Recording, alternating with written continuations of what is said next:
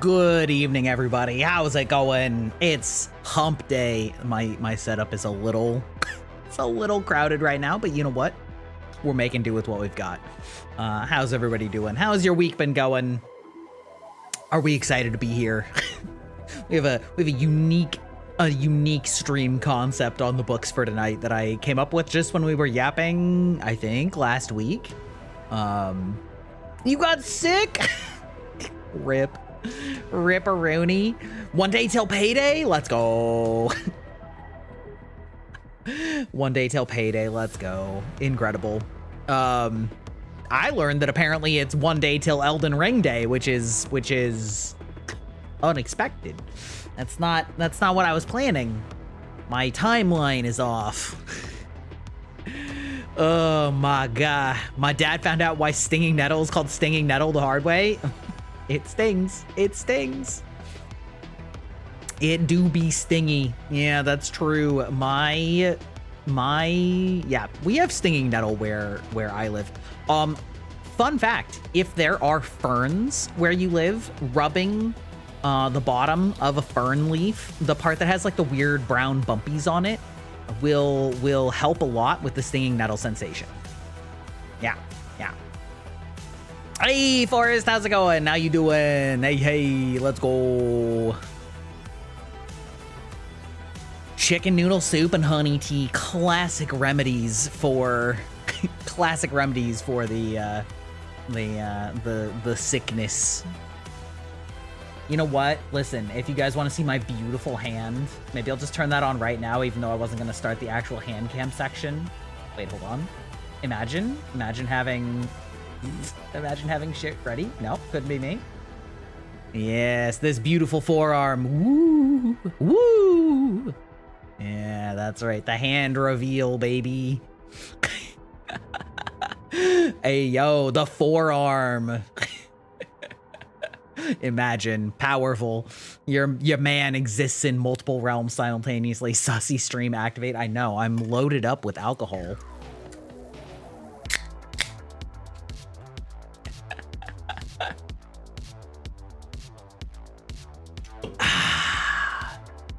Yeah.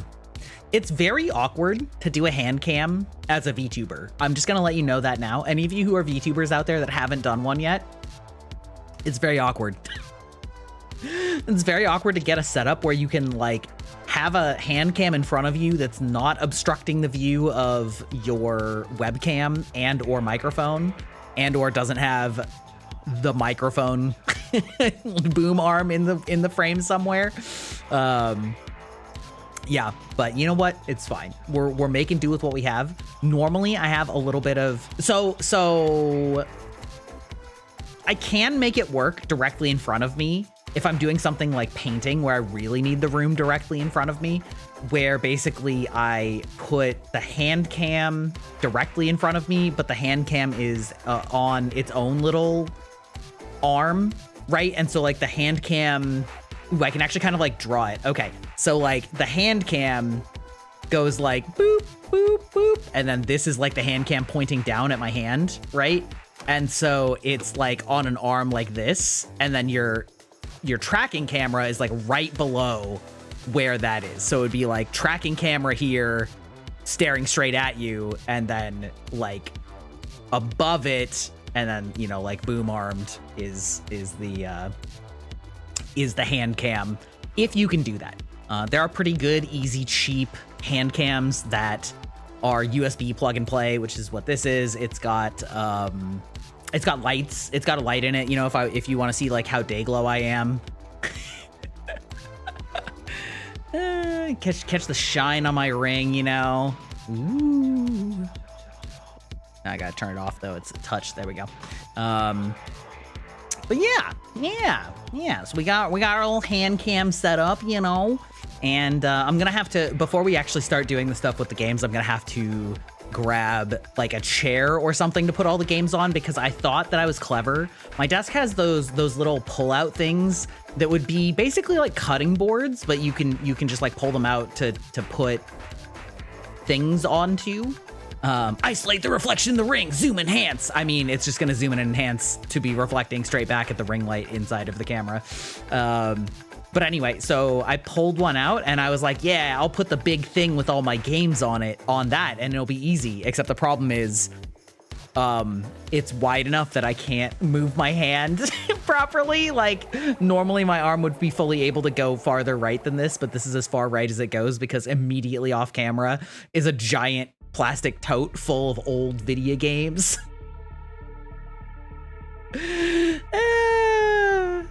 Hey, Aeon, how's it going? A long time no see, other than just the other day, but you know.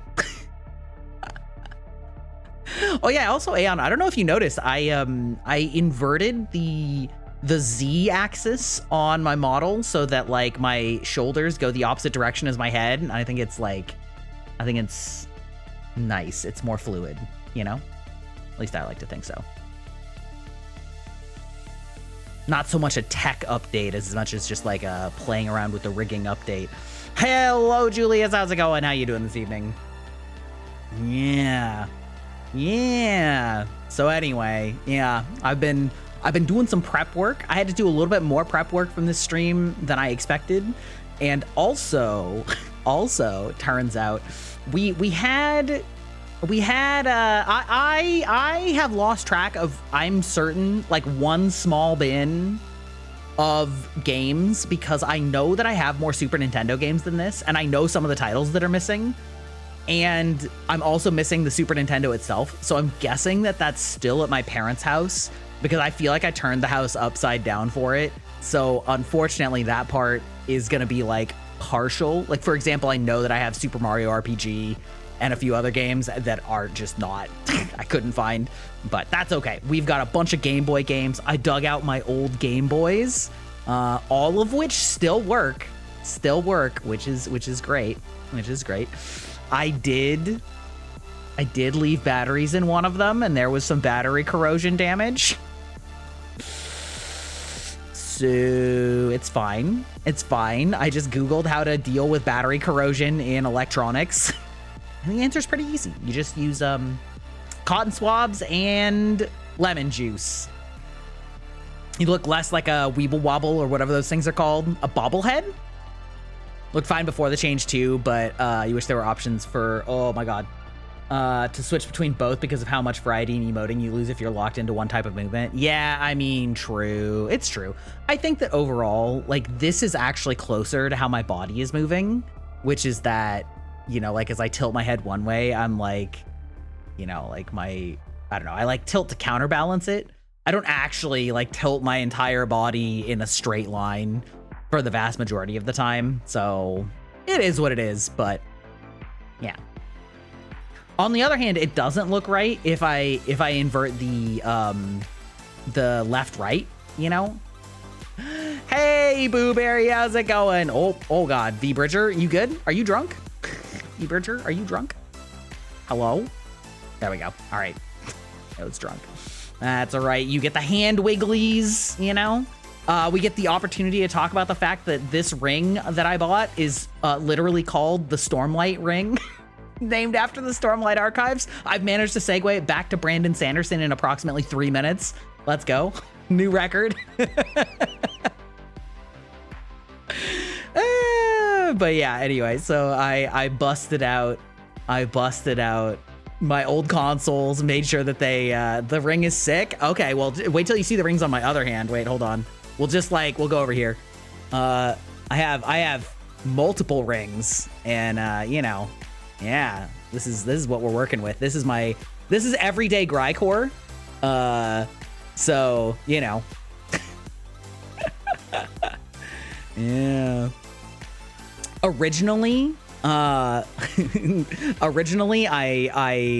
lost enough weight that my wedding ring wouldn't fit on my hand anymore, and so I just moved it to the right finger, because my right hand is bigger than my left hand because it's my dominant hand, and it approximately is about a half a ring size bigger, and so I basically just sized down my wedding ring and got I got a duplicate of my wedding ring and just like swapped hands. But eventually, like, shenanigans have happened, and so like now I don't actually have 2 copies of my wedding ring that fit anymore, but I have this separate one that fits. You know, we got the ring drip. Yeah, you're goddamn right, we do. I really like this one though. Yeah, the black and gold. I really like this one. Hold on, I am a big fan of it. Oh, boy, you actually can see some reflection in that one. Yeah, I really like this one. The like nice sort of etchy, sort of rough, but it's not actually rough to the touch, that refracts light, and then having the like gold inlay. Big fan. Yeah, showing off the shinies. That's right. This jingle jingle. Jingle jingle for my ADHD homies. Jingle jingle. We're talking about my ring sizes. Jingle jingle. Jingle jingle. Yeah. Also, honestly, I really like the design of my wedding ring. I don't remember what Discord it was coming up on the other day, but somebody was talking about like tungsten rings, and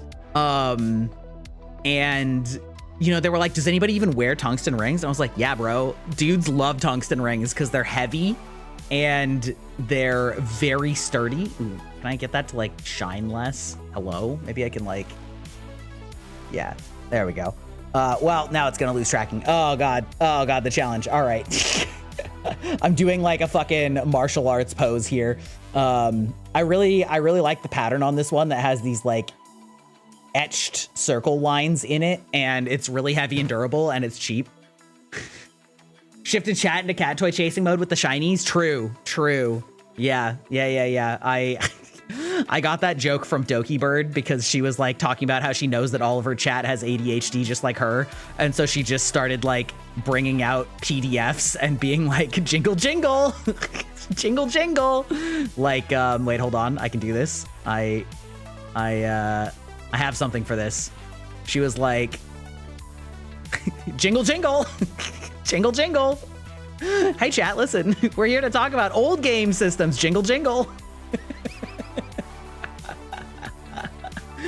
The only ring I wear is what my mama gave me.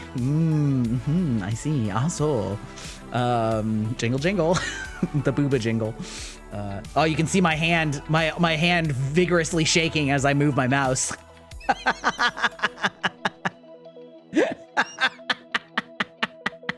Yeah, jiggle jiggle, that's true. There was Doki in her chat, and then there was Porcelain Maid, not sure whose, but there have to be more. Oh yeah, of course. I mean, yeah, of course. There's so many. Listen, I feel like that's just the modern day audience, but any hoodle, yeah, no, but yeah, we learned, speaking of Doki, I learned that apparently Night Rain comes out tomorrow. It comes out tomorrow because Night Rain releases on PC based on Japan time, but it comes out on console based on country time. So on console, it comes out midnight tomorrow night for the East Coast, but for PC, it comes out at 3 p.m. tomorrow. So like, listen. Are we gonna do like an unscheduled? Are we just gonna fuck it, do it raw? Like do it live, do it raw stream of Night Rain? Maybe. Probably. But yeah. Listen, you're about to see my entire personality for the next few weeks is gonna be Night Rain. I mean, probably. I don't know. Hopefully you guys have fun watching it, but I was the segue I was gonna use, Doki Bird, was just she's doing an event right now. She's actually live on YouTube doing an event, and basically there's like 8 teams, and they're all trying to beat like 3 full runs if they can, and she's playing with Zentreya and another VTuber, Lime, and you go rest. All right, thanks for stopping in. So I was watching her for like the last 2 hours, and I shall disappear into Night Rain. Yeah, exactly. So I was watching her for the last couple hours, having a lot of fun watching the shenanigans, not really absorbing a lot of details, but watching the sheer panic, because I noticed that 2 weeks ago she started playing Elden Ring for the first time, and I was like, oh, that's kind of weird. But I mean, I guess maybe she's prepping for Night Rain. And then I saw that she got announced as being part of this like promo thing, and I'm like, oh, I see.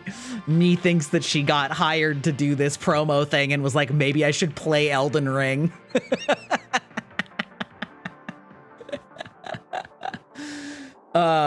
It's a little rough watching her play. She's very new to Elden Ring. It's true. Yeah, she was playing the Archer probably because it's the closest to a sniper.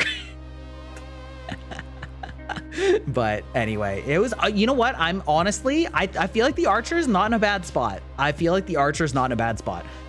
Archers are not very good historically in Souls games, but in Night Rain, they have infinite ammo and the damage is like pretty decent. So there's obviously things that they can't do. They don't have good posture damage. They don't have any multi-target damage. They don't have any good way to deal with shields, right? But like their actual damage is not horrible. So, you know, I don't know. Could be good. Meanwhile, archers in Skyrim, yeah, true. Archers in Skyrim are actually wielding AK-47s. It's actually crazy.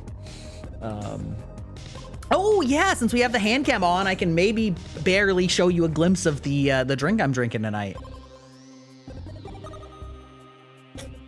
You know nothing about Night Rain? Oh, allow me to tell you a hyperfixation. All right. Oh, this is very dangerous. I hope I don't spill this all over my desk. You also get to see my baby hands in action because it may be difficult to tell the scale of my hands, but they're not very big, okay? Especially for a man.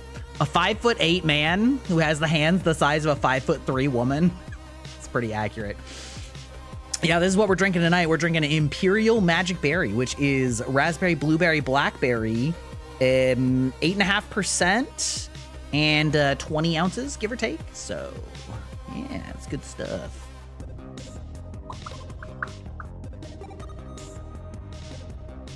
Oh, here's a good one. You guys know what controllers look like. Yeah, okay, pardon my reach. All right, this is an Xbox controller, okay? Oh, let me get my fucking fat head out of the way. Okay, this is an Xbox controller, and this is my hands on it. Like, my hands are fully gripping, and it's like fine. It's fine, but if this controller were any bigger, it would be uncomfortable. Like, we got the whittle gripper hands, little raccoon paws. You know, that's what I like to say.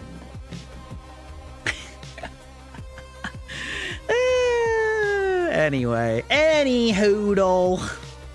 You're taller than me by 1 inch. I mean, that's fair. I would say I'm fairly average height, you know? I think that all told, you know, I'm certainly not tall. There's a lot of dudes that are taller than me, but I'm like pretty standard, pretty normal, pretty standard height.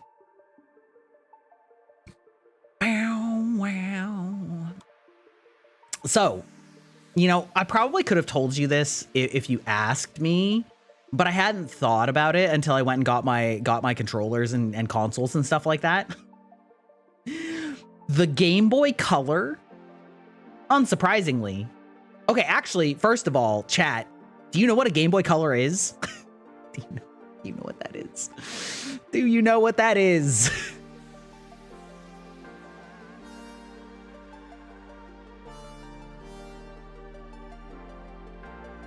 You had a few Game Boy Colors? Whoa, that's crazy. Look at you.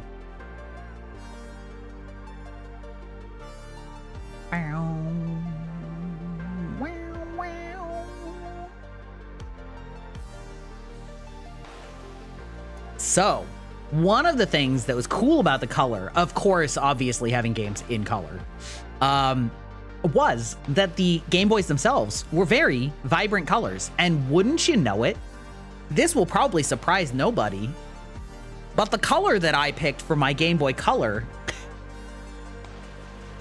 listen, if anybody asks me why I picked the colors that I picked for my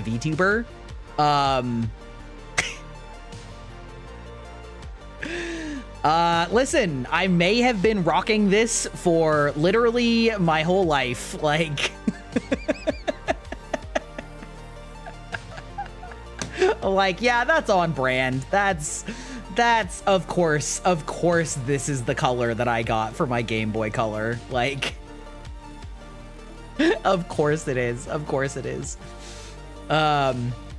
Exactly. It was the long con, you know. That's when I asked Mama and Papa Gry, I was like, "Oh, can I please have a Game Boy Color that'll match my VTuber model?" Yeah, for sure. I mean, my parents also love this color, so some of that's probably just being overexposed to it as a child, but ooh, you can like really see into my room with this. Oh, look at that. Speaking of Pokemon, what if we got a glimpse of the LED sign that sits right above my computer? I gotta be careful with this thing. Holy shit. Okay, well, listen, noted. That's actually like shockingly easy to see. Wow. All right, anyway. Yeah. Anyway, any hoodle. Oh, man. But yeah, so yeah, I don't know. I don't really have a lot to talk about that I haven't talked about on Monday.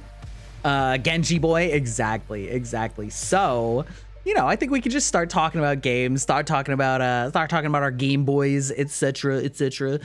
Give me one moment. I'm going to go grab that aforementioned chair so that I can set this thing somewhere slightly differently for my desk placement. We'll be back in just 1 second.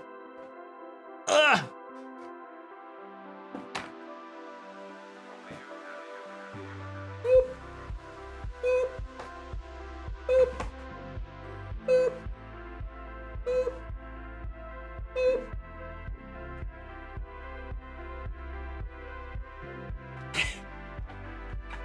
Model moving chaotically as I walk around the room. It's fine. Oh. Ugh. All right, listen. The stuff is part of the charm. At least that's what I like to tell myself. Did I almost cause a massive accident? Yes. Yes, I did. But it wouldn't be a Gry stream without it, you know? Too many drinks, too little desk space.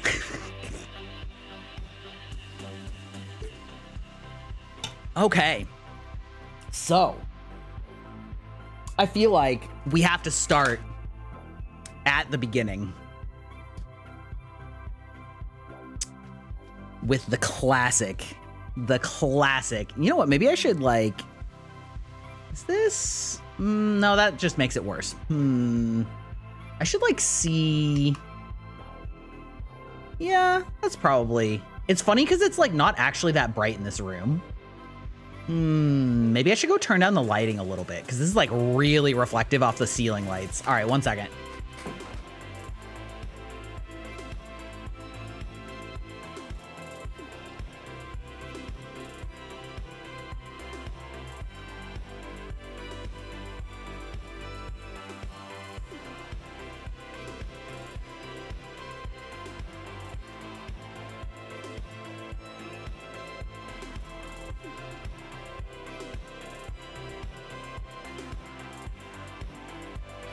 What do you mean, is there a Pokemon Blue? Pokemon Red and Blue were the original games in America. In Japan, it was Red and Green. But yeah, Pokemon Blue, baby. That's right. Here's where it all started. I thought it was Red, Green, and Yellow. Red and Green was Japan. Red and Blue was America, and then Yellow was the sort of third game where they would do it a while later, you know, and it was the same region but with some slight tweaks, you know. In this case, that you could have Pikachu with you. Imagine I had both. You know, fun story, actually. My parents did not buy me Yellow. I This isn't my original Pokemon Blue either. This is a Pokemon Blue I got from a friend. So what happened was the clear handheld. Yeah, those are pretty cool. I did prefer the colored ones first. We played these bad boys on this brick. Now, I want you to look at how, like, this screen is not very big. It is literally like, it's 3 fingers, chat. This screen is 3 fingers, okay? Now that's big in some cases, but in this case, that's not a very big play area. The cartridges are literally bigger than the screen, okay? This is your original Game Boy, okay? Use Xbox controller for scale. Oh, I could do that. Yeah, hold on one second. It's the size of an iPhone 16. Yeah, here's an Xbox controller for scale. So think about that. Those were the days. Yeah, like my hands as an adult. Oh, wow, you can see my VTuber model right there. That's crazy. Okay, maybe this was a little bit more dangerous idea than I anticipated. You know what? It's fine. My hands like barely fit this shit. Like, it's crazy. This is crazy. But yeah, anyway, this is the that's the Xbox for scale, as you will. But so I had Pokemon Blue and I played it a lot, played it a ton, whatever. And then I was a babysitter for pretty much just like some office coworkers. Well, not my coworkers, my dad's coworkers, but I babysat for some of their kids when they would do like company parties and things like that. And it was like the easiest babysitting job in the universe because their daughter was obviously a lot younger than, well, she's younger than me. She's probably like 5 years younger than me. So she's not like super young, right? So if I was 15, she was probably 10. Yeah, the risky accidental face reveal stream. True. Last model, did I make it? I did not. I have zero artistic ability whatsoever. This is a custom model based on a design that I had made. But no, my rigging credits should be down below if you want. Shiromi is the rigger, and it was her studio, so I don't actually know the artist because they both went through her studio. But yeah, thank you. No, I did not steal a kid's yellow cartridge. The opposite, actually. So girl that I was babysitting was super easy to babysit because I was probably 15 and she was probably 10. And we would just like watch movies, or, you know, like she was old enough that she wasn't an unreasonable small child, you know, like a 4-year-old or something. She understood, she had manners and she was a nerd. And so we would just like play video games or like watch movies. Easiest babysitting job ever. And her parents would pay me like $40, okay, for an evening. And I want you to know, like, that was $40 in 1999, okay? That was a lot of money. And one of these times I brought over my Game Boy and let her play my Pokemon game. And basically she fell in love with it and didn't want to leave it, or like let me leave with it. And her parents were like, okay, listen, you can take it, but she really likes it. Can we just buy you another game? And I was like, yeah, that's fine. So they bought me Pokemon Yellow, which was new at the time. So my original Pokemon Blue company or card was with that girl that I was babysitting, who I still know, actually. I still see her every like handful of years. She's very cool. She makes fursuits as a side hustle because it makes so much money, and it's like she's an arts and crafty. So funny. Oh, the twisted paths our lives lead us. And so anyway, she stole with child begging powers my original Pokemon Blue, and then her parents bought me Pokemon Yellow as a replacement, and then I got Pokemon Blue either like in a garage sale or something to like get a second copy of it. So yeah, so I have these. I have confirmed they boot up. Okay, these do boot up in this Game Boy. It still works. there is very little interesting on these cartridges because I basically transferred all of my like important Pokemon to future games and then eventually to the Pokemon Bank. So there's not much on here. However, I did check and I am in a place where we should be able to do the missing no glitch. So I'm totally willing to try and do that on stream tonight with you guys if you want, just for some like real OG content of like child Garai playground shit. She stole from me with inflation. That's $77. Well, you know, they paid an equivalent, so that's fine. That's fine. Yeah. How many of you guys are familiar with Missing No, actually? Now that I say that. Like, is this an internet legend that's gone and disappeared into the bygone ethers? Like, I'm sure Aeon knows what it is, right? And like Opt, but like some of y'all younger folks, do you know what Missing No is? And do you know how to do it? Because you do, but I know because of Pokemon lore. Yeah, understandable. Familiar in that you've heard of it, but you've never done it. Okay, yeah. It's a very funny glitch. I eventually learned what, isn't it under a truck? No, that was the playground myth, that you could find Mew under a truck in Cerulean City. Yeah, that was a playground myth. Missing No is basically abusing the fact that the NPC that gives you the tutorial for how to catch a Pokemon puts the game in a special state that is not the normal state.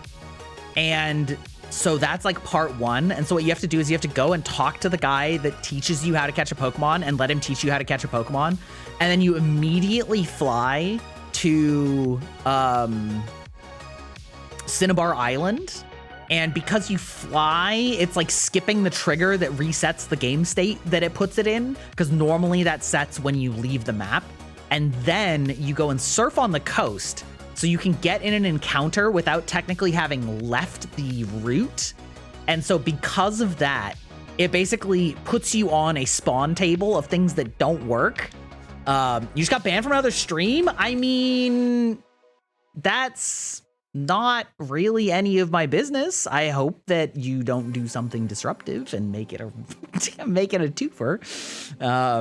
But yeah, and so basically you run an encounter table from something that isn't supposed to be there, and then that can get you basically like glitch data, and then it can like either get you a Pokemon that's over level 100 or a Missing No. And then the Missing No will evolve. And I think Missing No always evolves into Kangaskhan. I could be wrong about that.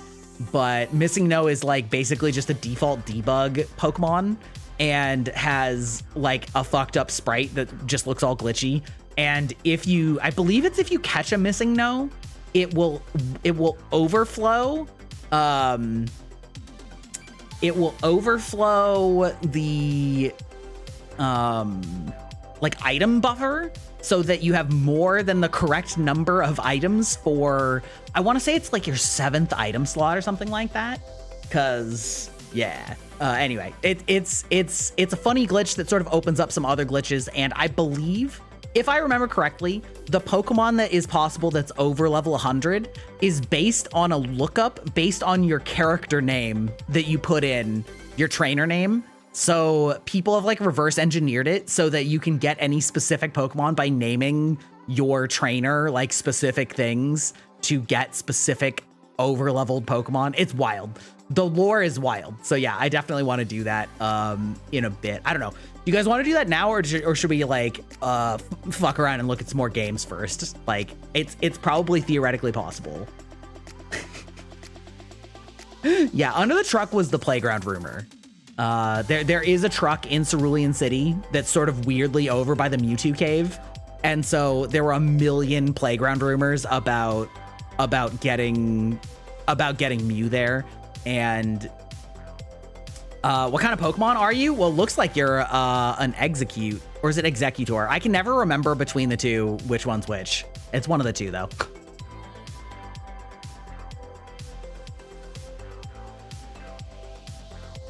Egg.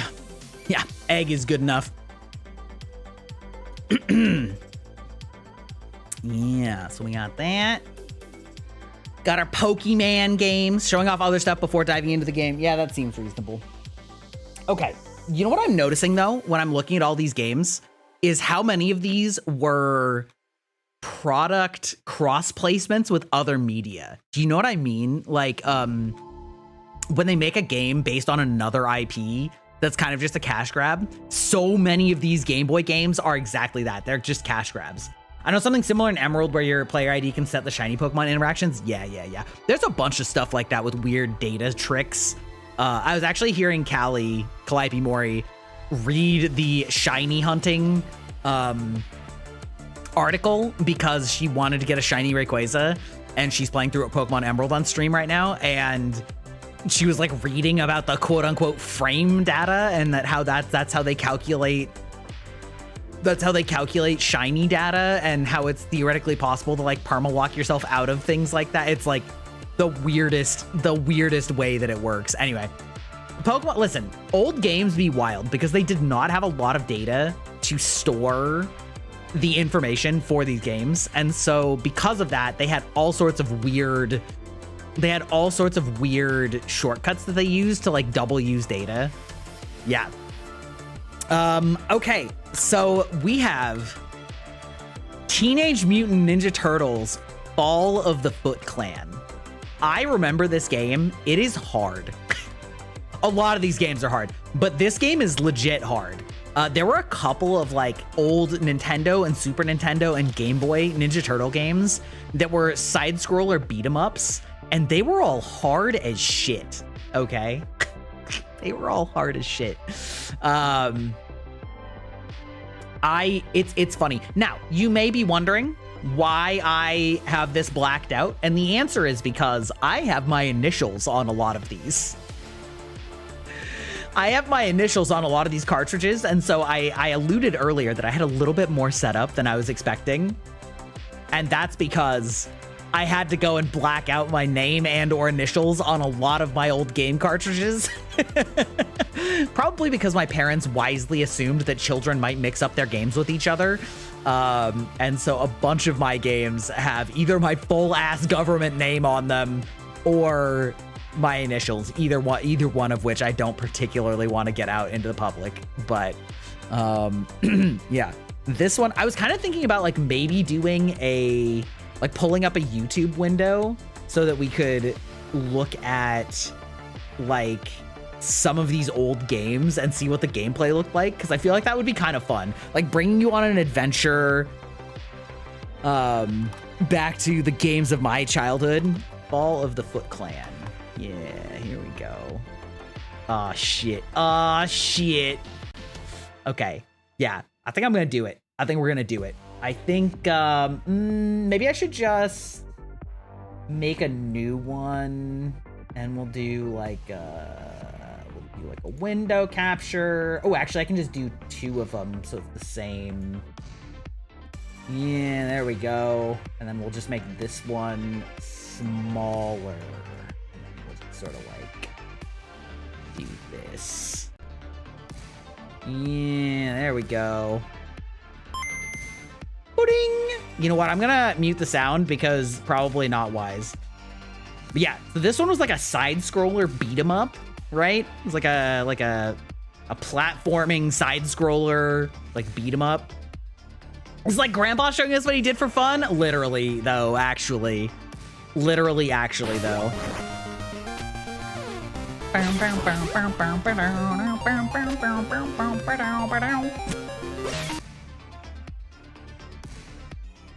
Incredible. Much like the old Nintendo games like Mario and stuff, there were lots of secret areas and stuff like this. Yes, this was the height of ancient gaming. This was the height of ancient gaming. Okay, that's fine. You can go away. We can go back to Handcam. Boop-a-doop-a-doop, boop-a-doop. YouTube, new Handcam. There we go. All right, there we go. Fixed it. Don't worry about it. Back in my day, we picked up rocks with our hands instead of punching trees in Minecraft. Yeah, for real. Real though. Yeah. I have fond memories of this game. Classic, but again, IP grab. IP grab. Easy IP grab. Speaking of IP grabs, though, I don't remember this game at all. This is The Jungle Book. The Jungle Book Game Boy game. I have no idea what this game is. If I had to guess, it's probably a side scroller as well. I mean, most Game Boy games were side scrollers. Yeah.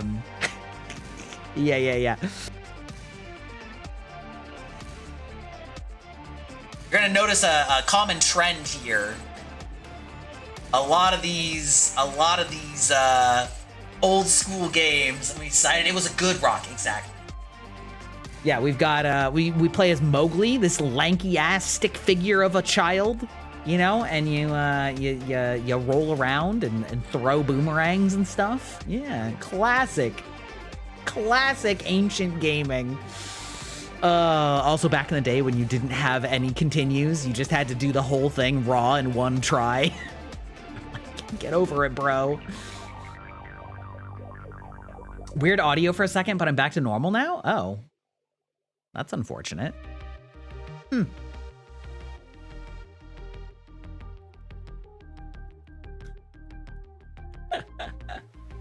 Yeah, so, all right, there is obvious property cross promo number 2. Okay. We're gonna go on a bit of a stint here of property cross grabs because that is more comedic because you've never heard of some of these. All right. Next up for property cross grabs.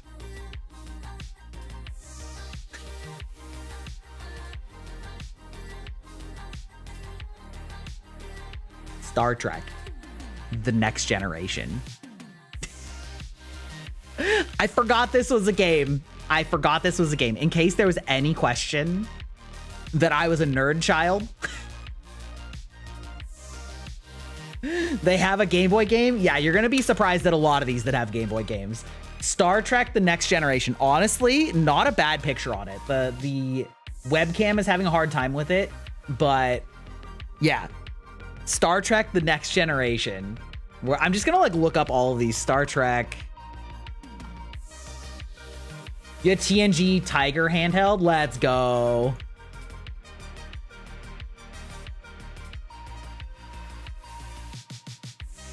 Oh my God. Oh, behold this monstrosity. I have no memory of this. Wait, hold on. I can probably put this in like theater mode so that it puts away the recommendations. There we go. Yeah, boy, look at that screen crawl with a refresh rate.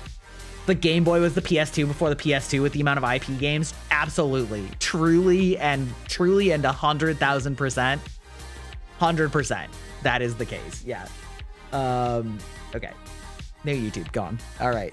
Star Trek. That's three obvious IP cash grab games. But wait, there's more. There's more. Thank you for the Game Boy redeem. I honestly should have just done that by default for this entire stream. Okay. Power Rangers. If any of you can't recognize what you're looking at here, this is the Mighty Morphin Power Rangers Game Boy game. Okay. Also forgot that this existed. But of course it did. It's so funny to look back at the games that I know that I spent a ton of time in. Do a poll. OG Power Rangers. Yeah, you're goddamn right. It's the OG Power Rangers.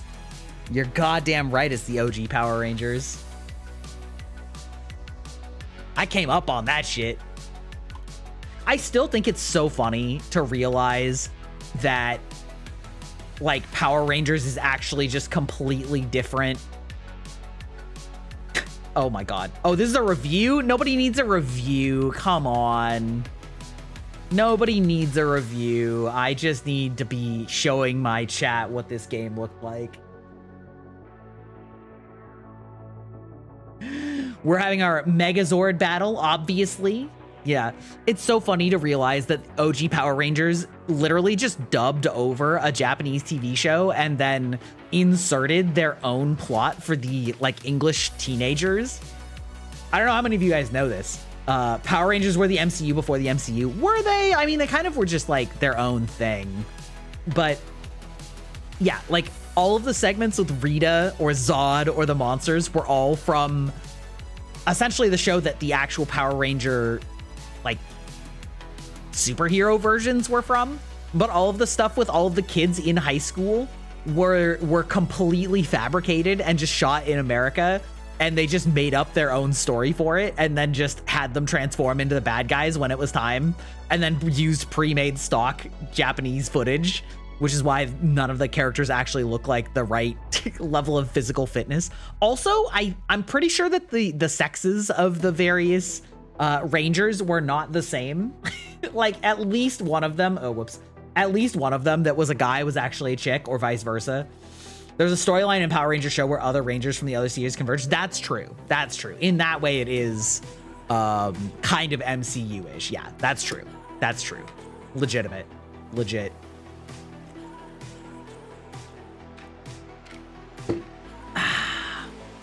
Okay. Is he done with third-party cash grab streams?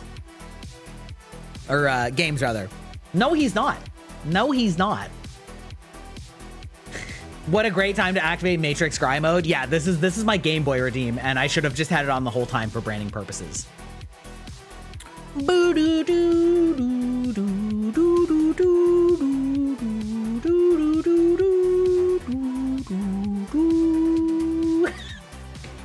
Yes, that's right. There's a Jurassic Park Game Boy game.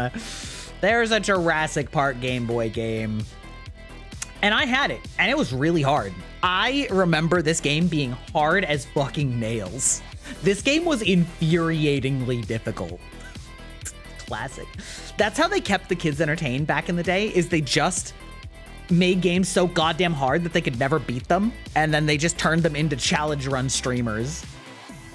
One of the best songs ever, yeah, and my terrible rendition of it.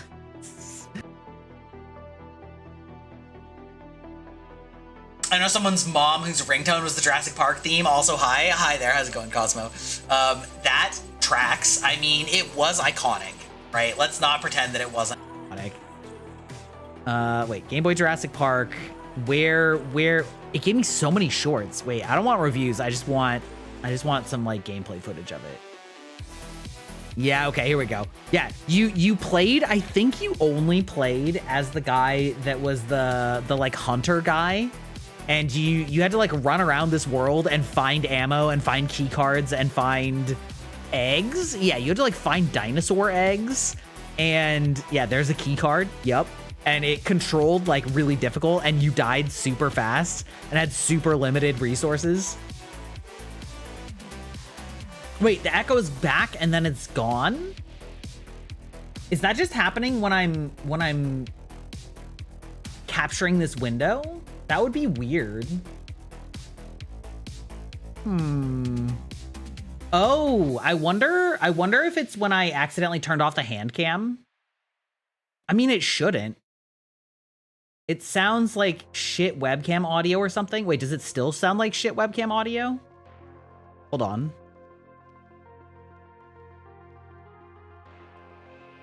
Oh, god damn it.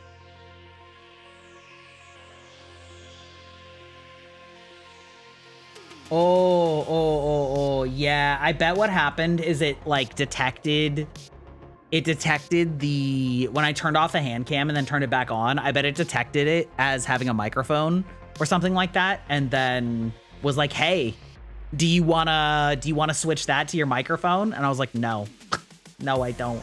Sorry, my mistake. I don't know what's going on there. Don't worry about it. Anyway, Jurassic Park, certified hard ass game. Certified hard ass game. We got ourselves a little brick stack. Is that the last cash grab game? No, it's not. No, it's not. I would bet that most of you don't even know what this is. Wait, hold on. Can I like get it to focus on that? It's a little, oh, there we go. There we go. Okay. This is a Dennis the Menace.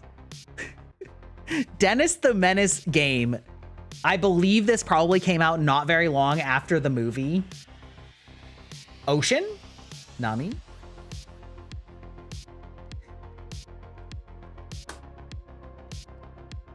Did you already try to record a Game Boy game with your camera in this live? As in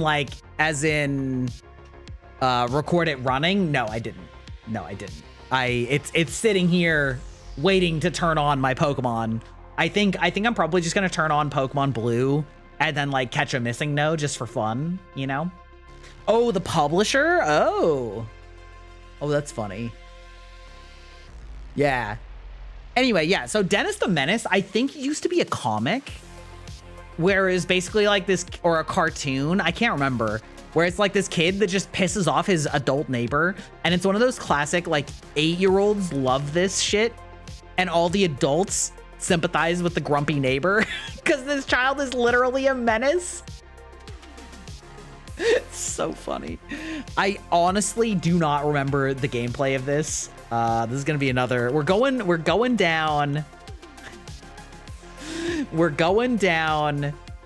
memory lane of trying to remember what this game even looks like. There's a comic strip in a newspaper. Okay, this is classic. I do remember this. Weirdly, I do remember this. This is something about this.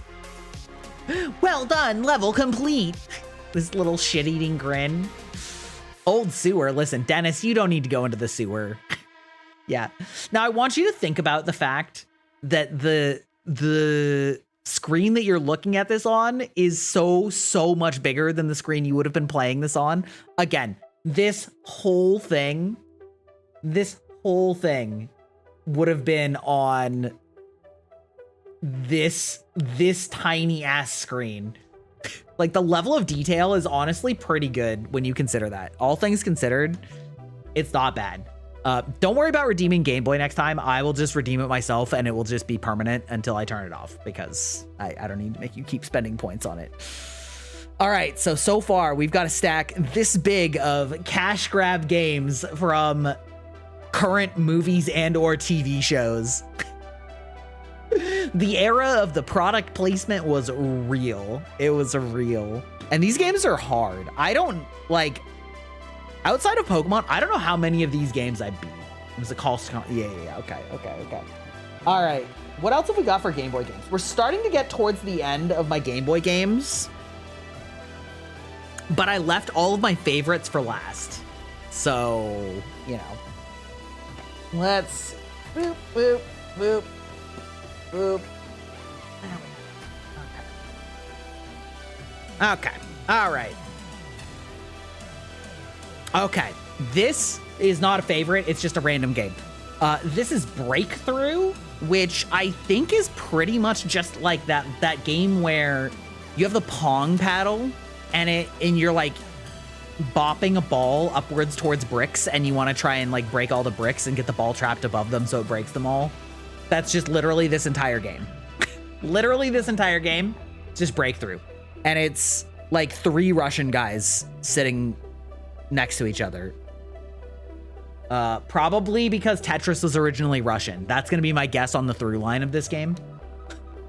Yeah. Classic. A classic game that just became a free part of like all web operating game, all web games and operating system games is Breakthrough. Yeah. Breakthrough, Breakout, etc., etc. We do have a couple more games. However, we also have ads coming up in just a second. But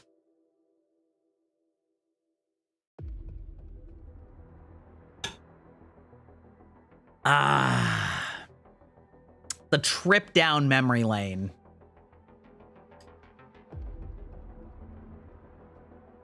Have any, like, how many of you have played literally any of these games? Literally any of them. This is Gryvox Unk era on full display. Maximum power. Like Peak Unk energy.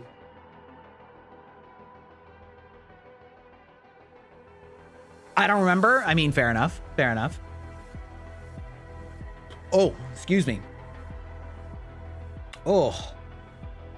All right, well, we're going to have ads here in just a second.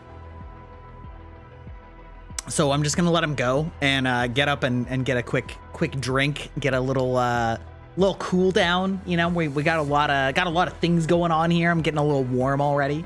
A little bit of alcohol, a little bit of warm room, a little bit of moving my body around a lot in order to pick up all these things. My parents never bought me a Game Boy, so I only played Pokemon something once at a friend's house. Understandable. Understandable. It do be like that sometimes.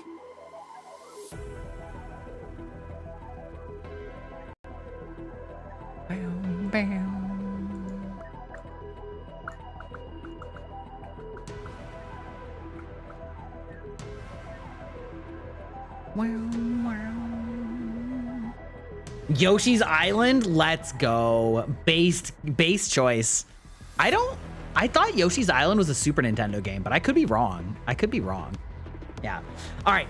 Hi there. We're about to take a quick ad break real quick. I mean, YouTube, you're not gonna have ads, but Twitch has ads, so I'm just gonna go to BRB real quick, and you guys are gonna get some sick tunes to jam to. But right now, we are going through all of the old Game Boy and Super Nintendo and maybe other games that I found, and just reminiscing about them, looking up what they were, and laughing about how many of them were obvious product placement scams for ongoing TV shows and movies and toy companies.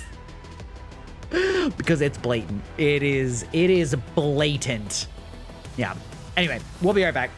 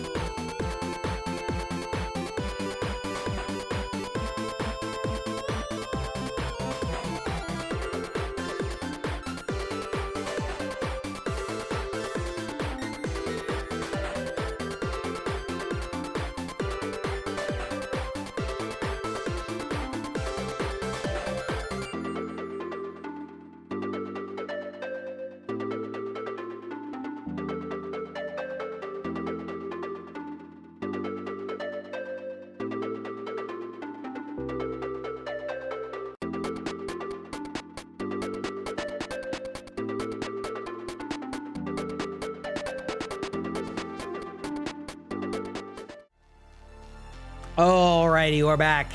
We're back with more looking through Gry's ancient codices. The ancient tomes of his gaming prowess with the Handcam stream. All right, okay, now we actually are on to my 3 goated games. Wait, 4. Where's the 4th one? I know it's here somewhere. There we go. My 4 goated games. All right, bro, is bopping my head the whole time. The music slaps. The music slaps. All right. Kirby's Dream Land. This game slaps. This game slaps. It is really good. The music is amazing. It plays really well. It's really fluid. It's so good. This is a goat. This is a goat. Yeah. I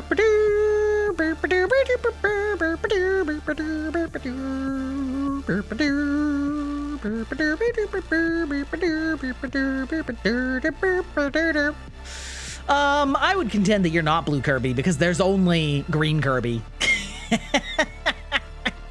Yeah, classic ancient tome of power. All of my goats are gonna sit right here. You know what? That's how we'll do it. We had all of our cash grab ones, but now we're getting to the goats. Okay. All right. The next goat that should surprise literally nobody. Yeah, the ancient color green. Ba-da-da-da. That's right, Pokemon Silver version, in case anybody was curious. I was a Pokemon Silver man myself. I always liked Lugia more than Ho-Oh. Oh yeah, make myself back into Game Boy. Yes, thank you. Hold on, we can do that with VFX Game Boy, easy. All right, great, thank you, perfect. Yes, Pokemon Silver version, another goat. Very shiny, it's catching the light very easily. You never played Gen 2 or 1? Okay, listen, they kind of don't hold up all that well, but they're still good. They're still really good. The biggest problems with Gen 1 and 2 are they were before the type split. So for anybody not aware, there's all the different Pokemon types, right? Like fire, ice, water, electric, fighting, whatever, ground, rock. And there's special attack and regular attack, right? And then there's regular defense and special defense. And so the thing is, the way that it used to work was whether an attack was a special attack or a regular attack depended solely on the Pokemon type. As in, like, if the Pokemon was rock type, it was one type. It was either physical or special. If they were ice type, it was always one or the other. I don't remember what it is, right? But like all ice moves were one of them and all rock moves were one of them. And so it didn't matter what it was. And so part of the problem with that is that the defense and attack distributions had no bearing on the type that the Pokemon was. So you would get a bunch of Pokemon that would be like good at physical attack, but all of the attack types that matched their type were for special attack because that type is just special attack. And it was just like, it was a bad system and it didn't make sense because within those type like attacks, a lot of them obviously were more like physical attacks and a lot of them were obviously more sort of like special attacks, but it didn't matter because all of them, like all fire attacks were, say, physical. I don't remember what was what, but yeah, anyway, you get my point. And so the oldest games, the first couple gens had some really, really bad balance problems for that. Welcome to the database, Muffin Woman. Love the name. Love the name. So they had those problems, but Steel came out for Gen 2. Yes, Steel and Dark both came out in Gen 2 to counter the most powerful types, which were Dragon and Psychic, and had very little to no counters. So the thing that was so crazy about Gen 2 and why it's always still kind of my favorite low key is that Gen 2, in Gen 1, you go through like the 8 gyms, you go to the Elite Four, you go to, Victory Road, you go to the Elite Four. In Gen 2, you do that again. And then after you beat the Elite Four, they're like, hey, you can go back to Gen 1 now in this game. And all of Gen 1's maps and all of the gym leaders were there and they were above Elite Four level. And then you went and beat all of Gen 1 at high level. And then you came back and the Elite Four was at higher level. And then you fought Red/Blue, aka Ash, essentially. That was like level 80. So this game is like literally twice as long as the other ones. And part of it is because it's a fucking wizard. Yeah, exactly. The like main guy that worked on this came in and was basically a wizard and just like compressed all of their memory storage to just fit the entirety of Gen 1's map into this game. And they've never done something like that again since. So for that value alone, like this game is a goat. It's a goat. There's other problems with the game, right? I'm not gonna pretend that it's like actually perfect, but you know, yeah. You knew how to download more RAM? Exactly. Okay. Another goat. This is probably like a more niche goat, right? Because Pokemon has had more enduring popularity. And obviously the character from this next game has had enduring popularity, but like the series has not. Super Mario Land 2. Super Mario Land is actually an amazing Mario platformer. It is so good. It is polished. There's lots of really interesting, like weird abilities. There's lots of interesting, weird levels.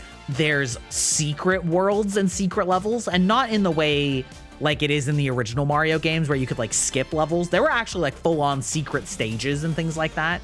Like I loved this game as a child. It is so good. And it's funny because I was actually on my collab when I was playing Mario Kart with Noriko. I asked her about this game and she was like, yeah, I love that game. I just played it again and it only lasts like an hour. The game is only like an hour and a half long. Hey, Skylar, how's it going? How you doing this evening? We are busting out all of my childhood memories of video games that I dug out of bins. And I'm missing some of them, but we have my OG Game Boy. Oh man, you can see some like Guild Wars posters over there. Man, the fidelity on this camera to catch reflections off of this thing is actually scary. I need to be very careful with that.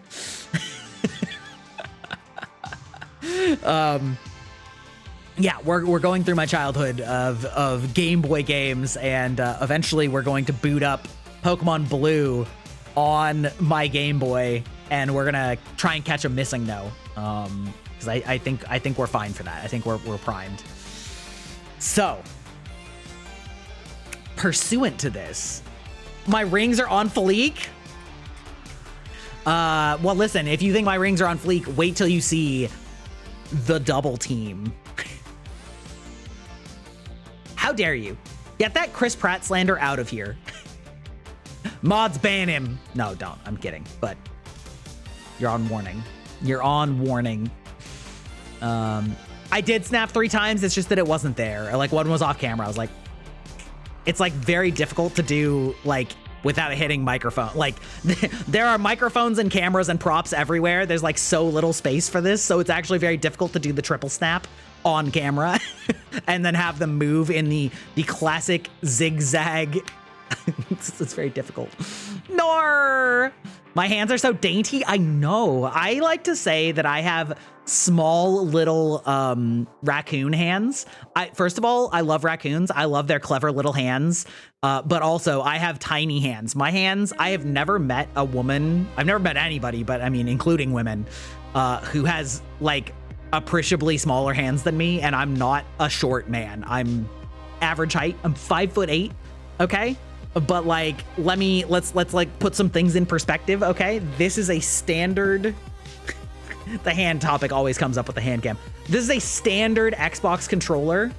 It fits my hand great, but like it's a reach. Like I actually can't reach that. I would say that most men could reach that if they had to. It's fine. But like when people are like, oh, I wish controllers were bigger. I'm like, no. Do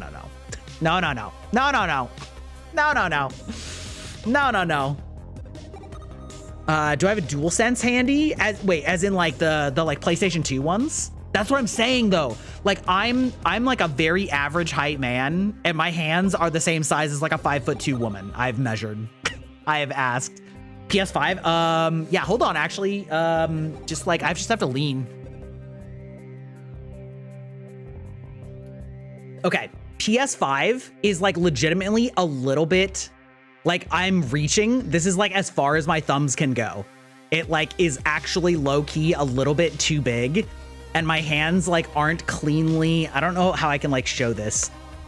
It's like they're like barely like cupping the backs. It's like actually a little bit uncomfortably like, yeah, it's a little these are like kind of big controllers.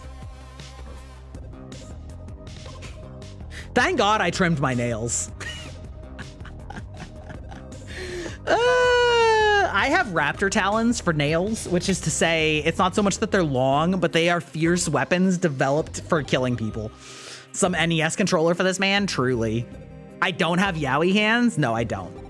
You looked away, you bitch. How dare you? Like, these are a little bit, in order to reach these, I have to like pull, like I can't actually like fully palm it. If I'm fully palming it, I like, if this is in my palm in like the truly most comfortable spot, then I actually can't fully reach this. I have to like hold it like this in order to reach like this. Yeah. So in order to hold these correctly, or like in order to hold these, the back of it has to go here for me. Because if it's here, I actually like can't. I actually can't. My thumbs can wrap around the thumbsticks comfortably. Yeah. So I have to hold it like this. I have to like hold it this way in order to like reach these, which I've adapted to. I've gotten over it. You know, I've gotten used to it. Also, though, like I will say, my hands, they do be dainty, but I also have dummy thick, like whatever you call this, like thumb muscle here, the like thumb pad. It's like, it's dummy thick, okay? Like I can work them knots, you know what I mean? Like I got like powerful grip strength, you know what I mean? My thumb meat, yeah, exactly. Let's keep it sexy. The thumb meat. Yeah, no, but like seriously, it's caked up. It is caked up. Look at this. Behold this thumb meat, okay? Okay? Words we never thought would be coming from our streamer, all right? Look at the thumb meat. This thumb meat.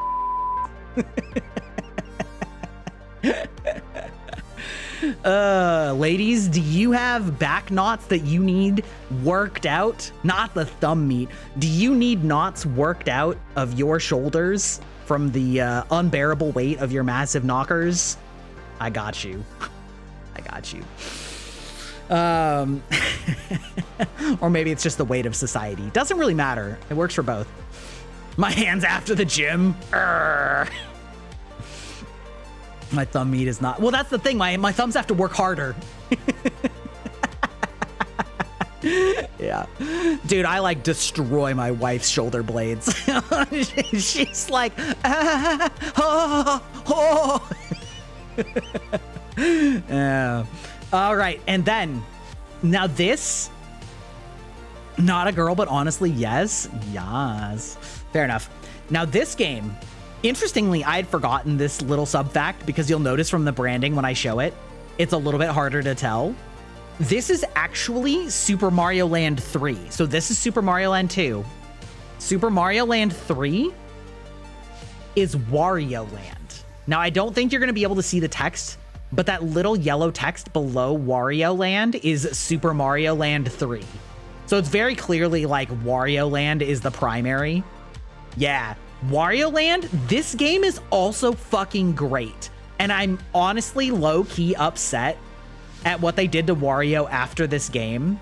Because in this game plays like a Mario game, except if Mario had fucking girth and could swing that dick around with reckless abandon. Like, you can bounce on people's heads like Mario, but you can also just full-on body check them with your like massive man girth and just like smash into things and murder them. And you're just like low-key extorting enemies and stuff like that. It's so good. It's like such a good platformer, and it's actually fun and has great level design. And then after this, Wario just turned into like teehee fart joke and mini games. And I'm like, no, Wario Land was such a good game though. Wario Land was such a good game. Help. Why do you need help? Are you upset at me saying Wario's manly girth? Seriously though, this game is actually so good. It's so good, and I'm like so upset that there was never another. That there was never another. It belongs here in my goats of Game Boy games. It belongs in the Game Boy goats. All right. I believe it. Firmly believe that this is a peak gaming experience for old school platformers.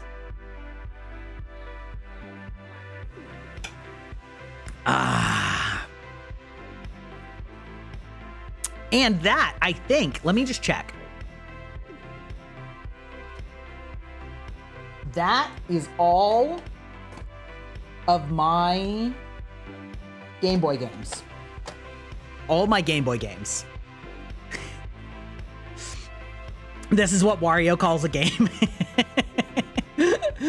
Wario's massive wheat. Yeah. How many of you can tell me what this is? How many of you can tell me what this is?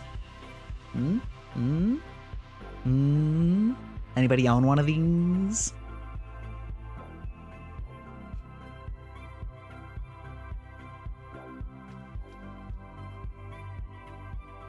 Also, this thing's huge. It's literally my whole fucking hand. You remember? Let's go. It's at my grandparents'. Fuck, no, not like this. Is stream crash? Stream shouldn't be crashed. Let me, I don't see anything. You might just have to refresh. The SNES film canister logo is a clue. Yeah. This is, well, they were asking on the YouTube side of things. This is a Super Nintendo cartridge. Okay. This is a Super Nintendo cartridge that you put Game Boy games into. Wait.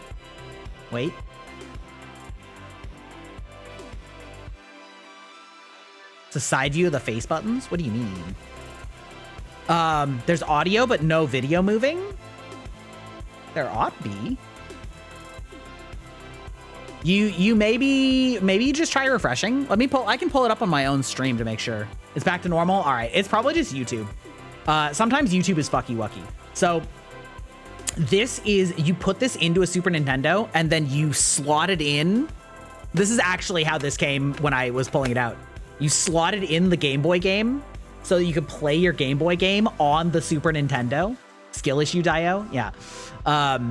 And so this let you play Game Boy games on the Super Nintendo. And if I remember correctly, I think it let you do some extra like stuff with the games, like a little bit. Like there was a little bit of stuff built into the Super Game Boy. But basically this was a way that you could like hook your Game Boy up to a TV. How it came when I took it out? Hey, yo.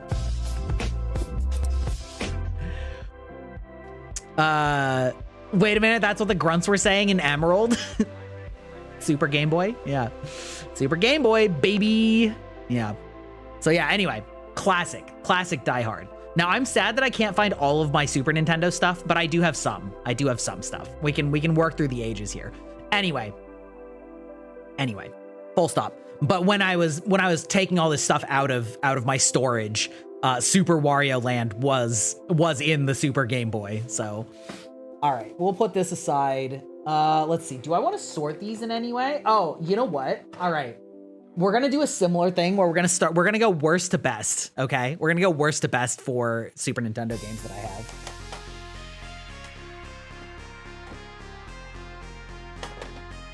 Or at least bad to good.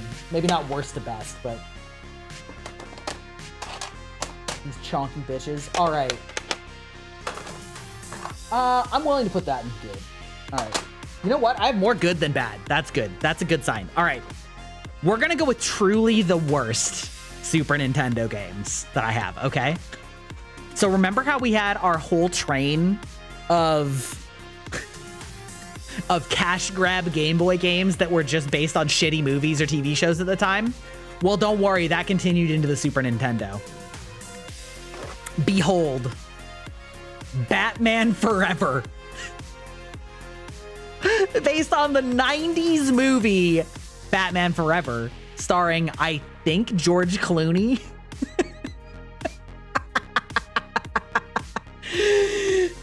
Fucking Batman Forever side-scrolling beat-em-up action game. Let's go. With let's see, that would be Jim Carrey as the Riddler. Oh fuck, what's his name? Old man. Shitty licensed games used to be a staple of this medium. Exactly.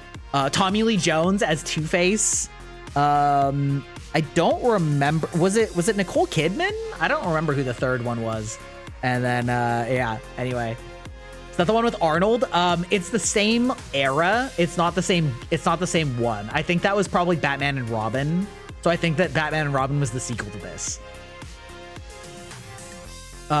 Kids won't know what this is. KA? That's true. Ages 6+. Yeah, true. True enough. Kids to adults? Yeah, that's the KA rating. Acclaim. Classic old video game maker. Oh my god. Okay, anyway. Now, this one, actually, this game wasn't terrible, but the name was very funny. Also, it shows you that I am truly an OG Spider-Man fan. This is Spider-Man Separation Anxiety. Try explaining to a 10-year-old what separation anxiety is. It's like hearing an ancient language. I need a Rosetta Stone. True. Real. So this is a side-scrolling co-op. You can have 2, maybe 4, but I think you can have 4 if you had like the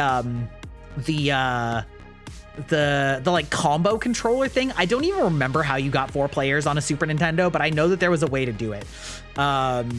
Yeah, separation anxiety with Spider-Man, Venom, Carnage, and whatever. Why are Spidey's doing the boys pose? What do you mean by the boys pose? I don't know what that means. Anyway, classic game. Actually a pretty good game though. Like gameplay wise, it was a pretty fun beat 'em up. Pretty fun side scroller beat 'em up. Yeah, classic game. Classic. Oh, you know what? I'm gonna look up that one. Well, some canny eyes may have just spied what that game was that I just hid very quickly, but don't worry about it. Let's see. SNES, Spider-Man, Separation Anxiety. Oh, with C-list Spider-Man villains? Okay, sick. Okay, here we go. We're gonna... Okay, I guess this is probably only single player, so... It's fine. We'll just, we'll go here, and we'll do... Where are you at? YouTube. There we go.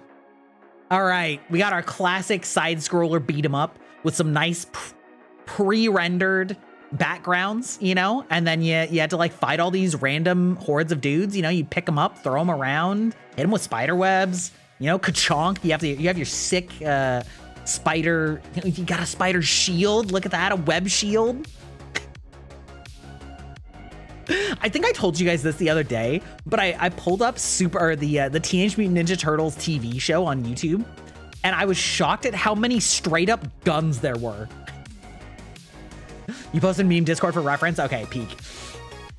I was shocked at how many just straight up guns there were in a children's TV show. The police force were fully weaponized and militarized with like assault rifles and tanks and like APCs and shit. It's so crazy. The Teenage Mutant Ninja Turtles show, like the cartoon from the early 90s. It's crazy. Like it was funny how hard it struck me as like I had just completely blanked this out. Okay. Yeah. The ancient one from like the 80s or 90s. I love the first live action movie. Oh my God, me too. Also talk about things that you can't show these days where they have literal fucking 10-year-olds smoking huge ass stogie cigars unmonitored, like child drug use and gun use. It's fucked up. But it was, I mean, honestly, pretty good movie. It holds up. But yeah, the old cartoon show, like so many guns. The cops and all of the villains all were toting so many assault rifles. It's kind of wild, kind of hilarious. Anyway, all right. Spider-Man separation anxiety. Love that.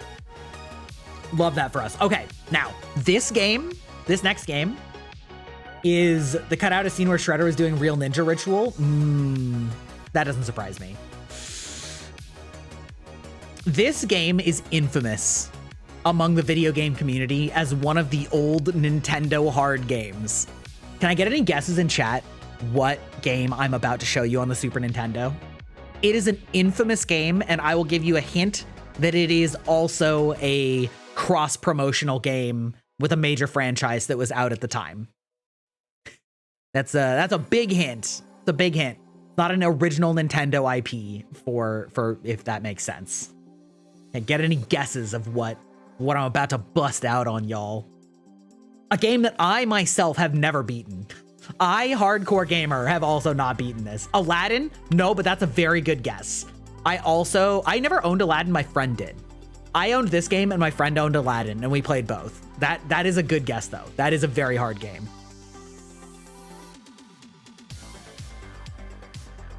You're actually very close. You're actually very close. Oh, maybe I should go out of Game Boy and just go to pixelated now that we're into the Super Nintendo. Your knowledge ends there? Okay, what if I told you it's also a Disney property? Does that help? Okay, now we're just in Super Nintendo Bach mode. We're in SNES Bach. Low poly. Low poly. Op, do you know? I know that you've heard of it. I know that like the older among us have at least heard of this meme.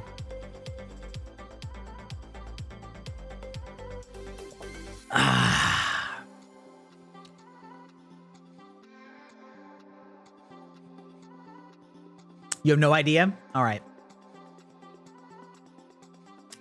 I don't know many Disney IPs. I mean, I know you know the IP, but don't worry about it. All right. This was also a subject of a girlfriend reviews video. I don't know if you guys have ever watched girlfriend reviews. I find the channel to be very funny. I find them very charming, but this shit, this shit is so hard.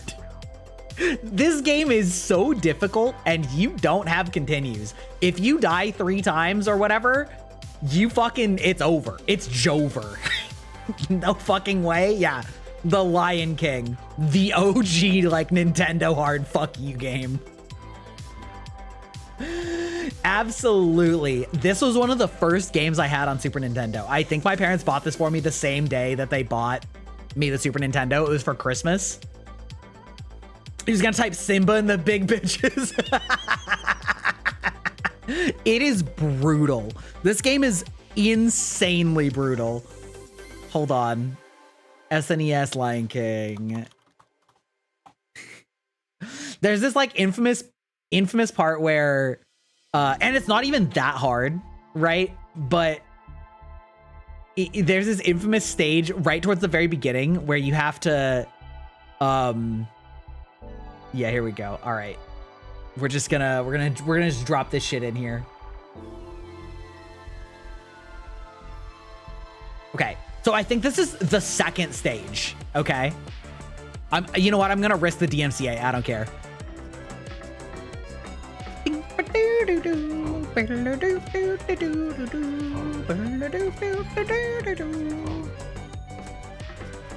Okay, so I am gonna mute it now, though. Okay, so you like mute. You have to like shout at the monkeys to switch their direction to figure out the correct path to get them to throw you, which frustrated a lot of young children, but is also just generally kind of frustrating. Then you get thrown down onto the back of this fucking bird, and if you miss a single jump during this bird segment, you just die. That's just the game. That's just the level, and they only have 3 lives right now, as you can see in the lower left. So if you miss like a single one of these jumps and hit any of these like nests along the way, it's over. It's over. And this level goes on for kind of a while and it's kind of hard and it's pretty much just pure memorization. Oh, listen, missing the 1-up, that's bold of them. It's very memorable. I mean, I remember like the colors and I remember the aesthetic of this. I'd be mad as fuck. Yeah, exactly. And then it's game over. You got to start over at the beginning again. You know what?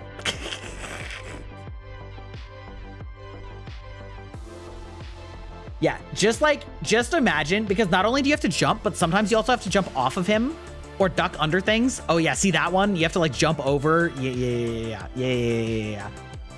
Boy, like you had to have good reactions and like not, yeah, it's so much memorization. And I remember so many people crashing out on this level only to have to go all the way to the end again, or all the way to the beginning again, and then do the whole thing over again. Like, this game is wild, and this is stage 2. This is just stage 2. Amazing. It's peak. Yeah, Lion jumps more than Mario, legitimately. It's these old games are hard as shit. Like, look at this segment. This is all the second stage. Yeah, we're still on the second stage. Yeah. Yeah, just recall, you had a boss fight before this that you had to like do again if you died, if you fucked up. Also, of course, in this water, if you fall into the water, it's over. Like, your hangover got worse from watching this. Yeah, imagine having to learn this route and like,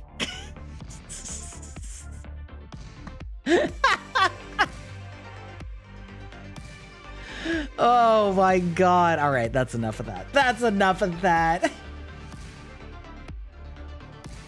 Yeah, anyway, Lion King. Infamous fuck you game. It's an infamous fuck you game. Classic. It's a classic. Bro, what? Learning how to do everything is a pain in the butt? Yeah. That's old games for you, okay? Wait, okay. Listen, this is gonna be my old man rant here for a second. I'm gonna go into full HD, more than HDs. Okay, listen. When people talk about how video games have gotten easier, this is what they're talking about. Not necessarily that older games were like better, because I would say that like objectively, a lot of this is kind of dog shit game design. But games used to be hard as fuck because these games were modeled after arcade games, and arcade games are designed specifically to get you to die so that you insert more money, pay to win, in order to continue the game. And that's how Super Nintendo games and Nintendo games were designed, except you can't put in more money, you just have to fucking start over from the beginning again. And that's why the speed runs, or like the regular play runs of these games, are like half an hour or an hour, because actual like true content in these games is not that much, but they're hard as shit and you just have to learn. And I think that there's some room for discussion on like whether games get too brain dead sometimes, right? Where games are just like sitting there telling you, hey, did you know you have to go there? Hey, you should go there. Hey, have you looked over there? You know, like the infamous Navi, hey, listen. You know, sometimes they treat you like a goddamn idiot. Or it's just like you literally can't lose without trying to lose. But it's not just old person cope that old games used to be harder. These games were hard as fuck. They were miserably hard, in fact. They were miserably hard. Yeah, exactly. It's very much like OG Gacha. It's like keep paying money in order to keep playing, right? It's truly miserable. Anyway, old game hard is real. It is real if you go back far enough. All right. Okay, now we're getting into the good games of the generation. Okay, I've got a lot of goats, actually. I have a lot of goats in this generation. I'm gonna start with one that I would bet that 95% of you have never heard of, okay? The street cred you got as a kid if you worked at an arcade, fuck yeah. Fuck yeah. Old games also did not have the benefit of Reddit telling you all the hints, true. Although I will say, like even back in Pokemon days in the mid 90s, there were forums, like there were game facts, the game FAQs, that fucking thread goes all the way back to those old Pokemon games. Like, and that is the internet that I cut my teeth on, is like participating in online discussions with people that were only tech savvy enough to even find this shit because it was hard to find. Yeah, game facts, exactly. Contra is just a fraction of the difficulty then. Contra is pretty hard too, I think, if I remember correctly. Something called Game Shark. Yeah, Game Shark is what you're thinking of. Or Game Genie. There was both. Game Shark and Game Genie, depending on which console you were for. Yeah, those were really funny, actually. Because the way that those worked is actually those were very similar to the Super Game Boy, pictured here. Those were very similar to the Super Game Boy, where what it actually was it was a cartridge that then had another spot on top that you then plugged the actual console game into, and it let you modify the like hex code of like the code of the game.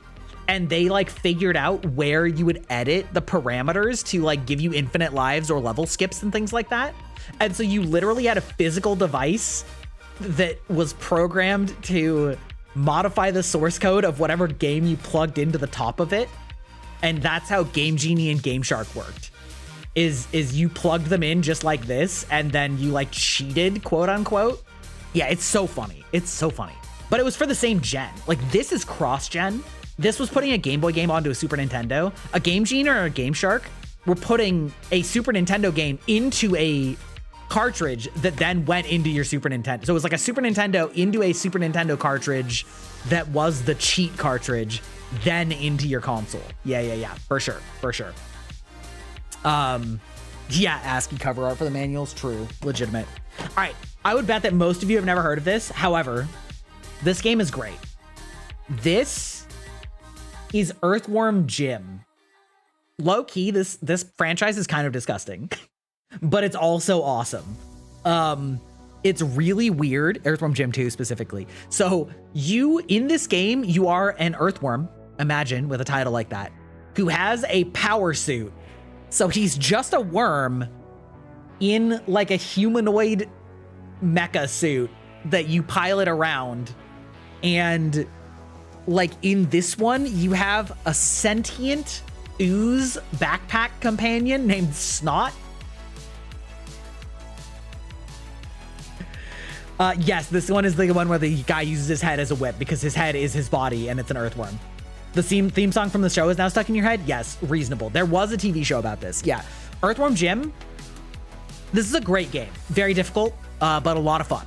This is like fair fun and difficult. This is a great game. Original Luffy? Kind of. But yeah, it's such a weird sense of humor. And there's like literally stages where you're inside of like a cow's digestive tract. Which is gross. It's gross, okay? Objectively, these games are gross, but also kind of amazing. Yeah, Earthworm Jim, absolute classic.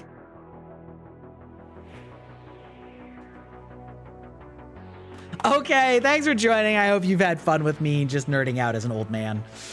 Let's see. Let's do some long play Earthworm Jim. Yeah, boy. God, I remember this level. You're like in this underwater area with these fucking... Yeah, and then you gotta like fill up the oxygen. Oh my God. Hey, Mod Wolf, how's it going? We are doing a Handcam stream with me busting out all of my old Nintendo and Super Nintendo and Game Boy games. And then I'm pulling up some YouTube videos of them for chat to see. Oh my God, flashing lights, sorry. For chat to see what the games looked like because most of them probably weren't born for this. Look at this artwork. Wasn't there a frog racing game in this era that was hard as fuck? Okay, I think what you're talking about is Battletoads, and it was not a racing game. However, there was a level where you were on motorcycles, and that level is hard as fuck and ended like everybody's runs. I would suspect that that's what you're thinking of. Game bring back memories? Fuck yeah, it does. Hell yeah, it does. All right, let me decide the next game of what I have. All of these are goated. Okay. This is a game that I forgot existed, but it's so good. This is X-Men Mutant Apocalypse. This is a side-scrolling beat-em-up X-Men game with like 5 or 6 characters that all played very differently. And I remember this game was so good. It also sort of took after / was inspired by / maybe sequel to some of the arcade X-Men games, which were a similar format. This game was great. This game was great. There were some amazing X-Men games back in the day, all very much modeled after sort of the titular anime or animated series. Yeah, X-Men. Yeah, the titular animated series, you know, the classic, you know, you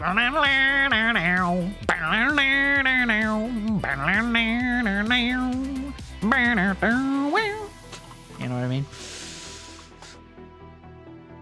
Classic. This probably started my love of Psylocke, let's be honest. Yeah, God, the memories are pouring back. Oh my God. Oh. Will always be funny as fuck in the show? Absolutely. We'll just like skip forward a little bit. Mission complete. Yeah, when Psylocke, oh my God, dude, bro.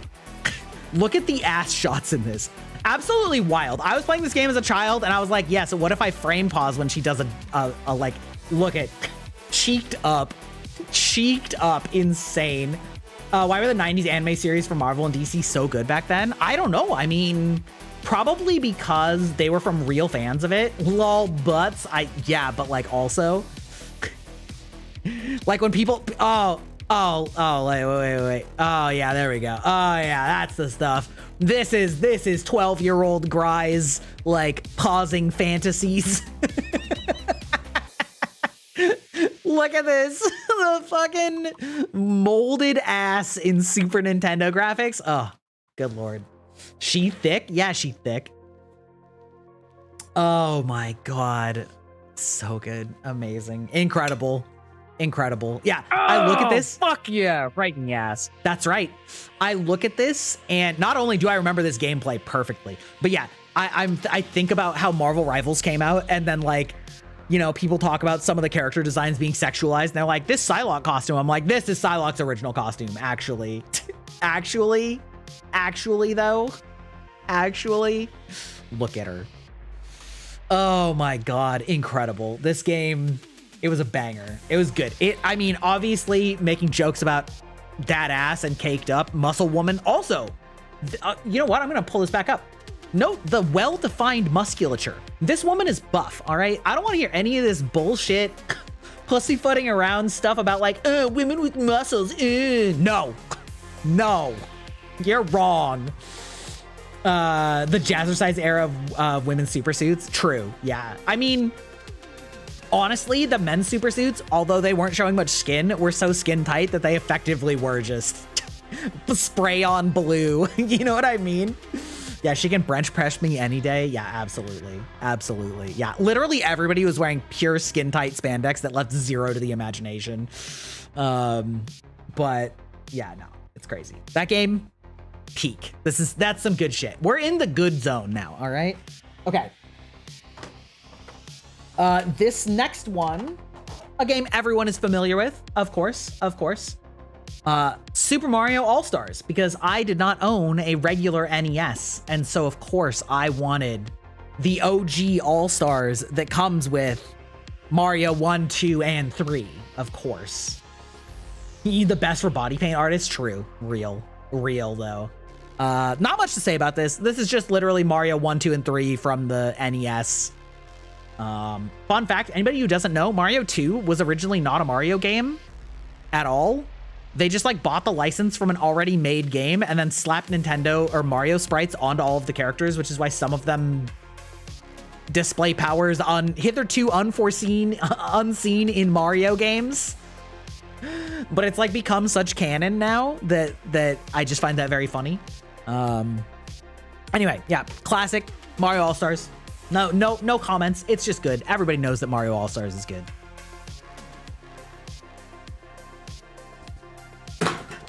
All right. Next one. Should surprise nobody.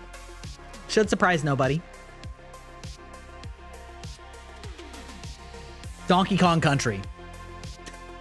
This game is also great. Hard as shit, It's been remade, so I can like actually just play this on stream right now, I think, because I think I have it on the Wii or on the Switch. This game's great. This game is really hard, but also really fun, really well animated. The secrets in this game are total horseshit. Like very much jump blind trust fall off of a cliff and just know that there's something there. This is the era of bullshit secrets. Listen, we don't want to go back to that, but I remember where a lot of them are. I also remember that there were several cheat codes that you could do just literally on the main screen with just the controller, not using a Game Shark or anything. One of them was BARRAL, which is just a bad spelling of barrel, but you know, it's what they can do with the letters they had. I think that gave you like 50 lives. There were like 2 different ones that you could just type in with your controller. You got reminded of the Donkey Kong song where he sings? Yeah. Yeah, incredible. Peak. We're thriving. And if you can believe it, all of the games continue to be this good that I have left. Okay. All right. Okay. Another OG classic, Super Metroid. Many say this is where Metroid peaked, and they are right. There have been many good Metroid games, but this game is fucking peak. Actually, wait, I actually know that I am missing some Game Boy games too, because I had a Metroid Game Boy game too that's not here. Well, whatever. That's a problem for a future time. Anyway, Super Metroid, goated. Played the shit out of this game. I wonder, is this giving you guys any insight into me, into the type of person that I am? Looking at all the games that I played as a child? Is this giving you a profile? Am I giving you a mental profile of me? Okay. And then let's see. Arguably one of the best other entries. Definitely explains the Souls likes. Yeah, it kind of does, huh? Arguably also one of the best entries in its own series. Legend of Zelda: Link to the Past. This is the Millennial Treasure Hoard. Absolutely. Link to the Past, another classic Zelda entry. Arguably the best, up there with Ocarina of Time and some other specific ones, but this is like, everybody remembers this game as amazing. The older Zelda games were like not nearly as good as this. This is classic. This is peak classic. You have that? Fuck yeah. Let's go. All right. Not much to say here. It's just great. It's just a great game. Pretty hard, you know. The amount of people who confuse Link's name as Zelda, of course. That's part of the fun, though. That's part of the fun, though. Okay. Now, I think we can finish with the Super Nintendo games before the ads hit, okay? Zelda's a Green Boy game? Yes, correct. Correct. Where you're the little green boy with a sword and a boomerang. You just stimmed so hard. Peak. Amazing. All right. I think this next entry will surprise none of you. This and its sequels take spots in the top games of all time for me.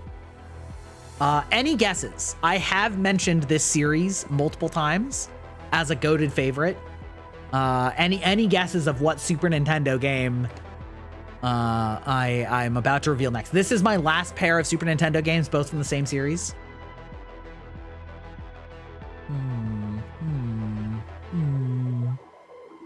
Superman? That's on Nintendo 64. That's not on Super Nintendo. This is also Super Nintendo. This is a goat. This is a goat. Continues to be a goat. I've replayed it many times. Still holds up to this day. This is also one of those games that I've unfortunately bought like 5 times because they keep re-releasing it on new consoles. And I keep wanting to be like, you know what? What if I played it again, though? What if I played it again, though? Going once, going twice. Suddenly we're calling Crazy Taxi. That is unrelated. Mega Man X. This game and its sequels are so good. They are so good. I have so many fond memories of this franchise. Also, the soundtracks are goated, okay? But I am a staunch believer that Mega Man X is 10 times better than Mega Man. Full stop. And I don't know if that's heresy, but Mega Man X is so much better than regular Mega Man. I will die on this hill, okay? Mega Man X is incredible. I love Mega Man X. 1 through like 6. I don't remember exactly where it falls off, but definitely like 1 through 5 are really good. Maybe 6 isn't so good, but these games are fucking peak, all right? These games are peak. Which should surprise nobody that the second one is Mega Man X2. Yeah. I never owned Mega Man X3 for some reason. My friend did, and we played it at his house. I owned Mega Man X1 and 2, and then 4, which was on the PlayStation. The jump in graphics quality from Mega Man X 1 or 2 up to 4 is absolutely crazy. Let's see. Let me pull up like a Mega Man X. Bow, bow, bow, bow, bow,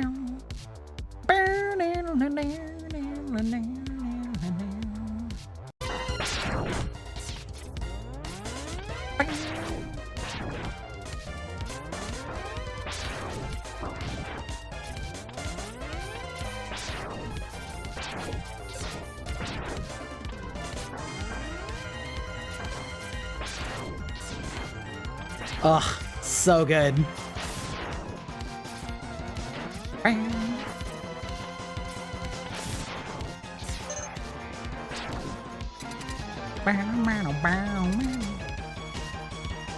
Ah, fucking love the synth music. It's so good.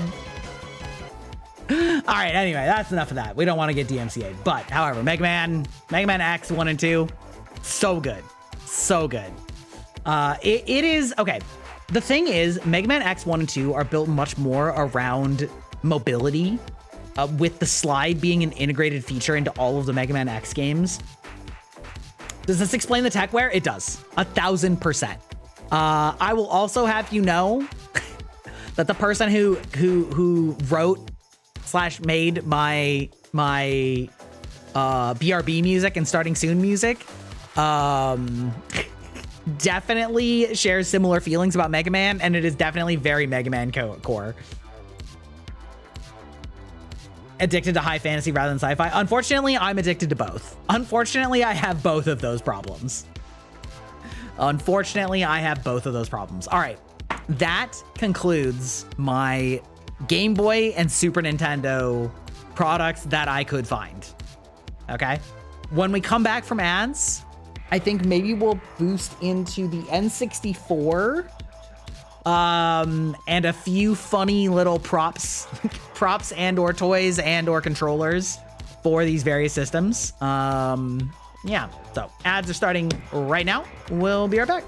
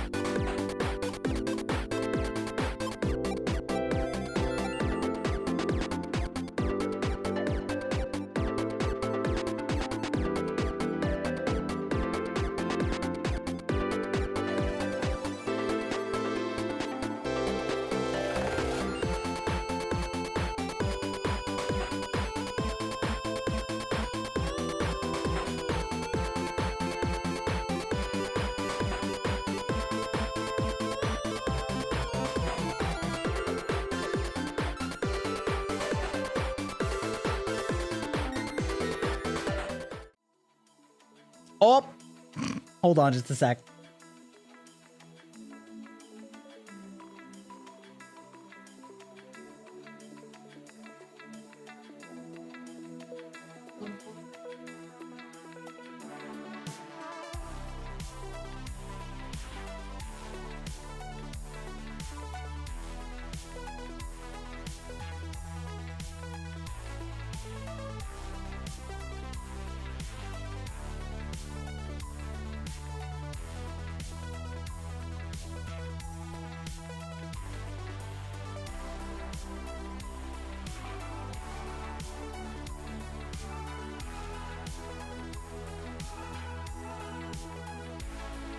Don't mind me, I am shouting at the wife unit, asking her to grab me a glass real quick.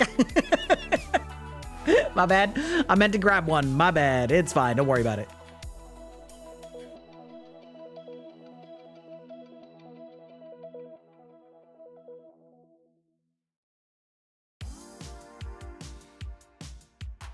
Okay, we're gonna pick up the Game Boy games because having a spill just for the sake of Handcam on ancient relics like these would be truly the most fucking tragic outcome.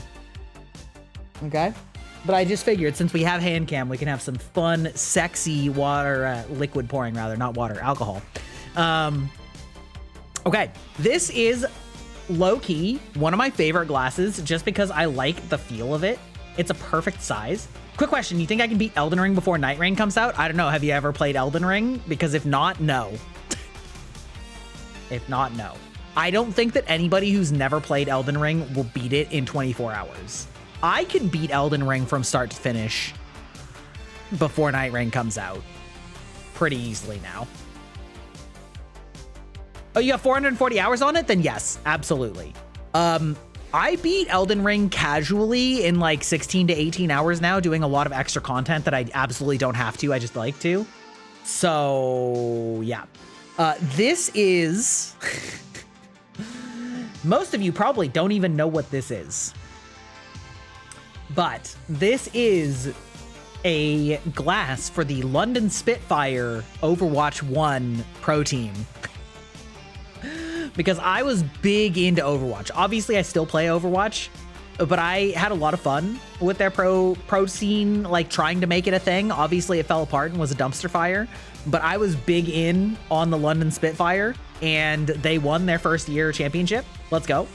So I still drink out of this glass to this day. Also, again, on the metrics of tiny little raccoon hands, okay? Note This is a standard size glass, and this is as much as I can palm it. There's a lot of empty area, which means that I hold it like this a lot of the time with the pinky underneath, you know? Beans on toast or London Spitfire. Beans on toast, innit? Anyway, but I really like this glass. It's just a nice shape, size, and, you know, configuration. So I've kept it all these years. Standard size girthy glass. I can't believe you've done me like this.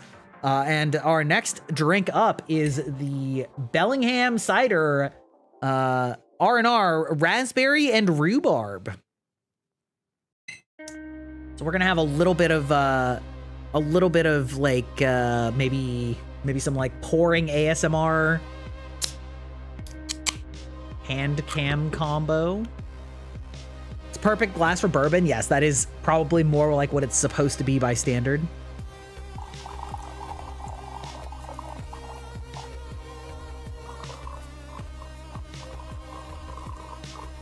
If you're wondering, I am pouring from a height above the hand cam so that I can get enough volume.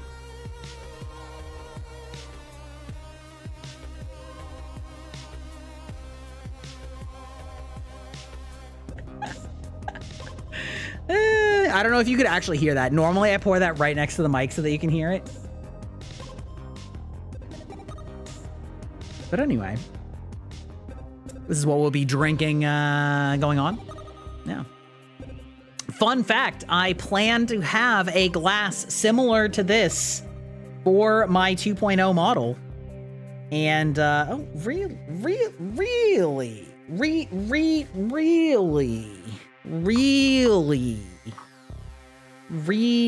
Are you really cucking me like this, blood sugar? Is that really happening right now? Are you?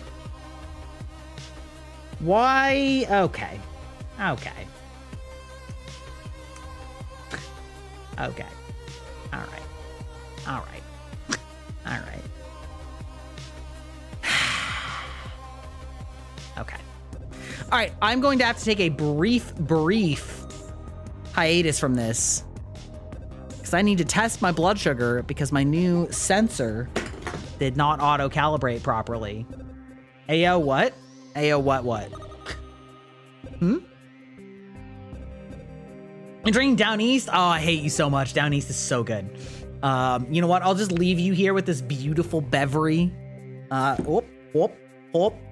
Calibrating. Yeah. I'll just be right back. Sorry about that.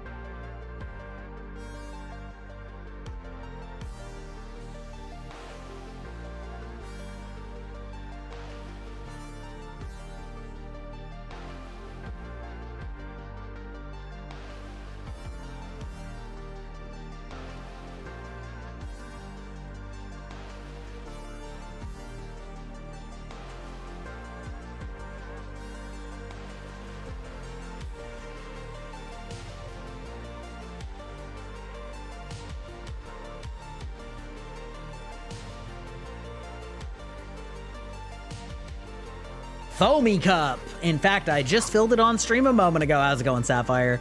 How you doing? I see that you just arrived. We have been having fun all night doing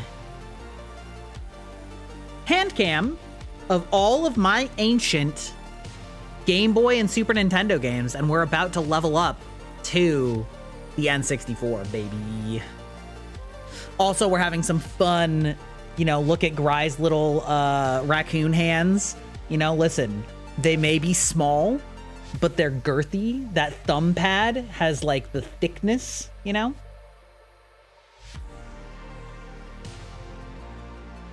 That thumb pad has the thickness, you know? We're very dexterous, all right? I may not have the height, you know, but I got the power.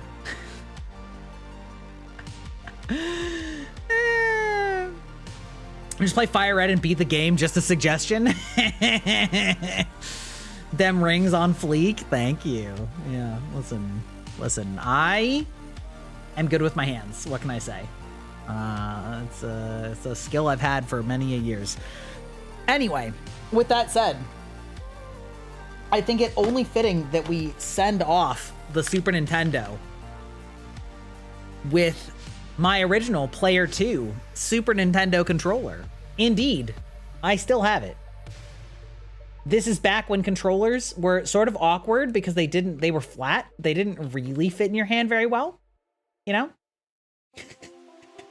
If I had nickels for the amount of turns I heard fleek today, it would be 2, which is unexpected. Yeah, the classic.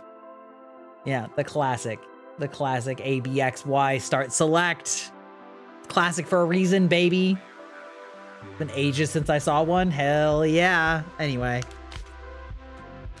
And as we store, as expected, Sasuga, we Shibari wrap our controller. I wonder how many fetishes this caused. Well, like youths of the 90s getting used to wrapping their controllers.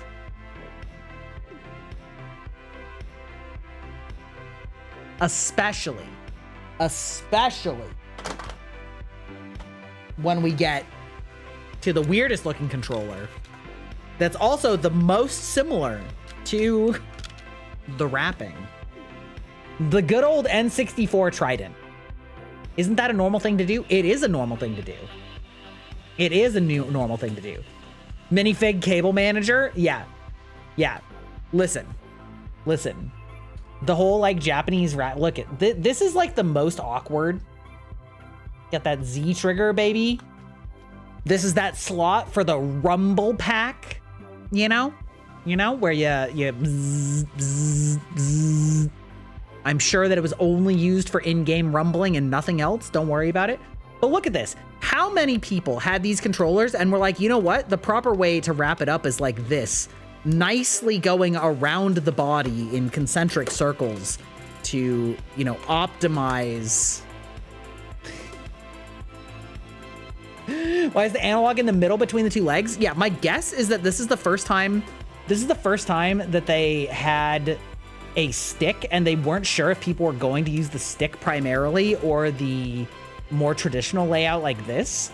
Turns out everybody used the stick, so it just turned into awkwardness. You've never wrapped it like this? Who didn't wrap it like this? This is peak wrapping. This is peak wrapping for women. Anyway, the following has nothing to do with what I was just doing. Please don't tell me people used it for other means. Oh, I don't think they used the actual, the vibrator. Oh yeah, no, they absolutely used the rumble pack for the vibration. That's 1,000%. 1,000%. That thing was fierce. It was a powerful vibration. I know for a fact, and it was thick too. I don't have my rumble packs anymore, but like it was listen.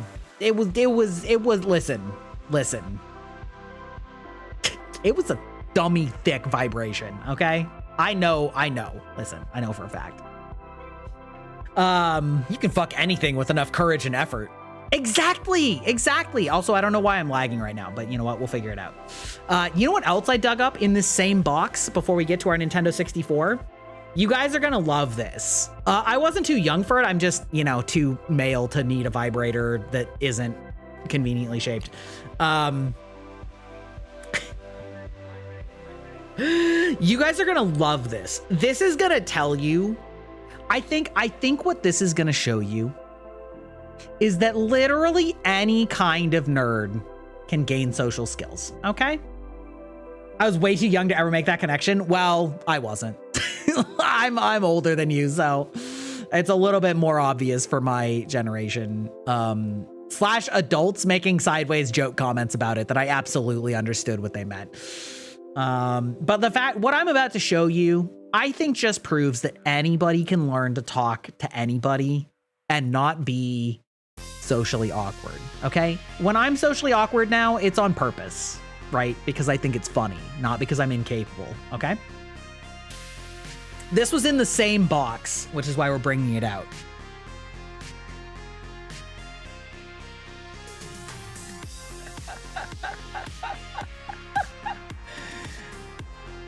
Now, I'm sure most of you know what this is.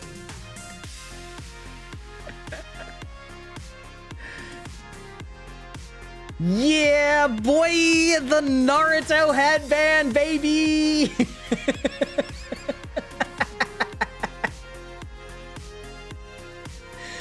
Oh my God. Can you imagine? This is peak young guy. Freaking headband started my first ever engraving business. That makes sense. Yeah. Yeah. I want you to remember, I talked about this last stream. I was reading Naruto as it came out. Okay. Like literally from its start, from chapter 1, okay? I was reading chapter 1 of Naruto and Bleach when I was in high school, all right? This shit, ancient power. And yet, even a weeb such as I can gain the power to talk to women.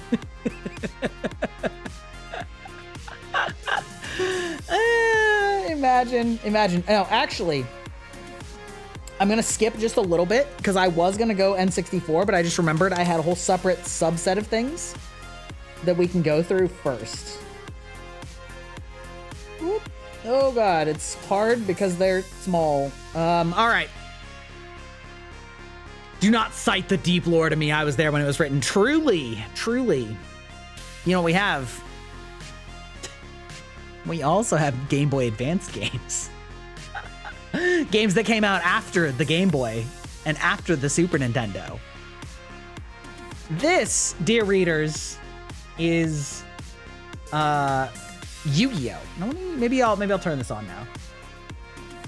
No, that's still too bright. All right, these are just too shiny is the problem. All right, this is Yu-Gi-Oh! Yeah. World something tournament edition.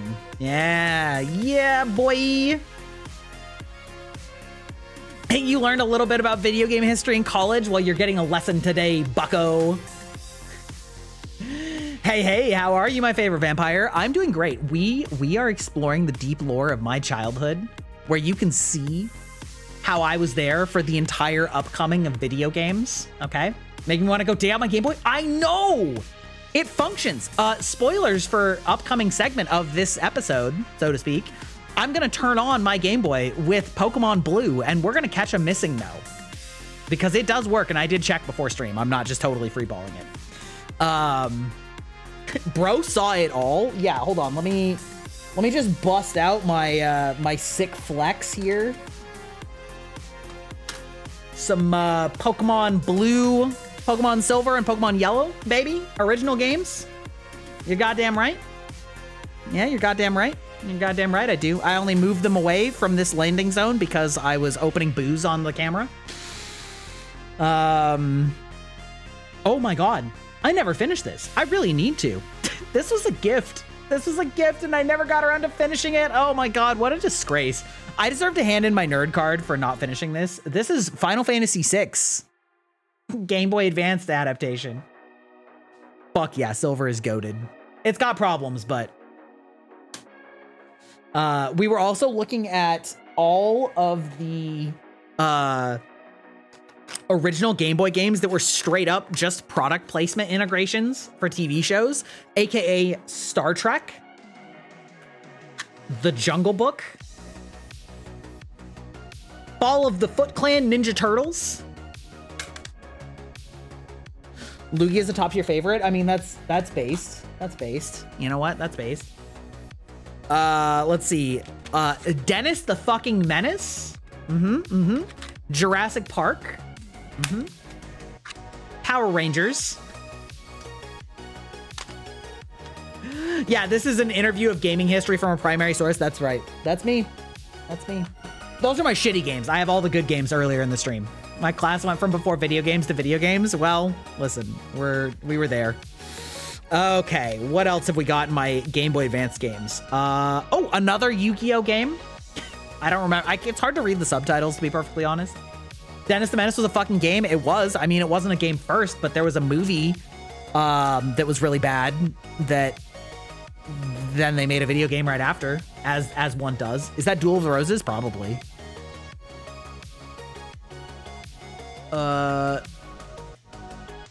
No, this is the Eternal Duelist Soul, I think. I don't know, man. Okay, this one can pause for dramatic effect. Sword of Mana. Yeah, Sword of Mana. Yeah, let's go. Classic. My classic JRPGs. Ooh, here's yet another Yu-Gi-Oh game. It's funny. As somebody that liked both Pokemon and Magic the Gathering more than Yu-Gi-Oh, I did play a lot of the Yu-Gi-Oh games on Game Boy. We have Yu-Gi-Oh! The Sacred Cards. These games were actually pretty fun. These were legit pretty fun. We're kind of speedrunning the Game Boy Advance games. Yeah, Yu-Gi-Oh! Sacred Cards. Love to see it. Okay, now these are goated. All right, now we're to my goated era. Tactics Ogre. You may have heard me talk big game about Final Fantasy Tactics. This game is not as good as Final Fantasy Tactics, but it is very good. It is very good. Tactics Ogre was a good game, especially for a Game Boy game. This game's good. I'm a big fan of the tactics like genre RPG games. Yu-Gi-Oh was a no for me. Pokemon and Beyblade was a yes. I mean, the anime was fine. It just wasn't as good as other anime. All right, now this one is big. Golden Sun. This is a great RPG with really fun character customization where you like gain these spirits and then you equip them in combinations, and then the combinations that you have determine other effects and powers that you have. And it's just great. It was a really good game. And then they implemented one of the best crossovers, because at the end of the game, you could get like a hex code and then you could input it to import your save data into the next game. Golden Sun, the Lost Arc, Age, something, whatever. Regardless, you can carry over your progress from one to the next. These are both great old school RPG games. Fantastic. Great games. Peak. And then, of course, I think this should surprise none of you. That I also, of course, had Pokemon Fire Red and Pokemon Ruby. Because of course I did. What else am I gonna do? Like, I'm obviously in for the full game on Pokemon, all right? All right? I'm a full Pokemon lifer. Part I got home from work, saw me crocheting with Stream Up and went, huh? Old lady hobby, old school games, that tracks. I mean...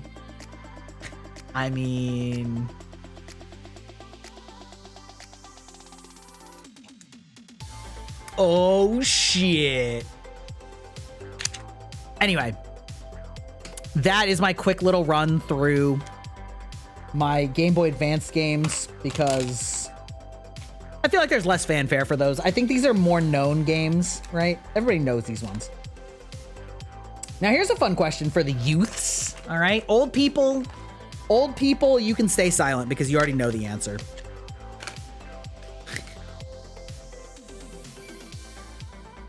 Without reading Here, this will help. What is this? What am I holding in my hand? How many of you can guess what this is? You're a youth? Yeah, you're a youth. You're a youth. There's more than one of you. Yeah, Celeste, I can tell that you're of an age cohort with me. Here's one. Here's another example. Yeah, exactly. Here's number 2. Why does he have so many? You have no idea what it is? All right. Here's number 3. Last one gave you a pretty good hint, to be honest. This is indeed PlayStation 1 and PlayStation 2 memory cards. This is how we saved games because there was no internal hard drive on the PlayStation. There was just, you got the game, but the game was a disc and the disc couldn't be written to, or rather if it was written to, it was permanent. So obviously they didn't want to do that. And so you got the disc, but in order to save your game, you had to plug in a memory card. Yeah. Wait. There was, yeah. This is these are the memory cards. These contain the data of my PlayStation 1 and PlayStation 2 game saves. You have an old PS1 card tucked away? Yeah. The reason I have multiple is because I ran out of space. You're gonna love this. Let me look up how big. Okay, chat. How much storage do you think is on one of these cards? Okay. How much storage do you think is on one of these PlayStation 1 cards? Well, in a way, it's convenient. Like, there is some convenience to it because, like, say you have a game. I don't know. I'll just pick like Assassin's Creed, right? So you played Assassin's Creed. You have your save data. You go to a friend's house. You can't like really bring your save data very easily, right? Well, when it's on a memory card, you literally just like plug it into your friend's system and there it is. 32 gigabytes. Oh, that's cute. Size. 1 megabyte. 1 megabyte each. Each of these has 1 megabyte of storage. You were off by a factor of 10, brother. This is 1 megabyte of storage, okay? You said 10. you said 10, brother. Yeah, gigabytes were not, yeah. This is 1 megabyte of storage. Now, to be fair, this probably stored at least 10 or 15 games worth of storage on it. So like, that's not that bad. But yeah, these are memory cards for the PlayStation 1 and 2. PlayStation 3 is the first PlayStation that didn't have memory cards. 1 megabyte, okay?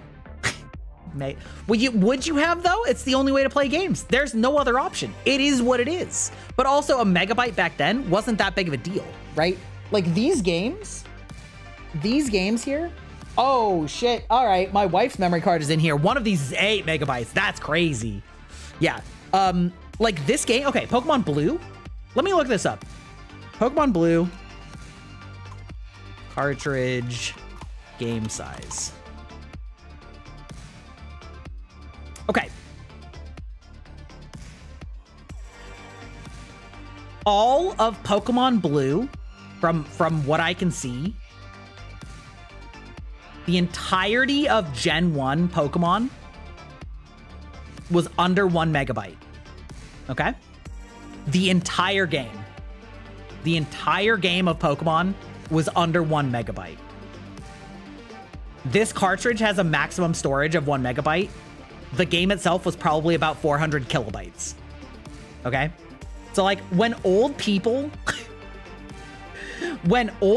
talk about video game bloat and we're like, it is fuck yeah, right in the ass. Actual horse shit that Call of Duty is 400 gigabytes. We're like, hey, remember how there was an entire ass game with 150 Pokemon on it and a full story and at least like 20 hours worth of gameplay, not including capturing all of the Pokemons for 300 kilobytes? 300 kilobytes? Okay, that's what we're talking about. All right. Some fun essays on the crazy efficient programming shenanigans to get entire games on those cartridges. Yeah, absolutely. Yeah, absolutely. Old people? Yeah, I'm firmly old. All right, let's make no bones about it. I'm an old fogey. All right. Okay. On to we're leveling up to N64. All right. We're leveling up to N64. These games were very fun, but very janky. Okay. Bomberman 64. Okay. 3D adventure game. 38 is not old, isn't it though? Isn't it though? We've been through so many world crises and world-ending events in our short lifetimes. Okay, yeah, I mean, I'm not like decrepit old, but I'm internet old. I'm internet old, you know what I mean? I'm sitting here talking about playing my Game Boy games. I remember life before the internet, okay? I feel like anybody who remembers life before the internet is officially old now. My niece calls me old. I'm turning 29 this week. Yeah, that sounds about right. Your mom is internet old? I feel like your mom's probably 45. That's pretty much the same. Anyway, this game, great. Janky, but good. Fun game. Similar vein. Gotta make sure that my name's not on the back here. Bomberman Hero. Straight up sequel. Nothing to add. You couldn't jump in these games. So the way that you had to do certain platforming was to throw various size bombs and then jump, like step off of platforms and bounce off of the bombs that you had set in order to platform across. It was pure jank. Wait, what? Oh, I'm just guessing your mom's age. If you're saying that your mom's old and I'm not.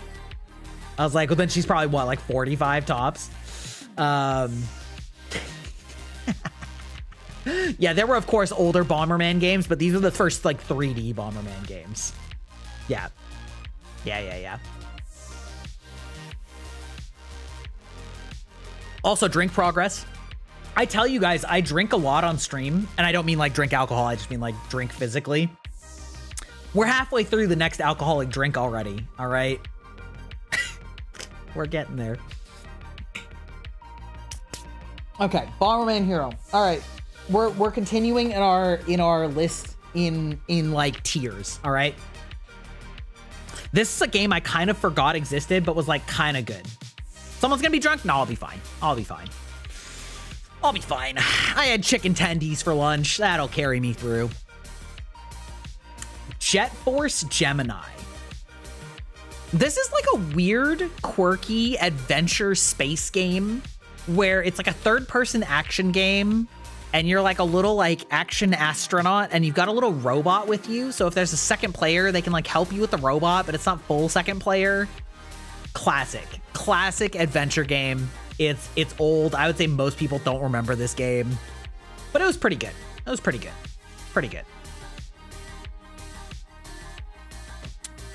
good. However, now we're starting to get into the actual GOAT territories. Banjo-Kazooie. As somebody who is an avid fan of platformers and adventure games, Banjo-Kazooie was so goated. This game was so fun, and like you basically, technically you're kind of both characters at the same time, and so doing various controller things would switch which one you were actively using. But basically the bear was what you used for like pushing big things and hitting enemies. And then you would use the bird to move quickly and do double jumps and stuff like that. I only heard about Banjo from my elders. Yeah. Back in my day, Banjo and Kazooie were the greatest duo to ever grace the platforming saga. Anyway, great game. Game that I feel like people miss just because it's not Mario, you know what I mean? Which is a little sad, but still good. Okay, another certified banger classic. The first console FPS I ever played, GoldenEye 007, complete with Pierce Brosnan's photo on it from the movie GoldenEye of the time. Now this game was before Halo. And why that's important is, as far as I'm concerned, Halo is effectively the first game on console that used dual sticks in the way that we use dual sticks today. Which is to say, left stick is move forward, move backward, strafe left, strafe right, and right stick is look around. When I tell you James Bond's control scheme is the most baffling, confusing shit you've ever heard, let me physically explain to you how this game worked. First of all, on the N64, there was no two sticks. There was just one, okay? Look how young you looked in that photo, I know. So this stick, so this is effectively your left stick. And then effectively, they just use these 4 buttons like it was a D-pad, right? The C buttons, later integrated into the C stick on GameCube controllers. So these C buttons were effectively your right stick, right? Now, in a traditional FPS on console, you would go forward, backward, left, right, right? That would be how you would do it. And then this would be your looking directions, right? Well, let me tell you. This is how you controlled GoldenEye on the 64. Forward, backward, we're all good. Look left, look right. Strafe right, strafe left, look up, look down. So it was like the strafe and the movement. It's such a weird control system. But like at the time, it wasn't a standardized concept, and it was inverted look by default, was it? I actually forgot that part. Oh yeah, you're right. Yeah, you're right. Yeah, it was down. Look, press down would look up. Yeah, that's right. You're right. Yeah. So C up was look down. Yes, exactly. And so yeah, it's the weirdest shit. And I played so many hours of it, and I was really good with it. But then basically I played Halo later, and immediately like clicked with it. I'm like, oh, this makes way more sense. I don't know why nobody ever did this. It's baffling. Next up is a franchise that diehards remember and wish was done better, but was honestly done dirty, which is a soft sequel. I'm still invert look trash. I'm sure it looks back to GoldenEye. I mean, fair enough. Next up is a soft sequel that's not actually a sequel, but it's like made from the same guts. Perfect fucking Dark. This is a game that is, for all intents and purposes, the exact same style of game as GoldenEye 007, but female protagonist, way ahead of its time. Joanna Dark, certified badass. Crazy shit, because there were aliens in it, so in that way it's not the same. But this was a really fun game and a really fun like spiritual successor to GoldenEye, and it was made by the same studio. And it was just a really good game. And then they tried to like do sequels later, and they were just dog shit. So unfortunate, but it is what it is. All right, and then we start getting into my personal goats of the generation. Star Fox 64, a classic, just a classic. Use the boost to chase. Sequels by Microsoft, which tells you everything. Yeah, probably. Yeah. Star Fox 64. Not really much to say about this. It's a great Star Fox game. It was the first 3D Star Fox game. If you got the gold medal on every level or whatever, you could play as Fox himself in multiplayer, and he was fucking impossible to hit because he was the size of a person instead of the size of a jet. Good old cheese. Yeah, the good old cheese on that one. And now we're getting into Grybot Core. Mario Kart 64. Now, I did play Mario Kart on Super Nintendo, but this is the first one that I like really got into because the Super Nintendo game was owned by my friend, and this was the first Mario Kart I owned. Still classic, still goated, still a piece of shit. Like, this game is also infuriating. There are so many quality of life things that have been done in Mario Kart that people don't even realize how bad so many of the items and things were in this game and in the older games, but like still, the pioneer of the modern day Mario Kart, it's good shit. It's great. It's a classic. Next up, what arguably most fans would say is the greatest Zelda of all time. Zelda Ocarina of Time. Let's go. Classic. classic. Incredible. Fantastic game. Obviously, by today's standards, graphically, it looks like dog shit. But I think that the structure and the dungeons and things like that are all still very good. And, you know, it holds up. The like story twists, great. Lots of fun concepts of like the going back and forward through time, etc., etc. Water Temple still gives me fucking nightmares. Yeah, it's really annoying. Like Water Temple's actually not very difficult as an adult, unless you step away from it and like don't realize that you were just supposed to go forward. Because if you go the wrong way, Ocarina of Time is greater than Breath of the Wild. Fight me. I will not fight you because I agree. I would say Ocarina of Time, Link to the Past, and Twilight Princess are all miles better than Breath of the Wild. But that's mostly because Breath of the Wild is barely a Zelda game anymore. It's just basically not a Zelda game anymore. I don't think I've played Zelda before, besides the one where there was 4 links with 4 different colors. Okay. The thing about old Zelda games is that the formula was very predictable, but very solid, where there's like a handful of dungeons. In order to progress in certain areas in the world and certain dungeons, you had to beat other dungeons to get the special gear that was in them in order to bypass certain obstacles. Much like a Metroidvania, essentially, except, you know, it was top-down instead of, well, it wasn't top-down once it got 3D, but it's essentially that Metroidvania formula of, oh, I see an area I can't get to yet. I will get the tool that gets me there. And so it had like really good progression and really tight dungeon design. And of course it had great music, of course. Whereas once it got to Breath of the Wild, they were like, okay, so there are only 4 dungeons as we would consider them, but also none of them have anything unique about them. They're just sort of generic. And you have all your tools at the start of the game, but we also don't make any particularly interesting puzzles for navigation because we just said, fuck it, you can climb on everything.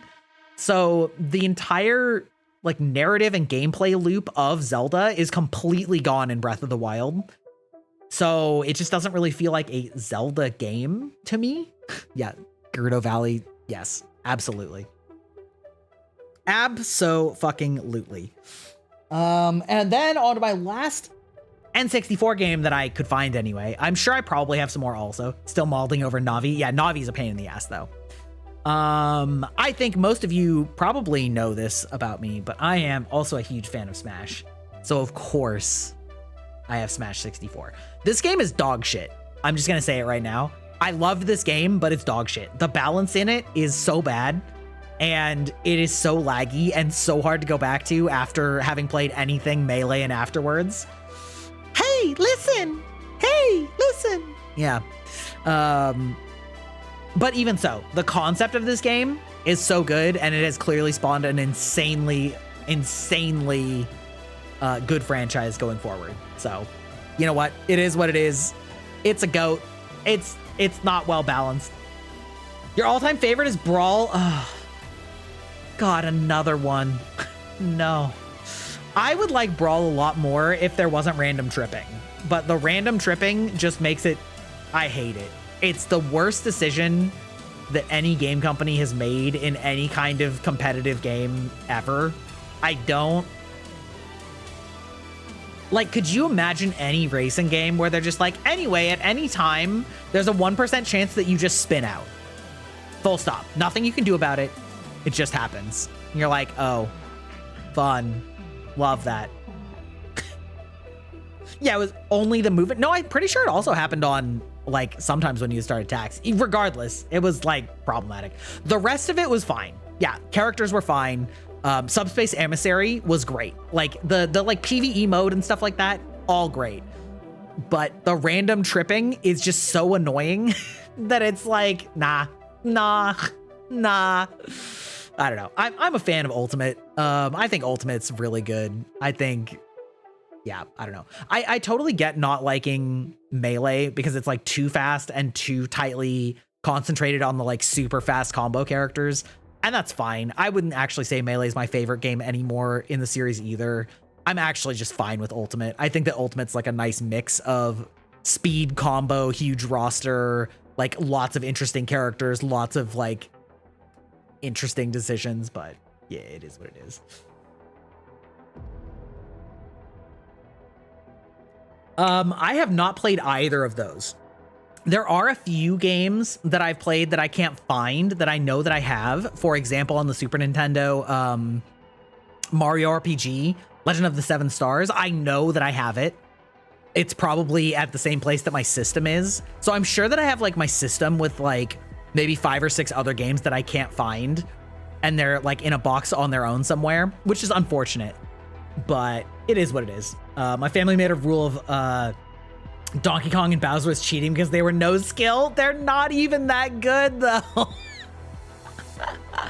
It's fine. It's funny what every like what every group defines as like too good. Yeah, no, I did not play those games. Whoop, model's freaking out. It's fine. Don't worry about it. This whole box is such a fucking mess. Such a mess. All right.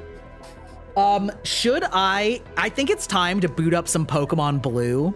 Should I boot it up on the OG Game Boy or should I boot it up on the Game Boy Color? Just because the screen is ever so slightly larger and more legible. Your choice, chat.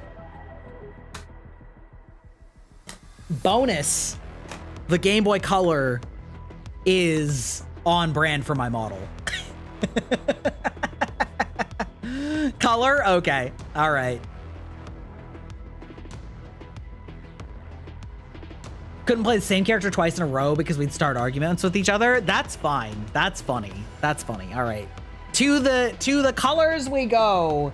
Interestingly, the Game Boy Color is the one that I had to fix the corrosion issues with. I'm pretty sure it'll be fine. Okay. Okay.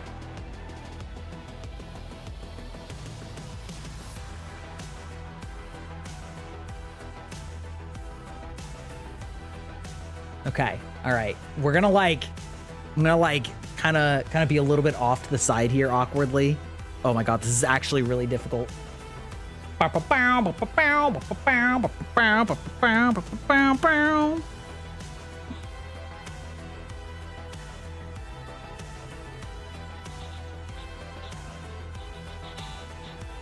don't know if you guys can hear that. That's like really quiet. Gonna fat finger half the buttons. Okay. All right. God. Okay. Wait, maybe I should like, maybe we'll adjust the camera here a little bit. We'll go like low camera mode here.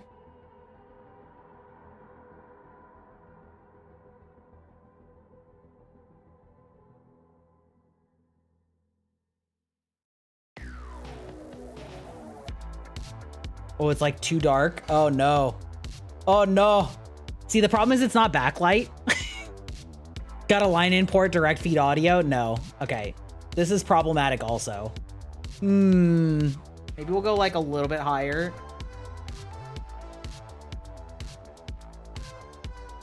There we go. Okay. The problem is that like the light above me is the light that's on the Game Boy Color is legitimately my ceiling light. It's not even bright. Like, it's not a bright light. Yeah, the glare is insane. This light is literally 12 feet above it. Okay.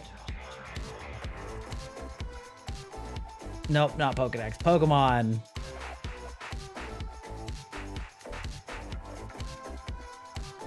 Sorry, I gotta like fly to the right city. Okay, there we go. I want you to know that I too. Oh my God, wait, how did I have this? That's good enough. That's good enough. Yeah, I'll just like angle it away from me. Okay. Oh, you know what? Hold on. I have something for this. I don't actually. I can just look ahead of me. Okay, great. Is this scuff as fuck? Yes. Is that, wait, oh, I need to check and see that I have a Pokemon with Surf before we do this. Hold on. Let's see. Gyarados? Do you have Surf, brother? Wait, can I not check? No, okay, he doesn't. Okay, good. None of these Pokemon can Surf. What's the team looking like? Okay, the team doesn't really exist because I transferred all of the relevant Pokemon to like future consoles to like preserve them basically. Okay, let's see. Ammonite? Oh, I can teach it to Ammonite. Yeah, that's fine. Oh, it's Dude, I have a level 173 Porygon. Look at that. Chat, look, behold. Hold on, we're gonna like see if we can focus. There we go. Level 173 Porygon, baby. Let's go. Good old ancient Pokemon hacks. All right, we're gonna withdraw Ammonite, and then I'm just gonna give it Surf. Huh? Yeah, this is a side effect of fucking around with Missing No, is you can get Pokemon that are over level 100. See. Ammonite.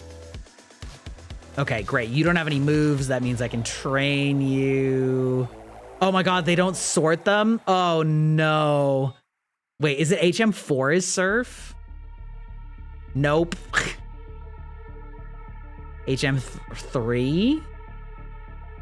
Surf. Oh, there we go. Okay. We're gonna teach Surf. We're gonna teach it to Ammonite. Great. Learn Surf. Porygon can beat Arceus? Yeah, he can. Yeah, he can, boy. Yeah, he can, boy. All right. Okay, so if memory serves, all I have to do is go up here. Nope, that's not right. I gotta find the old man that teaches you how to catch Pokemon. Here it is. I've had my coffee now and I feel great. Sure, you can go through. Are you in a hurry? Yes. Nope. No, I gotta say no then.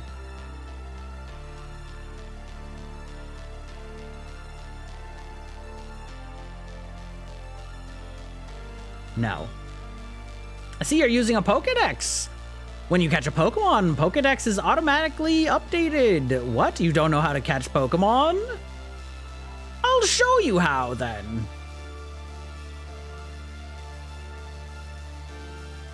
That's right. All right, Wild Weedle appeared. All right, we're just on watch. You know what? It's fine. You know, what if I just like cover this? What if I just cover it so you don't have to see it? The scuff is so real. All right. Weedle is caught. Let's go. First, you need to weaken the target Pokemon. Okay, great. Now, if I go here and then I Pidgeot and then I fly to Cinnabar. So remember how mad some of us are when we began playing the games and found out we couldn't choose Pikachu? Yeah, exactly. And we come over here, classically. Now, you can't just press A on the surf in order to do it, because of course you can't. And then you just surf up and down here until it's probably not always the first. Okay. Oh, look, we found a wild Charizard, level 177.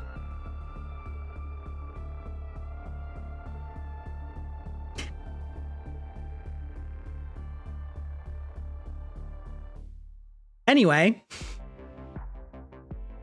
that's okay. I have it. It's also a Charizard, probably exactly from doing this.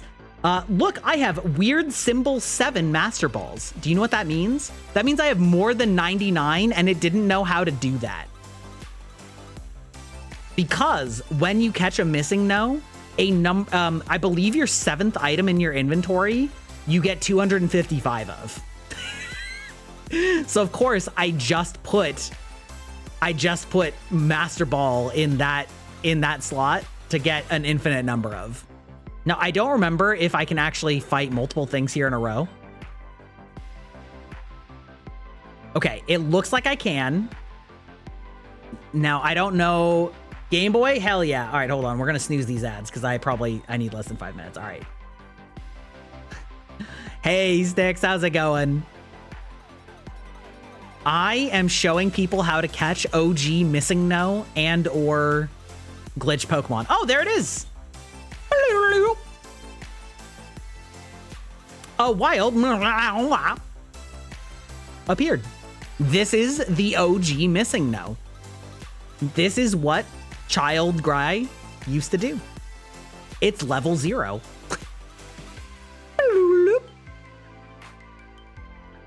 God, my uncle showed me this on the Game Boy. Uh-oh, wait. Master Ball 6. Uh-oh. Oh, that's like... Also, I don't know if any of you caught that. My character is absolutely named after Trunks, the Dragon Ball Z character. Do I want to give a nickname to... Nope. Now, wait, what? Hello? Wait, I caught it. Okay, I'm actually so confused right now. How is it still here? I'm actually so confused. I caught it and the battle's still going on. All right, Ditto was caught. Oh my God, what the fuck? This is brand new to me. Okay, I don't remember ever double catching anything.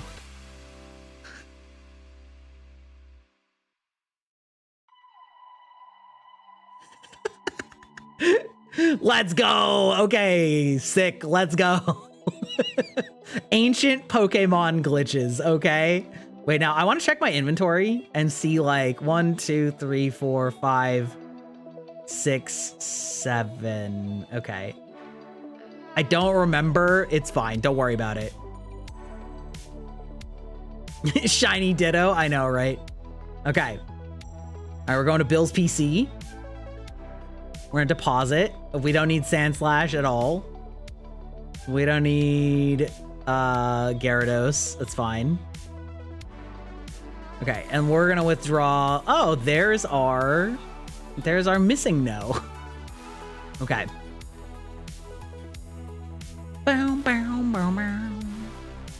Oh, it's like frozen.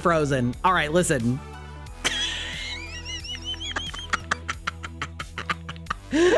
Okay, we're in like uncharted territory for me. I've never had missing no have this problem. Oop. Yeah, anyways, our game's fucked now. No, I can just turn it off. I mean, the glitch is too powerful. Yeah, it's fine. I'm just turn it off. Bring. See, the thing is, games didn't autosave back here either. So it's just gonna be where I started the stream at, which is literally just me sitting in the same place, but without having... It's in my router now? Exactly. Wait, actually? Wait, hold on. Pokemon? Yeah. Okay, same spot. All right, anyway. Well, you know what? I showed you. Mission accomplished. We caught missing no. We caught missing no. Proceed at your own risk. Like, we caught an over level 100 Charizard. This is the dangers of fucking around with your save data on Pokemon. It's fine. Oh my God, the glare. Our no's are no longer missing. Yeah, exactly. You know, I've fulfilled my duty. Showing you the ancient lore. Yeah. Do I have 100? Yeah, level 1's, let's see, level 173. Are those good stats? Somebody that knows Pokemon, tell me. Are these good stats? Are these good stats for a Porygon? 400 hit points, 247 attack, 254 defense, 312 special. Tell me, is this the most powerful Porygon that's ever existed? It's decent. It's yeah. In games before EVs and IVs existed.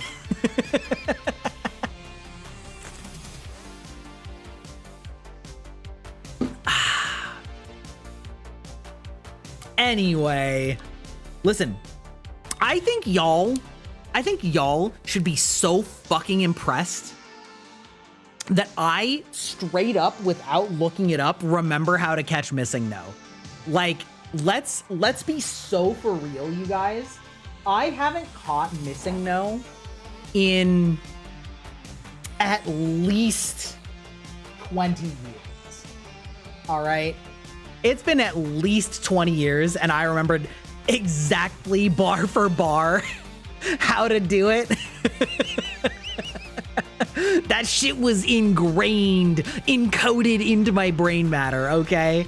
All right, it's deep in there. Oh my God, you've put me in the jar right before ads. I'm sorry. I'm so sorry.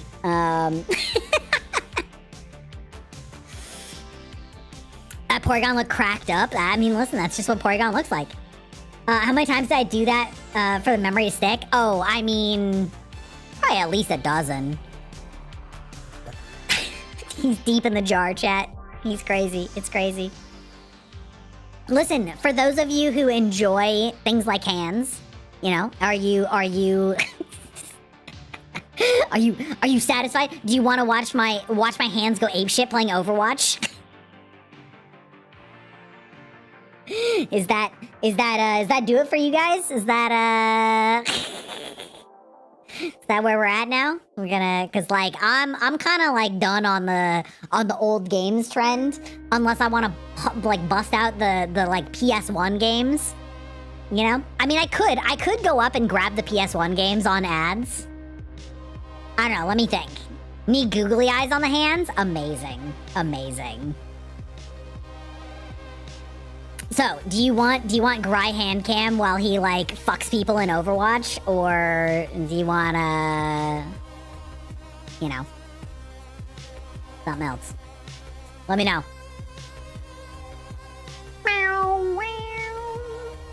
Ooh, I'd have to figure out, like, where to put the hand, though. Yeah, I know. Ads, I know.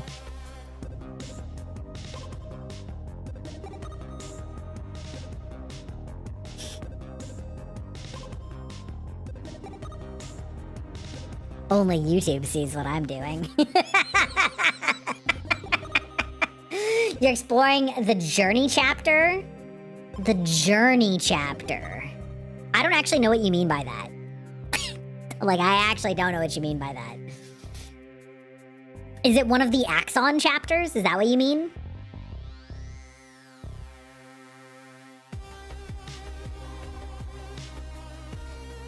The one that looks like Journey? Oh, okay. Yeah. Okay. I do know what you mean then.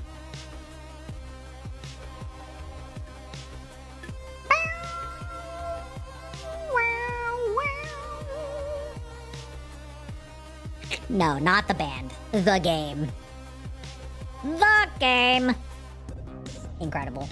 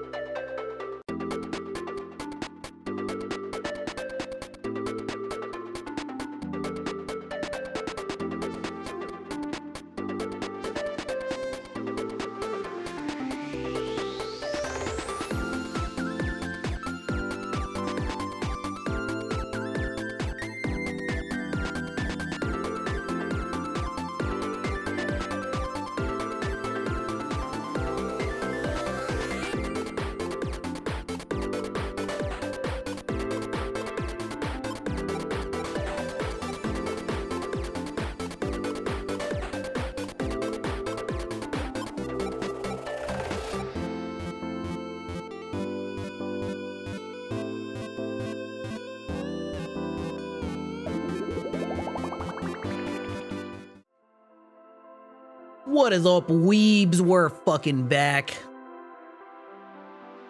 Am I a little bit toasty? Maybe. Are we opening something else that I tried when I was flying to the East Coast a couple years ago? Yes.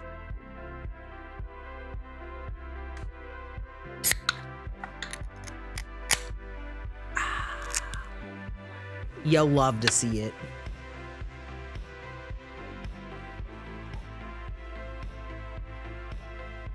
Ooh. And the girl Bach, no less.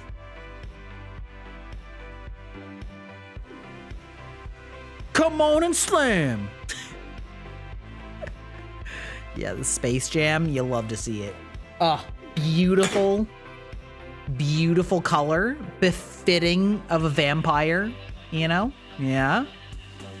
Drunk stream, it's at least a toasted stream. It's at least a toasted stream. Oh. Side note. Ooh, you know what? I'm gonna turn on the light for this one. I have this little, like, crystal that is semi-translucent. Let me see if I can catch it in the light. It's like translucent purple and teal.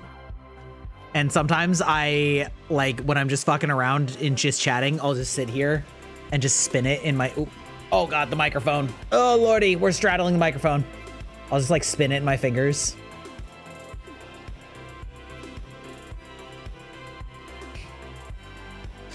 Since you can see my fingers and all that. You have a soccer ball fidget spinner? Oh my God, I have an amazing fidget spinner. Wait, let's see if I can find it. A fidget toy rather, it's not a spinner. Ooh, where did it go? I could probably find it, but I'm not going to right now. It's basically a miniature like game controller that has nice like clicky clackies. Under the desk? No, it's not under the desk. It's like away from the desk. It's on a table probably. I also keep this beautiful knife that I've had for at least 15 or 20 years on my desk with a nice worn leather sheath. Ooh.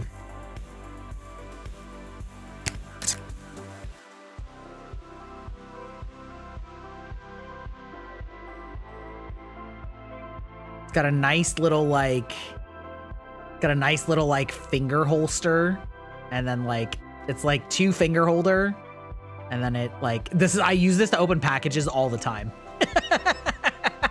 Like all the time I use this to open packages. It's very convenient. It's a very nice little knife.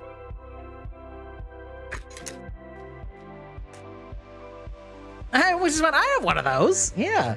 Nice. Yeah. Got that. I have, oh, you know what? This is actually kind of a fun little item.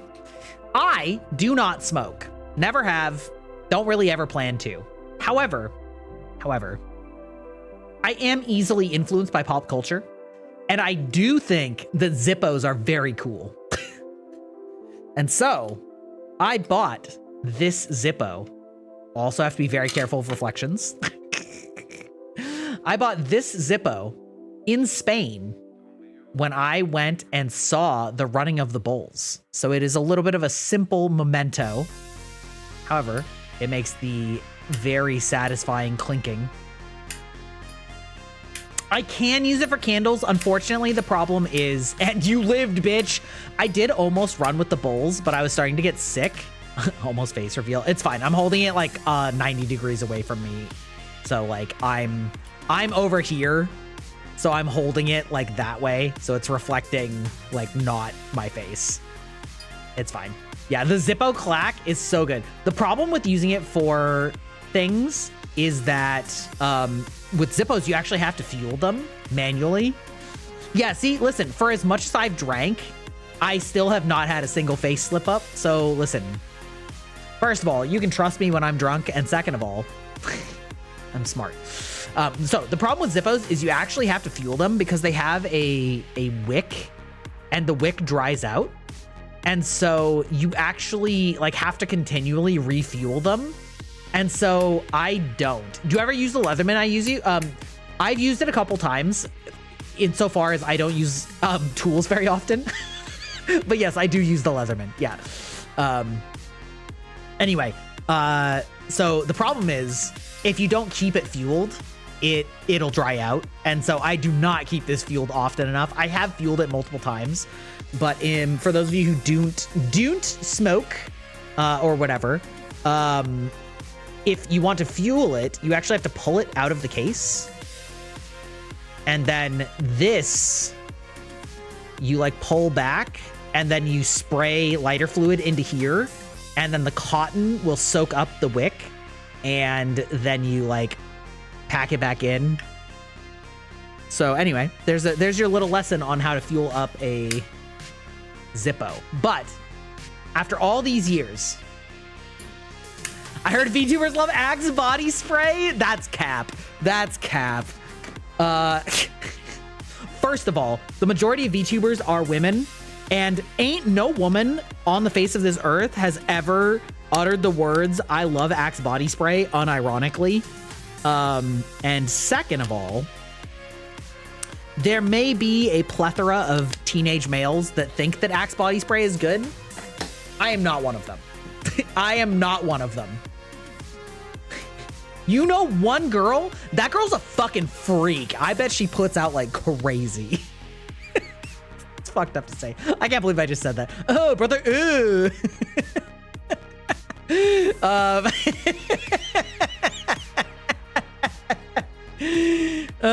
Axe is the Febreze of body spray. It is so much worse. It is so much worse. Axe is so much worse than Febreze. Oh my god. It does not smell good. My favorite is Axe Black. Listen, I can't say that I have ever like delved deep into the Axe the Axe pantheon, so to speak. Probably use Febreze instead of cologne. That sounds about right. Yeah, that sounds about right. This is another, listen, we're just doing a knife stream now. It's too bad that this hand cam would be bad for my swords because I have so many. I have so many swords, you guys. It's actually a problem. I need to figure out what to do with some of them. And not just like the weeb swords, although I do have some of those too. Of course, like what would you expect? But I have at least 20 or 25 American Civil War swords, as in like literal swords that were used in battle in the American Civil War, complete with little like chinks of metal out of them where they hit other metal and chipped. You turn the camera to the swords, but not really though. Like it would either be really dangerous or it would show like way more of my room than I'm comfortable with. So yeah. Yeah. But right now, most of them are hanging in my office. But yeah, I have a whole bunch of them that are really cool. Really cool, like ceremonial swords. Not ceremonial, sorry. Really cool real swords. Mostly sabers, but not entirely. Interestingly, the sword that the artillery used. Don't get me started on the perfume cologne industry. I'm the sort of lunatic that got invited to an event because I got caught ranting about the death of a classic perfumery while at a bar. Aeon, I want to be your IRL friend. Listen, I want to hear these rants and I also want to get invited by proxy to these crazy batshit events that you go to. That sounds fucking wild. That sounds wild.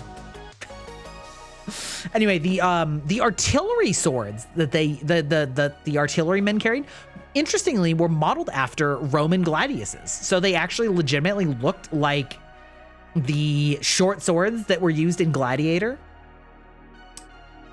It wasn't on purpose. I don't think... If you think that this is dissuading me, you're wrong. You're incorrect, okay? You're incorrect. If you think that this is a knock against you, you're wrong. Ooh, you know what? This could be a good chance. You had swords? Yeah, you did. Oh, you know what? Okay, this is funny. You know how earlier I said that my fingernails are like raptor talons in that they are industrial strength and extremely powerful? I have my nail clipper here, and y'all won't believe the industrial strength nail clippers I use to trim my nails.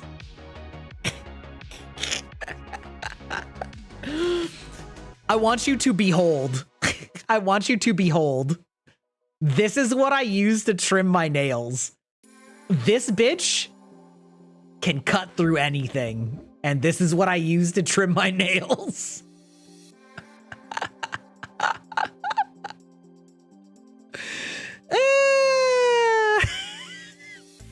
My nails are so strong, dude. They're so strong.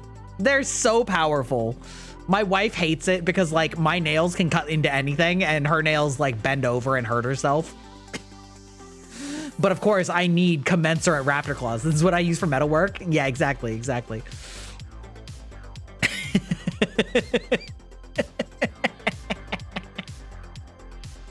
Are these actually dog clippers? That's funny. That's funny as fuck. Your nails are brittle as fuck. Yeah, hers just like bend. Vampires are strange. It's true. We're powerful creatures. No, I was talking about swords, but I was lamenting that it's basically impossible for me to show them off with this hand cam because the only way to do it would be like way too risky to show too much of my home. And the desk setup wouldn't work, but I do have a lot of swords. Like real used in battle American Civil War swords. I also have a musket, like a legitimate Revolutionary War musket.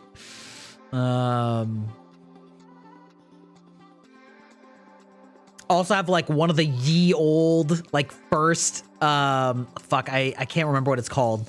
It's one of the ones that has the like ammo like on the side that you like slip it in. So you can like load up multiple at the same time, but it's like on the side of it, right by the barrel. I have the time. Yeah, exactly. I've shared some of the pics. Yeah. I don't have pictures of all of them. Imagine trying to use muskets now. I know, right? I know. I have a bunch of bayonets from various wars. Various wars in various countries. But yeah, no, I've got a whole bunch, almost all inherited from various family members that were into collecting those things and lived in places where those were much more easily acquirable. But I definitely have some that still have the maker stamp on them, you know? I have a Confederate Civil War sword. I'm sure that's worth a buttload of money. Some people still use crossbows IRL for military purposes. I mean, fair enough. Yeah, those old guns are heavy as shit. Like the wood and the iron that they used was so thick and so heavy. Shit was crazy. It was crazy. I could show you guys the Nendoroids I have on my desk that are all hidden behind the like right in front of my monitor. Yeah.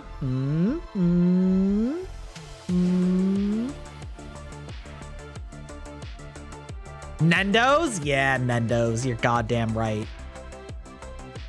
Okay. I've got Yon Iron Mouse.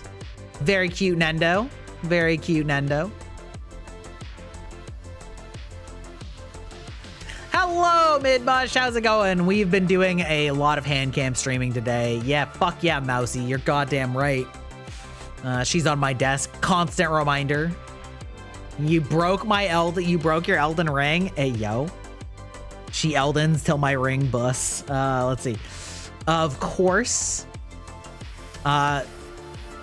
Hear me out. Weren't the people that use muskets probably built? Wait. Weren't the people that use muskets are probably built? What does that mean? What does that mean? I don't know what you mean, brother. When I think of Nendos, I think of Senku and the bestie as a neck broke. Oh, rip. Muscular wise? Not really. I mean, somewhat. But we have my classic Chunibyo. My classic Chunibyo Megumin.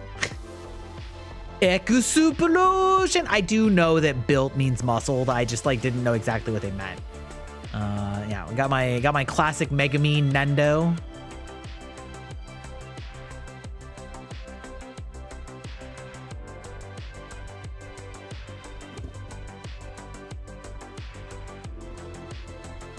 Sitting right next to her is my Oshi, my Kami Oshi, so to speak. Miss Calliope Mori.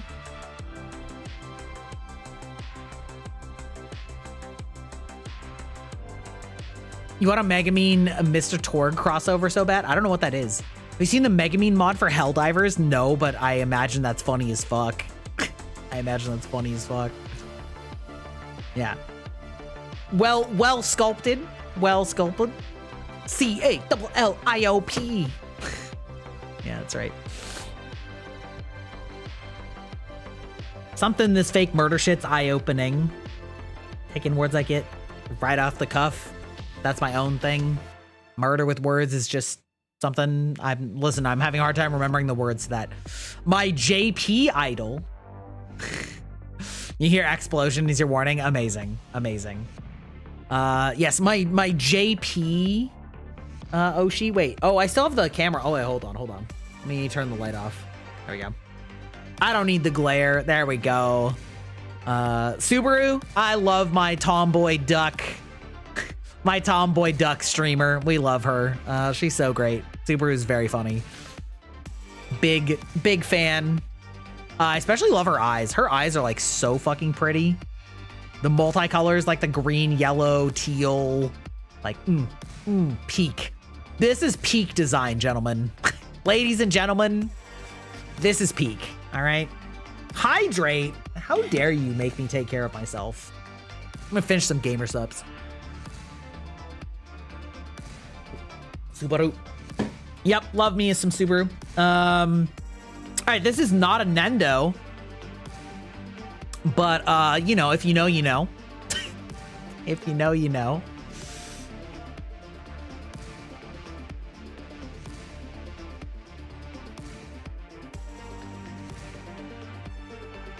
I believe I bought this at TwitchCon. Wow. Fucking love archers. Wow.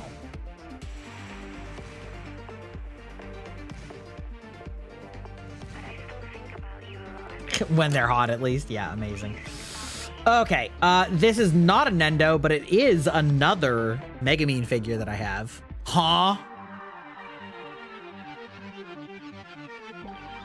Oh, this is a tilt. Oh God. All right, it's fine. It's fine. Got a Figma Megumin, because, you know, I like my explosions, you know? I think she's very funny. Her bit never got old for me. Never. Not once. I swapped my music to Alexa so I can watch you and listen to the music. Sup, brother? Hey, how's it going, Eden? We've been doing Handcam all night, and first we were showing off all of my old Pokemon games, but now we're going through the models on my desk. Not Pokemon, old Game Boy games, including Pokemon. But now we're just showing off the models on my desk because I finally ran out of Nintendo games and Super Nintendo games and whatever.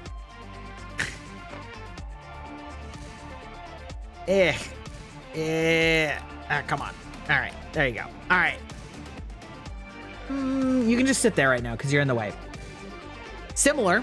Bros out of content? Ain't no way. Well, I was thinking whether or not chat wanted to just like watch me, you know, finger blasting while I was playing Overwatch, but they elected to look at little models instead. Most of my childhood was the 360 and the DS. Understandable. I was in college when those came out. Yeah, we've got ourselves some Aqua. I'm a big fan of Konosuba. I'd rather watch this little chibi Aqua. Yeah, it's show and tell day. That's exactly right. Got this little Aqua. She's a dumbass. She's probably my least favorite of the Konosuba crew, but I still love her because of her interactions with the rest of the crew. She definitely is a key part of the show.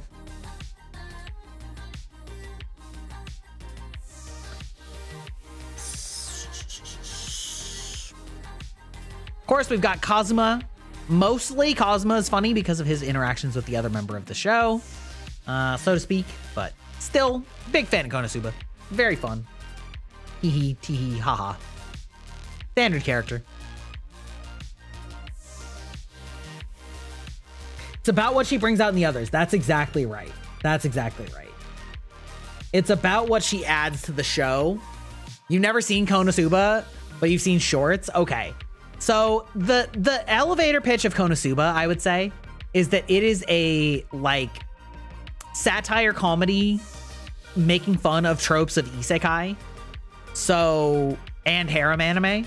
So the main character gets isekai'd, as in, you know, he dies and gets sent to this other world. And his super magical, insanely OP thing that he chooses is the goddess that was in charge of shepherding him to the other world.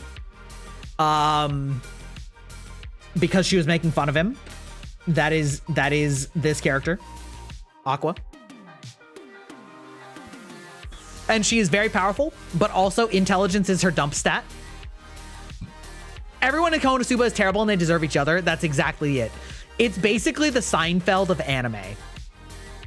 Like, all of the characters are objectively stupid and or bad people. I guess, like, Megumin isn't... She's just stupid. She's not a bad person. Yeah, they're either stupid or bad people. One or the other. And so, you know, he comes into this world, and his goddess that's supposed to be his hack is the dumbest human imaginable. But, you know, she's strong. She's a healer. And so basically he assembles this party of women that are all like the gutter trash that nobody wants in their parties because they all recognize that all of these women are fucking stupid, or problems. And as a whole, like, they should work together, and they kind of do, but it's almost like in spite of it rather than whatever. And so it's also not really a harem because he's like, all of you are so fucking stupid. I don't want to date any of you. So we have Aqua, the incredibly stupid priest. We have Megumin, as previously shown, the Chunibyo, who is the arc wizard who has only learned one spell because she thinks it's the coolest spell in the universe, which is basically Atomic Bomb. She can only cast Atomic Bomb, and she can only cast it once per day, and uses all of her mana, and she refuses to learn any other spell because that would be bitch shit, and so she doesn't. This causes many problems, but is also extremely funny for punchlines. It's also like where they spend 99% of the budget on this show is animating her insane massive explosions. And then you have the tank. It's fine.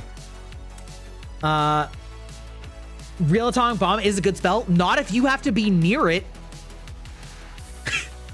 Let me give you a spoiler. Let me give you a spoiler. Often they have to be near it and or indoors and or whatever, right? Like this is like where the comedy aspect comes from, right? It's like, in a sense, they're kind of, in theory, a good party, but they're also so fucking stupid, which causes all of the comedy. And then finally you have Darkness, the tank, who is a self-professed horny masochist, where she is so into getting hurt that it creeps out the bad guys. and also the guy that theoretically would be the harem member. So like basically as she gets hit, she gets hornier, and literally every character is like, oh brother, which is what makes it funny instead of just like actual horny bait, because she's just like, you know, the villain shows up and she's like, oh my god, I must submit to my fate. You will capture me and put me in a chamber and tie me up and strip me naked and do unspeakable things to me. And the villain's like, I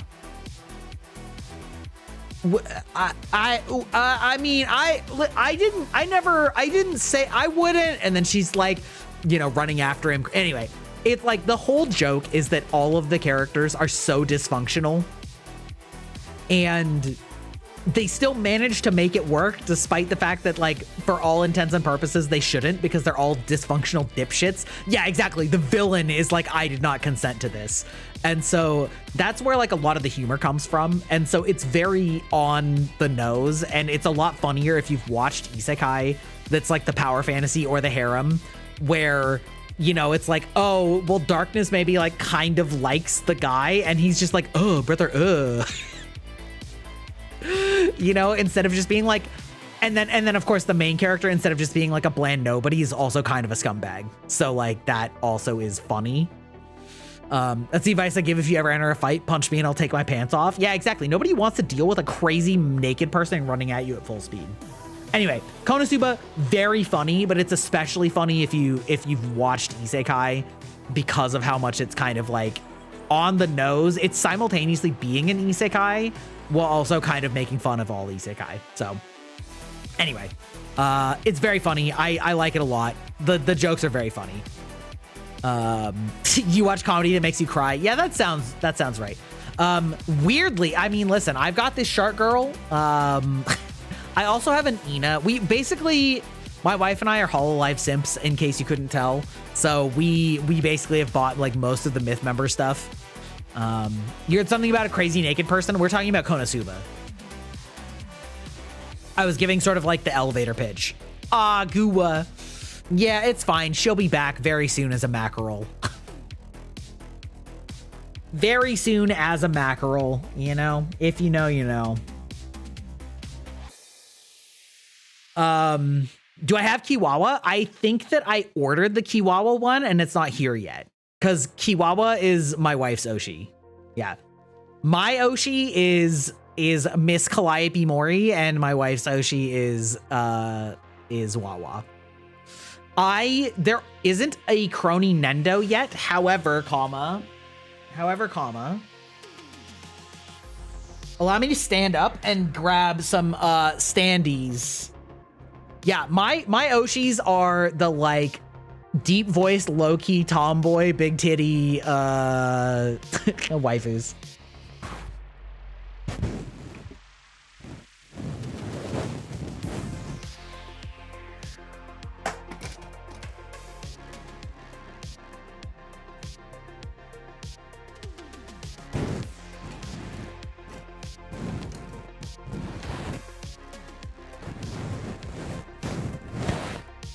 Okay, all right.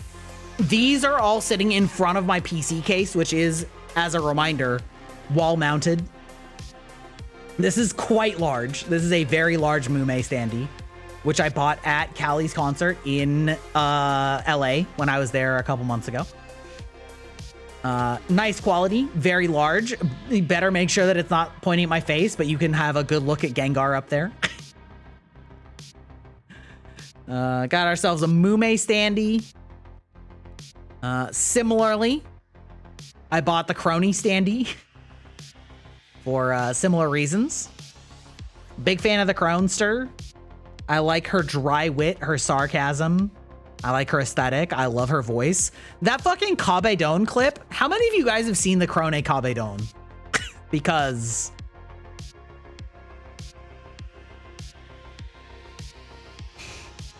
I'll pull it up. I'll do it. We of course have rapper outfit Callie. I'm sure I sent you the clip. I'm sure I did. I'm like, this is my waifu woman. And then we have a Cecilia Immigrant. Yeah. Also doing double service up there. Another Nendo, which is a little bit heavy, so I have to be a little bit careful holding it.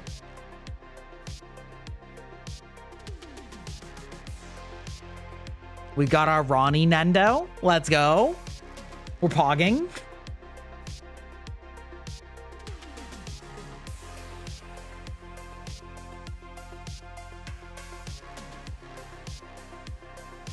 Yeah, so she's up by my PC tower normally. Okay. All right, hold on. What if I pulled this up and I did...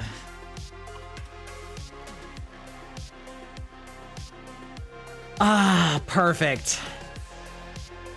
Perfect. When the internet combines... When the internet combines...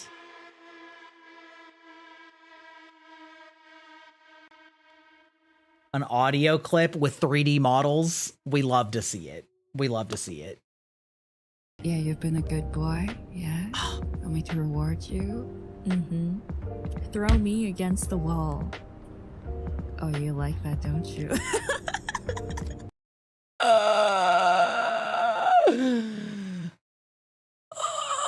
Yeah, you've been a good boy. Listen to that voice. Want me It's to so reward good. you?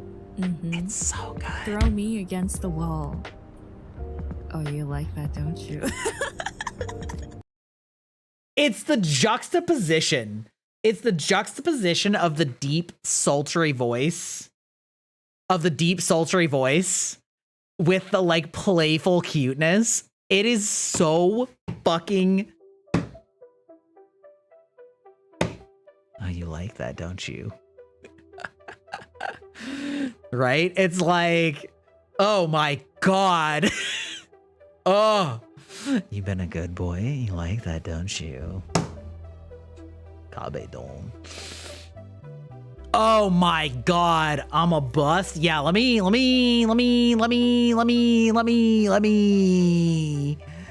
just send that to Tala and just say, hey Tala, can you do it? Yeah, listen, this is, you know what? If you're interested in this, we can make this part of the voice pack, all right? We can make this part of the voice pack. I don't mind. I'll RP it. I'll do it. I'll do it. Oh, we'll do it. It was one of the verbal key smash I've ever heard one. Sorry, I don't think you are. I think you're fucking lying, Aeon. You think you would come into this stream and tell lies like that? How dare you? How dare you? Yeah, I think you're lying. I think you're full of shit. I don't think you're sorry at all. Anyway, on to the rest of the things on my desk. You're embarrassed though? Why are you embarrassed? You seem like the type of person that doesn't get embarrassed easily. You're like the short badass. Like, okay. Low key, have you seen Big Hero 6? Because you also remind me of like, the like super hot biker chick. This seems peak you. I feel like you don't actually get embarrassed. You're just like, yes. Go-Go? Yeah, Go-Go. That's the one. This seems like peak Aeon energy. Am I wrong? Chat even knew who I was talking about. Aeon, you know who that is, right? Right? Is that not you? You came at the right time? Yeah. You remind people of Yor? I mean, you also kind of remind people of Yor, but like, you know who Go-Go is, right? Right? You remember her, right?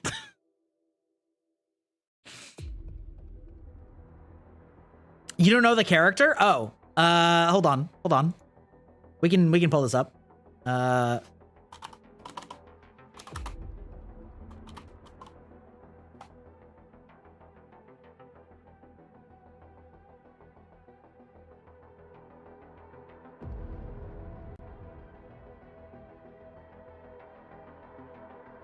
There you go. This is like peak Aeon to me. Welcome to the Nerd Lab. Faster bike, but not fast enough. What? He's so tense. No, I'm not. Relax, Hiro. Your tech is amazing. Tell him, Gogo. Stop whining. Woman up. I'm fine. Underpants. Stop whining, woman up. That seems like you would say something like that.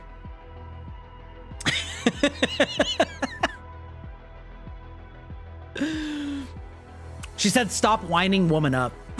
Don't be a bitch. It's peak. I'm not sure. I don't know. I feel like, you know, I don't know. You give off that kind of energy to me though. Calm, cool, collected.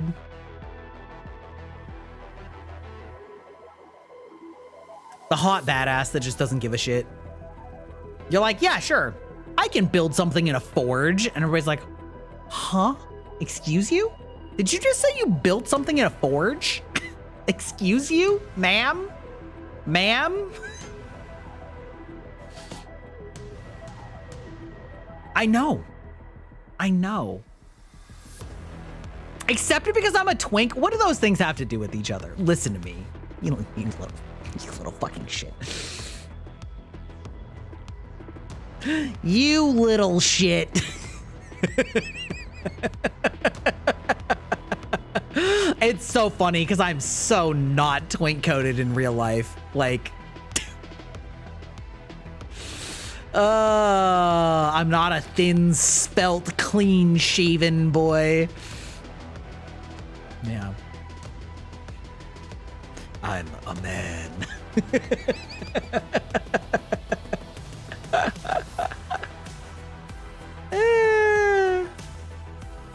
All right. So you're a bara? I don't know what a bara is. I don't know what that means. I've been called both a stone cold bitch and a baby. That tracks. I don't think you're a stone cold bitch. I think that you just like have the aura. You're just like, I can put it out. It doesn't matter. Copy bara? Excuse you? Excuse you? Excuse me? Stone cold bitch, baby. Yeah. I've also got this excellent figure of Callie, complete with the sunglasses. Okay. We love it. We love to see it. This one's also also very tippy and delicate. Listen, I have a lot of Callie figures, all right? She's my Kamiyoshi for a reason. I wish I could be as cool as her. But also, I have zero musical sense, okay? I don't understand music or singing, all right? Okay? I can, my tongue and mouth can accommodate the speed of the rapping without tripping it up. However, singing, nah, not gonna happen. And then my biggest Callie figure, which is also over there, is this one, which again, hand for scale, I guess, is like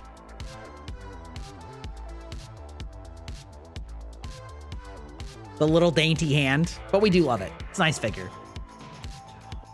You wish one of your Kamiyoshis had figures? I mean, skill issue, Dio. That's so fucking mean. You mean me, right? You wish I had a figure? Is that what you mean? Right? Because obviously I'm a Kamiyoshi. Well, then what are you bitching about? They have one. That is all of the figures from my desktop and or computer. It's not all my figures, to be clear. You wish? I do wish. Yeah. One day I'll be somebody's Oshi. Yeah, I remember. You told me that. You said that once. Yeah, that's all my figures. That's on my desktop. Dashi, wait, Dashi, aren't you streaming right now? Bitch, girl. Wait a minute. Speaking of my low-key, blunt, deep voice, fun nerds, Dashi, peak energy. My brother used the term finger blast. What does that mean? It means like this. Does that make sense? You're like,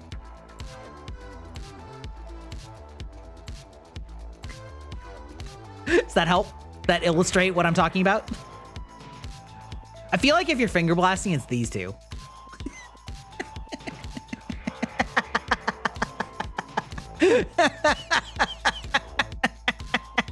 Because like otherwise that's just like the gentle caress, right?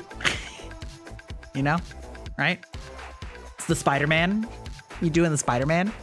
The flip, you know, slight curl towards the top.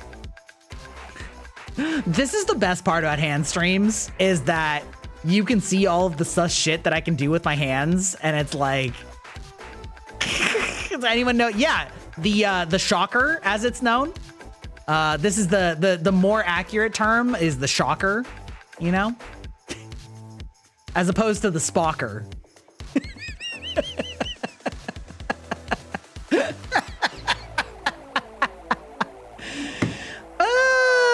Yeah, we got the shocker, the spocker, the rocker, and the showstopper.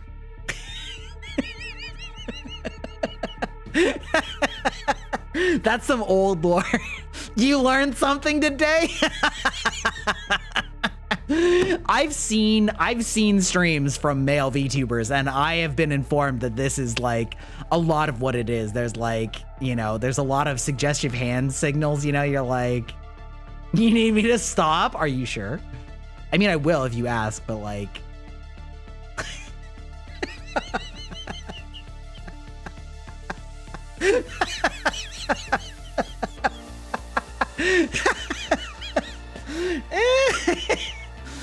It'd be crazy if you're double jointed. I'm slightly double jointed in my thumb because I can like pop it backwards. Like I can like pop that joint out like that. It's like not, it's a little hard to tell because my thumb is like so juicy, it's dummy thick. But I have fairly mobile joints in terms of like, you know, the like, I can do the like gripping only with the like tips, but it's really hard to show on a webcam.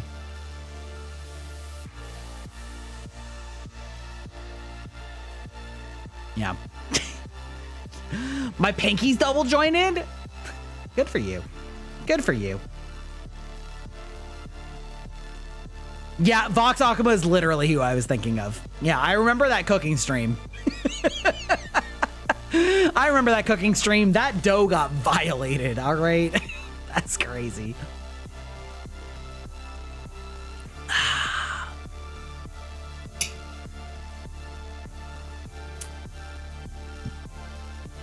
Yeah, I don't have any like super... I don't think I have any like super crazy like hand things, right? I don't have the like crazy like, what is it? Like people that can like bend their hand, like their fingers all the way back to their palm, and I'm like, ain't no fucking way. That's as far, that's as close as I'm getting there, right? Like that's not happening. Yeah. Nah, I ain't got that. It's too tight. It's too caked up. got the caked up thumb, the palms, you know. Too much gamer rage. Ah! Kalima! Yeah.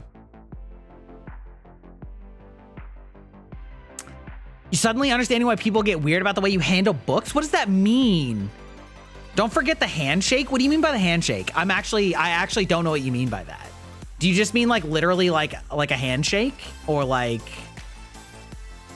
So the problem I have with handshakes is that a lot of the time men's hands like fully fucking eclipse my hand. They're like, oh yeah, bitch. Like, I have a good grip, but like, my entire hand is completely overtaken by most men's hands. So it's like, again, remember, assume, actually, you know what? Hold on.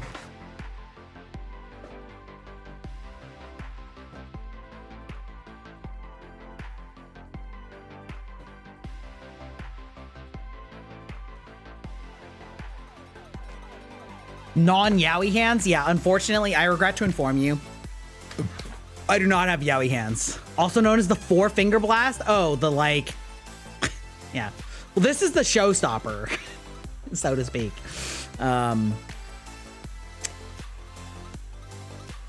want, like, listen, those of you who have any tape measures at home, I need you to understand, this hand is not big.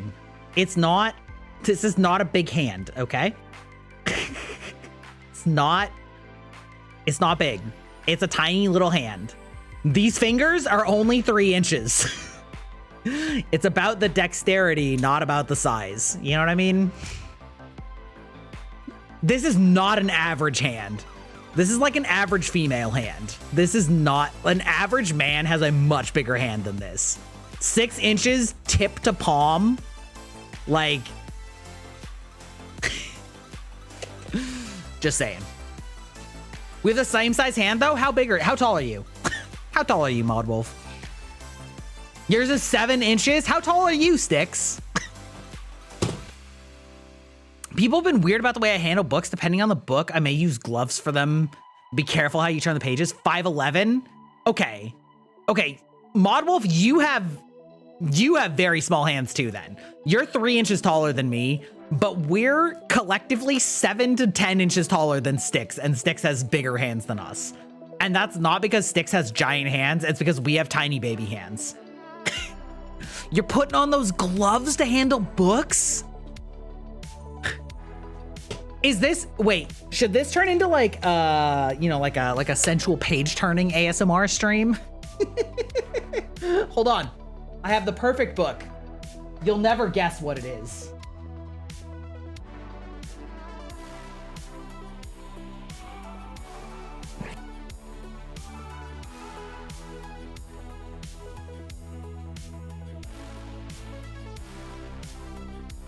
We have a beautiful leather-bound copy. What did you think it was, Styx? Listen, is this exactly what you think it is? Or were you thinking something fucked up? This is just purely on brand for me. This is a leather-bound, gold-trimmed edition.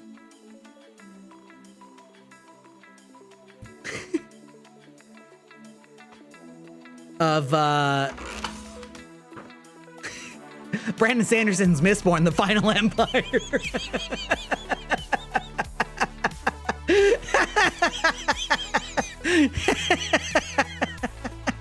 What did you think I was doing? I'm not, like, I thought this was obvious that I was gonna, of course, bring in Brandon Sanderson in some way, shape, or form. Look at behold this art. This is actually great art. These are great. I'm gonna hit the Dio Pose book. You knew it was. What's wrong with this? These are beautiful books, and I have them leather bound. And these are the ugliest of my leather bound books. See, that's a nice cover. This is one of the cover. These are all different cover images from different locales and different print releases. I think this is low-key my favorite one.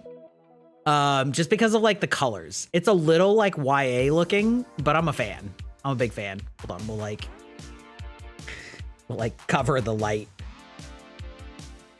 I know what books I want leather bound, not like this. That book is worth like 800 though. This one? This book isn't worth 800.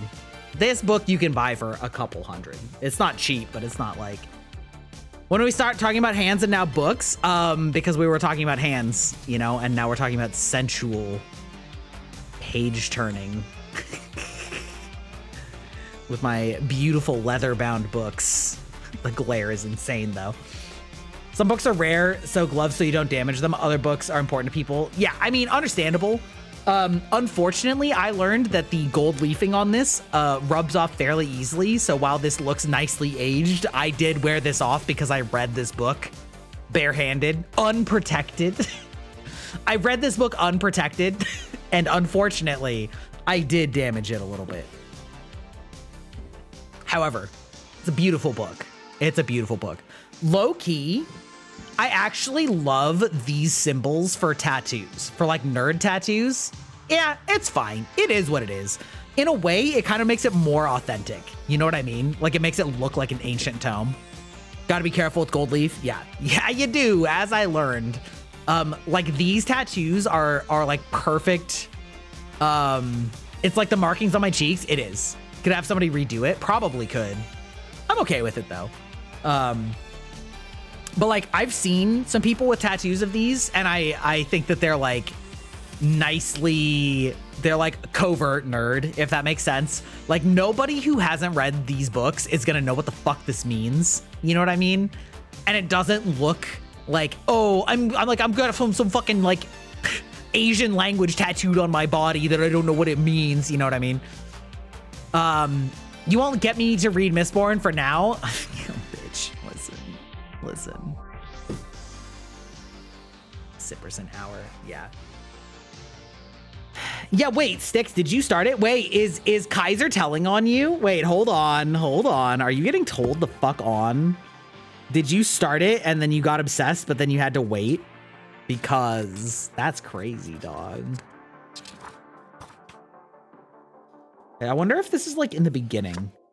There's a great chart for the Mistborn medals, and I don't remember where it is.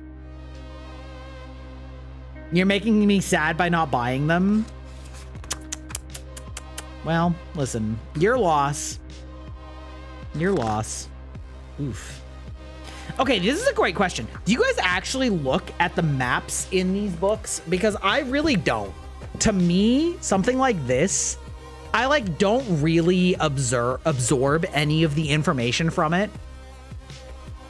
I don't really like absorb any of the information from it when I'm looking at it, even like maybe after I've read it, but looking at it beforehand, I'm like, I don't know what the fuck this means. Like, I don't care. So I never really look at it because like to me, it just doesn't matter that much. But it's funny because I know that one of my friends is like big into the maps so that he understands the relative scale of things and like where they are. And yeah, I find, oh, there it is. There it is. There it is, baby. Okay. So speaking of systems, I love this because this is categorizing all of the powers in the Mistborn system into various forms. It's so elegant because it's like each quadrant is one type of thing. And then within it, there's 2 pairs. And then within that, these are also paired. So it's like these are paired, and then like these are a kind of pair, and then all 4 of them fit into the same subcategory. It's like the most elegant fucking like magic system. I love it so much. It's like, if I remember correctly, it's like the outer ones are like external and the inner ones are internal. And then like there's like pushing and pulling. So like outer, like external pushing, external pulling, internal pushing, internal pulling. And then all of these would be like the physical. Oh, it actually says physical. Yeah, I guessed right. Physical. Yeah. Anyway, so like each of these corresponds to like a different thing, but they all like fit into this great like triple usage chart. I'm not gonna like harp on that too long because spoilers, but still.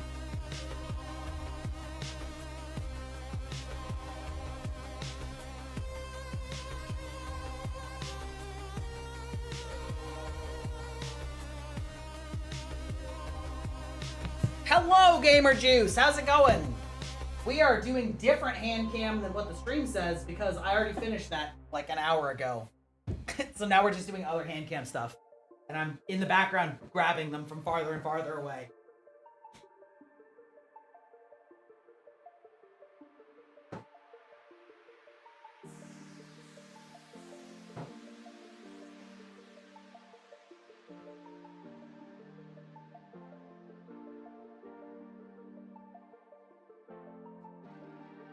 This is gonna be such a mess tomorrow. What section of the would it be in? I'm curious. I know Barnes and Noble next to me, so it's like another home. It would either be in fantasy or YA. Probably fantasy though, because not all of them are YA, so they probably grouped all of the Sanderson together. And I swear to God, if the next words out of your mouth are that way I know how to avoid it, I'm gonna fucking riot. Not YA, but not too much? Okay, then it would be fantasy. Yeah. Whoop. Now, listen, do I have a problem? Do I want you to say that? I don't want you to say that. Do I have a problem that I have all these in leatherbound and or hardback? Maybe, but I do really love them. Because look at the fucking art on this. Like, this is a lovely hardback. Okay, this is a lovely hardcover. Tress of the Emerald Sea. Tress of the Emerald Sea was a book that he came up with the concept in lockdown in 2020.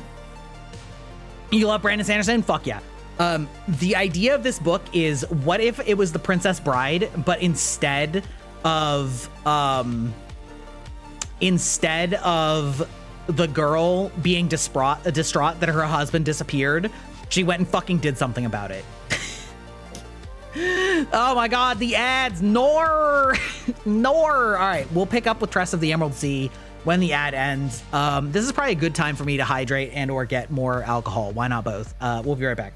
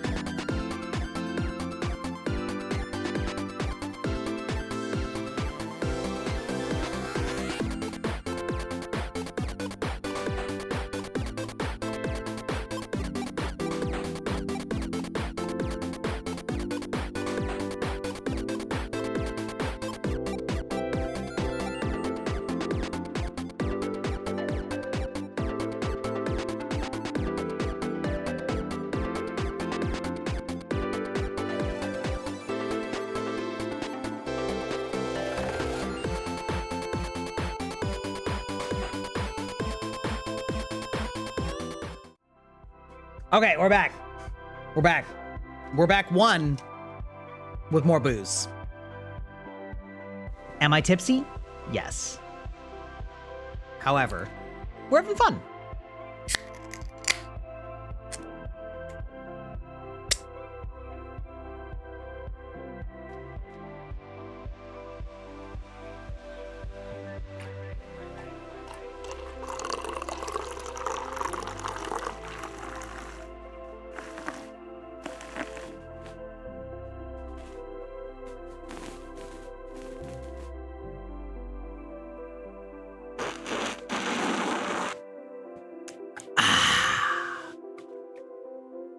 Okay, there we go.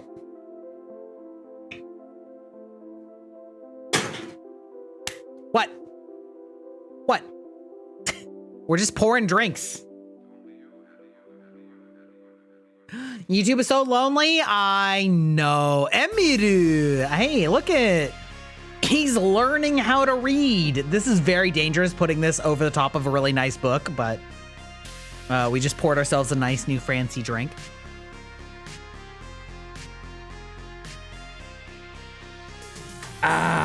Okay. Risky stream, it is. We're living our lives. All right. Trust of the Emerald Sea. The conceit of this is that Brandon Sanderson showed his family The Princess Bride for the first time. And basically his wife was like, yeah, I wish that like the woman was more of a character. And he's like, you know what? That's a great idea. So the conceit of this book is, what if we took the Princess Bride, but instead of the titular bride just sitting there doing nothing, she just went and fucking solved her own goddamn problem. So, you know, woman and man kind of in love, man gets hauled off, disappears, woman becomes a fucking pirate to solve the problem. It's a great book. Beautiful book. Love it. It's a good starting place in that there are a lot of references to the unified universe. However, they're not very important. So it's fine to start here because it's not like an important book. It's just a fun book. Very good. In typical Sanderson fashion, it's a very weird thing because the idea of this world is that they have very, very little water, because their seas are not made of water. Their seas are made of giant collections of fungal spores. And if those fungal spores get even a drop of water, they go crazy and do different things depending on what kind of spore they are. So the Emerald Sea is a specific sea of spores that basically turn into like super crazy, super rapidly evolving vines. She's fighting pirate VTubers because there's only 2. That's not true. There are more than 2 pirate VTubers. First of all, we've got K9 Kuro. He's got like a pirate model right now. We've got the upcoming Shikai, who technically is on hiatus. We've got the captain woman that I can't remember her name with purple hair. She's a pirate. I can think of at least like 5 pirate VTubers. Don't come at me with your pirate VTuber lore. Anyway, Trust of the Emerald Sea, beautiful book, really fun, a lot of fun. We are now a book rating stream. Deal with it. Okay. Maureen, of course. And Gale Galleon, yep, of course. Yeah, Maureen from Hololive. Yeah, the horny pirate. Okay.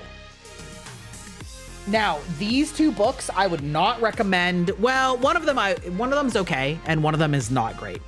Rather, I would say this is a good book, but you should not read it until you've read pretty much everything else Sanderson has. There's a book that you'd recommend to me. Have I read Outsiders? I have not. Oh, excuse me. Sorry, I got hiccups. This is a great book, but this should be like one of the last Cosmere books you read. However, one of the things that I love about this physical, like the actual physical aspect of this book, is that in addition to being beautiful, you know how a lot of books have, is there a playlist for my background music? I mean, I can tell you where I got it from. Like, I got it from copyright free music sort of type thing. It's music that I paid for, so I guess it's not copyright free, but there's only like 10 songs on it. I could probably like hook you up with it though. However, a lot of these books have, well, I'm answering a lot of different questions. A lot of these books have gold leaf. This is the first book I've ever seen that has like black leaf pages, which thematically fits really well into the setting of this, but also when paired with the black and gold of the cover is fucking fire. Like, is this not the coolest looking book? It's so good. Anyway, I would not, if you're looking for Sanderson recommendations, do not start with this. Absolutely under no circumstances start with this, but it's a beautiful book. Yeah. Beautiful book. Okay. Oh, I am observing you. Do I have Skyward? I don't have a hardback of Skyward, but I have read it. Get that Naruto back out. True. No, I have read Skyward. I did enjoy it. It's fun. It's definitely YA, but it's fun YA. I don't have the hardbacks for it. I just read it on my Kindle or on my Nook, whatever. Now, this book is probably a little bit better if you've read other Cosmere, but also is a good standalone. This is a beautiful book. This is Yumi and the Nightmare Painter.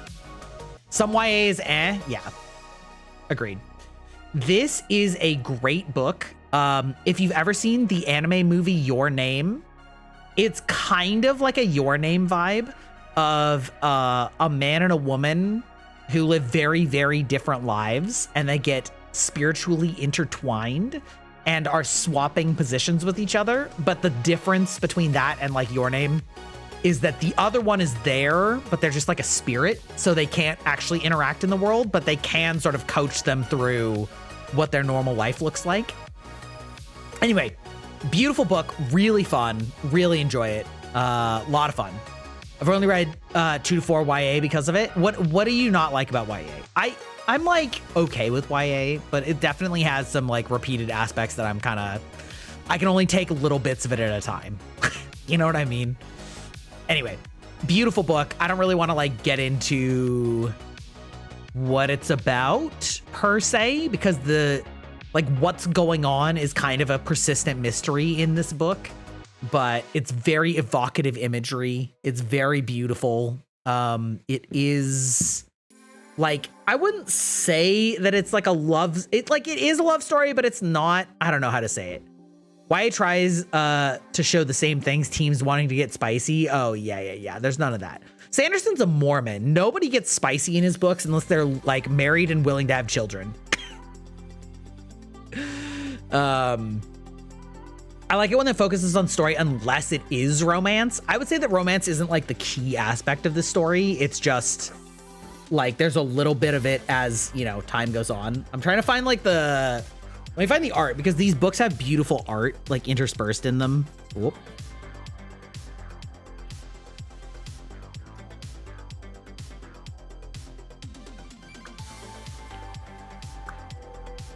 Anyway, good book. Again, very like standalone. You really don't need to have read anything else. The Inheritance games had a few scenes, but the main couple wasn't even my favorite. It was the older sibling. Oh, yeah. Fair enough. Yeah, I'm not a big fan of YA novels that do a lot of like love triangle bullshit. I just like could not care less.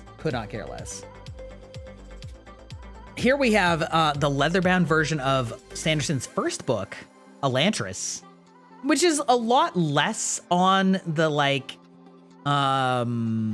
ornate side, but it is kind of cool because this one has like silver leafing. It's a little bit hard to tell, but this is like definitely silver rather than the pages, which are white. But the light is a little bit hard to tell. Anyway, pretty book. It's definitely like not a great Sanderson book, but it's fine. Like it's fine enough. Nice design though. This is that like, you know, Gry was a working adult and spent some adult money on these. So anyway.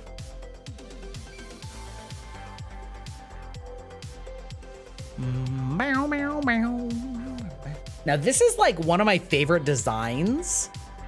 This is Warbreaker with a beautiful gold foil or a purple foil on it. This is like really eye-catching. I really like the aesthetic of this book. It's really pretty. It's really nice. Also has the gold foil pages, of course. But like the purple on this book, like, god damn. This is some shit. All right. This is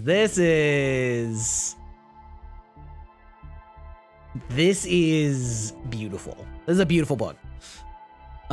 This is one of those books that like I also don't know if I would read first, but it is important to read before some certain other books, I would say. But it's a fun world. It's one of his less realized ones, I guess I would say. It's real pretty. Yeah, it's real pretty. Let me pull up some art in this bitch. Oh yeah, look at that. The first page. It's a full double page spread. Sheesh. Yeah. Whoop.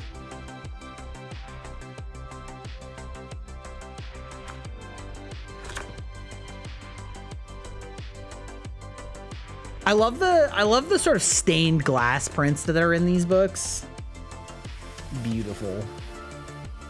It's good shit. Wall breaker. Anyway. Beautiful book as well. Again, it's probably one of my favorites aesthetically. All right, now we're getting on to his like big dick swinging series, the Stormlight Archive. And when I tell you, the Stormlight Archive books are so big that he had to make 2-volume hardcovers for each book because they literally can't hardbind one book. Okay. This is a series which is for like it's for like 14, 15, but the concepts are so dark. I mean, yeah, that's a lot of YA. Behold, book 1 of the Stormlight Archives. 2 full leather-bound books. I'll pull them out of here in just a second. These books are so dummy thick that they literally couldn't bind it into one book. Hold on. Okay. Okay. But the hardbounds? Oh my god. Oh my god. The blue and gold foil on these bitches. Oh. Oh, majestic.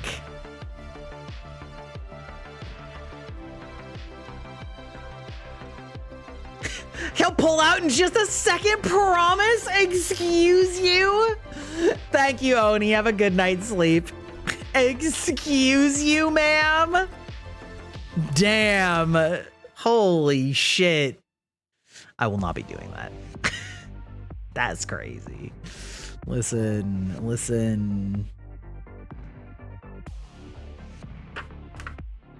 This is my domain, all right? All right, you've entered my domain expansion, if you know what I mean.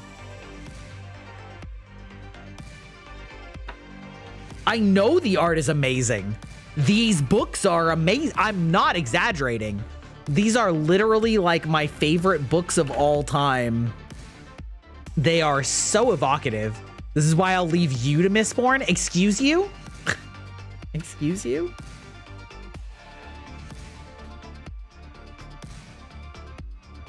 Ugh, beautiful. Beautiful. Sheesh. Look at this.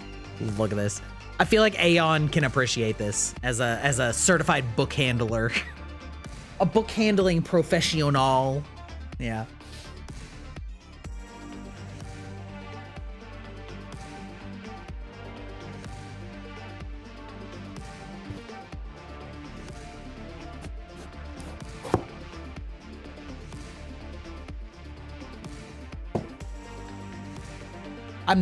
I'm not.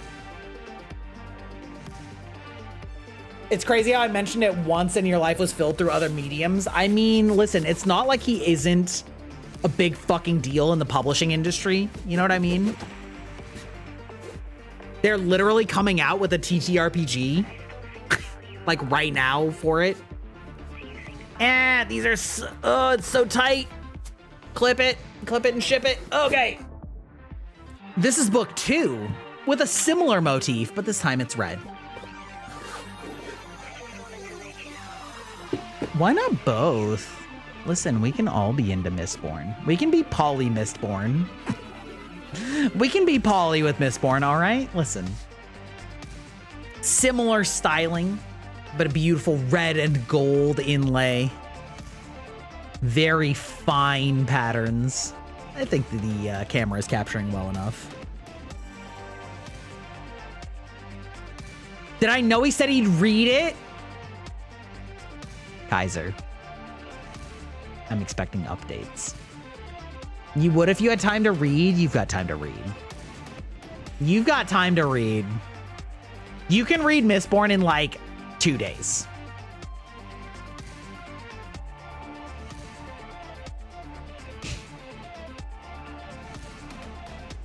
It's so good. It's so good. It's gonna become your entire personality. You have other things to do, like fight Margit. What if you listen to the audiobook while you fought Margit? What about that? I'm struggling with my microphone. It's in the way. It's a problem. You understand the sudden interest in engraving or embroidery requests? Yeah, that makes sense. How many pages for one? It depends. So these books are really long. The Stormlight Archives books are very long. These books are like 1,200 to 1,300 pages each, which is wildly long, but also completely fucking worth it, which is insane. But trust me, I'm spitting facts. However, Mistborn, I think, is like between 500 and 600 pages, depending on which book you're talking. Hold on.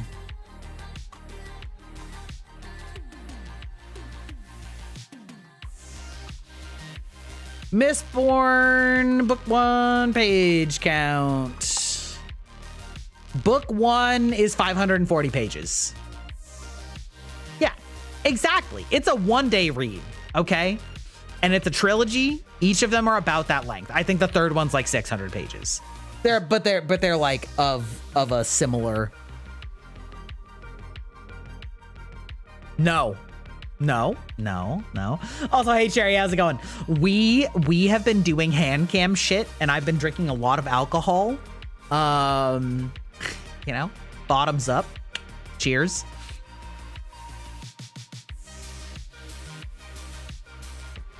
I love trilogies, but no, not yet. What if I told you it's one of the best trilogies I've ever read? The emotional gut punch is like, oof. Maybe I should start, maybe we should have a little wine. Hell yeah. Also, Cherry, if you ever want to like play Overwatch together, I'd be game. 2 support bros, living our best lives. Best trilogy you ever read was Inkworld. I haven't read that, so I can't comment. Yes, what a legend. Your streams are such a vibe, Cherry. Like, you have such fantastic presence. You're very like fun to listen to. You're always having fun. You got a really cute voice, great model. Like, you got it all going, Cherry. All right. Listen, you get me a little toasted, and it's all compliments all the time with no filter.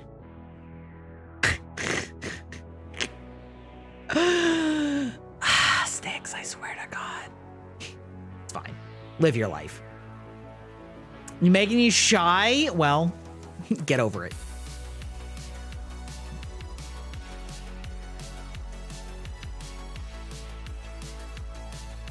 Honestly, like low-key, I low-key wondered if this isn't your like first account. She's too good, chat. She's too good.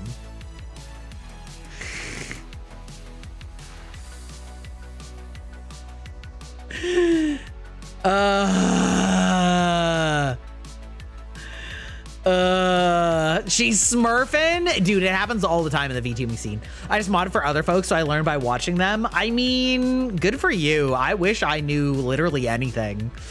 I'm like, I don't know, man. I don't know what the fuck I'm doing. It's worse because you live near a bookstore. Well, listen. I'm sure you can get a secondhand copy, Sticks. I'm sure you can get a secondhand copy. Come on now. Come on now.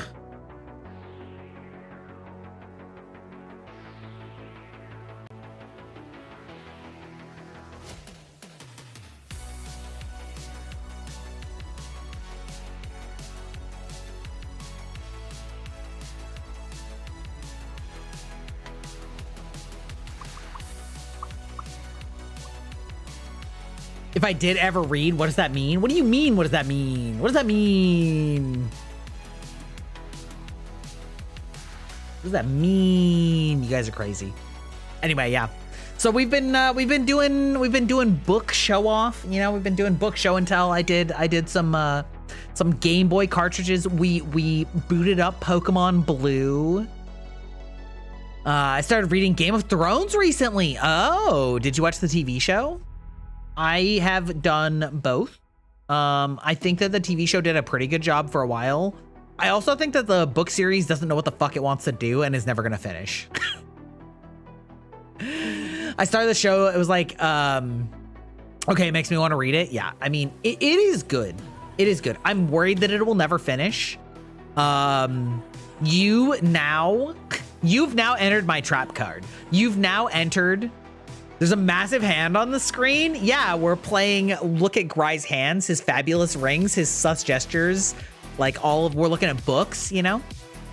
I haven't seen Mistborn in the Barnes & Noble, but I have not looked hard enough. Yeah, there's no way Mistborn isn't in Barnes & Noble because I go to Barnes & Noble all the time. It's absolutely there. 1000%. It is honestly like, it's been having a renaissance. But anyway, Cherry, you've entered my trap card because I am a simp for Brandon Sanderson. I'm ready. My head's about to bust. I'm about to bust. I love going to Barnes & Noble. Yeah. We are Brandon Sanderson simps here. Yeah. Don't worry about the model. It's fine.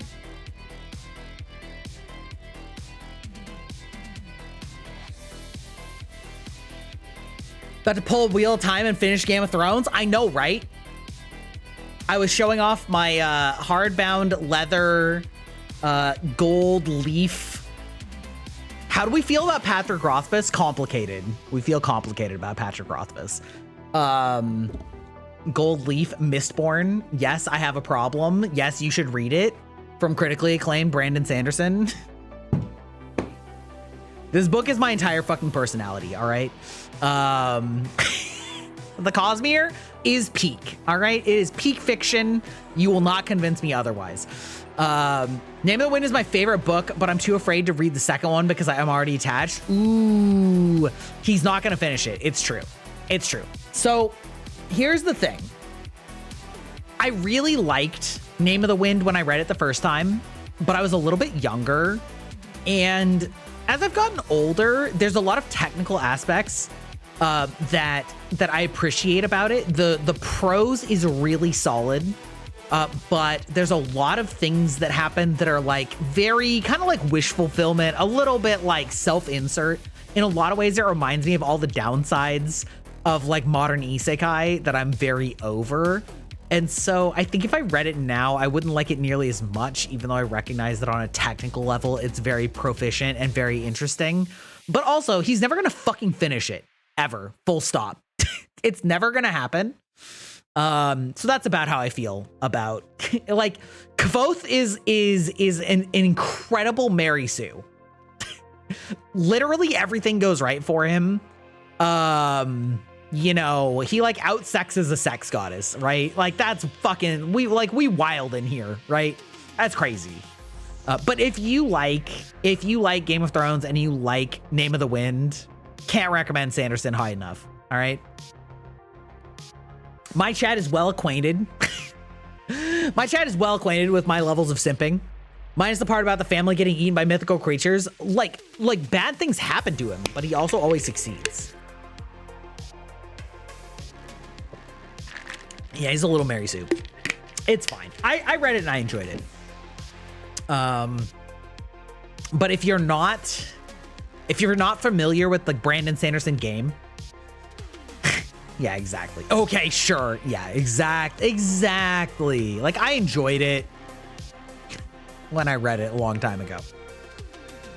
I mean, there's been several series that I've read a long time ago that now that I'm older, I've reread and I'm like, ooh, I don't know about that. I don't know about that, Chief. But yeah, like Sanderson's main thing is that he wrote a bunch of books that are in the same universe, but they're all on different planets from each other. And so they're all like mostly self-contained stories, but there's all like these little teeny references. It's so fun when I can actually talk with my hands because I'm so used to not being able to. There's these little teeny references that cross over between the different series. And like the more that you read, the more you understand the crossovers.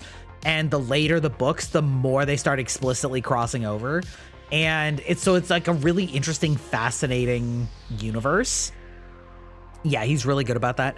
He's also very good at coming up with very, very, very unique, interesting magic systems and worlds that are evolutions of those magic systems. And like, I have literally never read a fantasy book with a magic system even close to any of the Sanderson books, which is in its own way just like refreshing by default. So I won't say that there's like no flaws, right? There's obvious flaws. I can talk about like criticisms, but it's also so unique that like it's a big fun. I think people recommend starting with Wave Kings. I would not start with Wave Kings.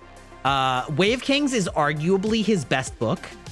Wave Kings or Words of Radiance, which is the sequel, which obviously you would have to start with Wave Kings before Words of Radiance. My personal recommendation is to start with the Mistborn trilogy because it's kind of the perfect level of, it's not too long to be unapproachable, and it's not like, it's a very good self-contained trilogy that will introduce you to sort of like the way that he writes. I can't fucking tell you enough, okay? Also, my TikTok recommendations, like we're all on the Brandon Sanderson train right now, all right? But I would say the Mistborn trilogy because it's the most approachable and it's the least heavy investment. And it's like the most, it's like sort of the best all-rounder, right? There are other standalone books that are also good, Elantris, Warbreaker, etc. But Mistborn is like sort of the best complete story. And it's the most approachable, where each book is like 500 to 600 pages, whereas Stormlight Archives is 5 books that are each 12 to 1300 pages long, and the story is only half done after 5 books, meaning there are 7,000 pages of Stormlight Archives, and it's not done yet. It got to a major conclusion point at the halfway point, but like, I would not recommend starting there. It is probably like better written. It's better written, but I wouldn't start there. I would like ease into the concepts and like the general idea of how Sanderson writes with Mistborn. That's like my main, I would argue with that. And that's also like his recommendation is to start with Mistborn because that's sort of the easiest all-rounder entry point. From there, you've got a lot of flexibility.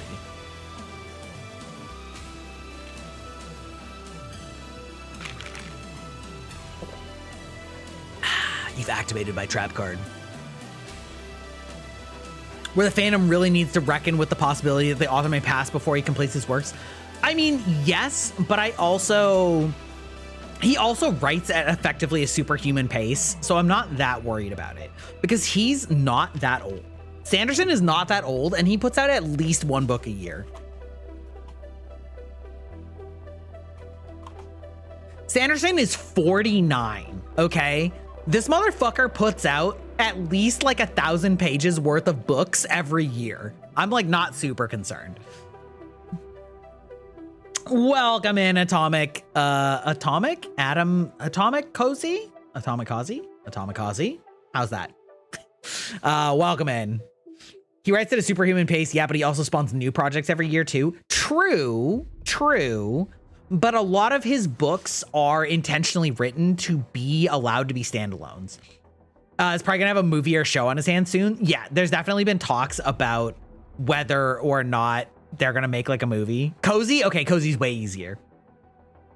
Cozy's way easier. The thing is, he has a lot of series, but a lot of them are sort of self-contained one-off books by design. I hope he doesn't pull a George R.R. Martin, get sucked into shows and forget about the books. See, that's what I'm not concerned about that. I think that he has a much better plan and like overall vision of where things are going than Martin or Rothfuss does. You see, George R.R. Martin is publishing that book about the Starks? No, no, I didn't. No, I didn't. Yeah, like I'm really not worried about it unless he dies of like a heart attack or something like that, which can always happen, of course. But I'm not worried about him like getting distracted, because I think that he is very cognizant of which series are his main series, and his two main series are Stormlight and Mistborn. So Stormlight is a 10-book series divided into 2 halves of 5. He's finished the first 5 that are sort of his like main, biggest, most important story. And oh, we're getting a little bit of lag here. Hold on. Hold on. Chill. VTube Studio, figure your shit out. All right, there we go. Mistborn, his idea is that there is going to be several Mistborn series, each for a different era of relative human history. So the first Mistborn takes place in sort of a fantasy setting that doesn't really have a time era because of post-apocalyptic things that have happened. Mistborn Era 2 is like late 1800s. That's finished. So he's done Mistborn Era 1. Era 2 is 1800s. Era 3 is what he's coming out with next, which is like 1970s, 1980s era. So like the technology is progressing pretty rapidly in the Mistborn series because he's jumping like several hundred years at a time. So he's about to start on the 3rd era, and then the 4th era of Mistborn is sci-fi, right? So he wants to go basically from like medieval, like cowboy era, somewhat present day sci-fi. And so he's already done 2 of them, and he's now working on the 3rd out of 4. So he like very clearly has an idea of where he's going. Do I love gaming history too much? I don't know. It depends. I've lived through a lot of history. All right. As an ancient creature, I want you to understand, I was here when the codes were written. Cheers. Anyway, so I'm not like terribly concerned. It's not wine, it is berry hard cider. Looks like a redeem didn't work. What was the redeem? Wait.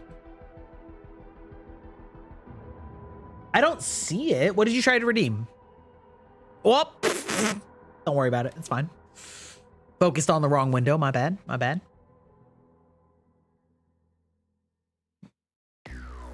Oh, it was Hex? Wait, hello? Wait, hold on. Let me, hello? / say, hello? Hello? Hello? Tell me a joke about diabetes, because I'm a diabetic. Why did the diabetic get kicked out of the bakery? Because they kept trying to sugarcoat everything. But don't worry, at least they still have a sweet personality. Though I'd recommend turning that down a notch. Barker. That wasn't very good, Hex. Well, my apologies. If you want to put what your question was in chat, I will ask it directly because I have the master controls. But I did not see it try to get redeemed. Twitch? No, wait, it's gonna be history, right? Oh, it's kind of like, I do see it's being a little bit of a butt. Being a little bit of a butt. Let me restart that real quick. Exit. We'll just reboot this hoe. Listen, she's a little tired. It's been 5 hours. It's been 5 hours. Let me see if I can compensate you for your redemption. Anyway, so now you've heard me rant about Brandon Sanderson for 20 minutes. Let's see. 2 days ago. Wait, why are these all complete? Okay, where are we now? 2 days ago. 3 minutes ago. We're rejecting that one. There we go. You should have your points back. All right, my bad. I don't know. I don't have a plan. I don't have a plan, man. You should be able to have your points back and ask Hex again. Hopefully it'll work this time. It's been running for quite a long time, so.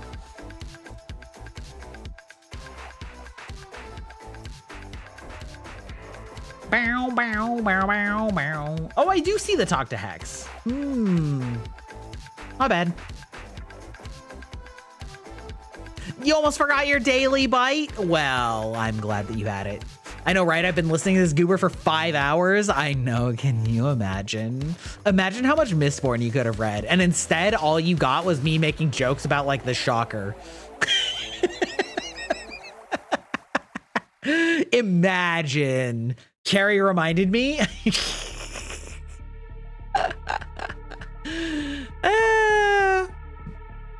You'd rather hear me? Wait, you'd rather hear me what? You love the shocker?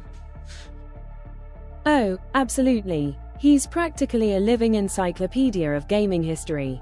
It's adorable, really. Like watching a grandpa reminisce about the good old days while the rest of us are trying to live in the present. Bless his gamer heart, Barker. Amazing. This bitch even knows I'm old. Baka. Yeah, I did program her to be mean, so if you ask her to be nice to you, she won't. You've been forewarned. But if she's talking about me, she's gonna be extra mean. All right, that's how it be. All right. You've been warned. I did have a problem where it accidentally was responding to anytime somebody subscribed. So somebody was subscribed to me and she was like, oh, trying to get my attention with money, are you? Too bad. It won't help you, you sad, pathetic creature. Baka. And I was like, you fucking bitch. Don't be mean to the people spending money. I hate you. I used to be a yap god. No, I don't think I'm a yap god. I don't know, man. People that are like good at yapping, they're powerful. No. I turned it off.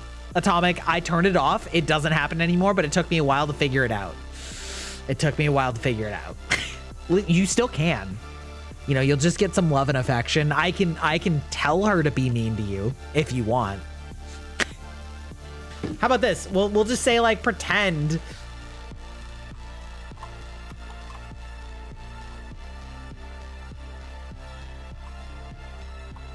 Let's see what she says when I say that. Oh, look, another poor soul subscribing to this madness. Welcome, Atomic Aussie 43. Hope you're ready for a wild ride filled with sarcasm and roasts. Buckle up, because I don't hold back. Barker. See, that wasn't too mean. That was just like, I don't know. I don't think that you know what you're in for. You know, but like, you know what? It's fine. It's fine. I'm Australian. I know. I heard that. We love the Australians. If I make an insulting Australian accent, well, deal with it. I'm just Your gonna do it. Your existence is like a Wi-Fi signal in a basement, weak and hardly worth mentioning. But hey, at least you're consistent in being the most boring thing I've encountered today. Congratulations on that achievement, darling. Barker. Oh, wow, Greyback. Please, he's practically begging for it. With that gaming wisdom, he should start charging for advice, at a discount, of course. No one wants to pay full price for outdated knowledge. Sorry, Gree, but you're ancient. Barker. This fucking bitch, she knows. Got such a dick character they knew your goal was getting the Wonder Stone to cure illnesses, but the moment you said you couldn't cure them due to limited power, they stole the stone from you. Oh my god, amazing. If I spoke in an Aussie accent, I'd sound like an Aussie guys and Stray Kids. Oh my god, yeah. You have Australian wildlife and Niels the seal. What the fuck is Niels the seal?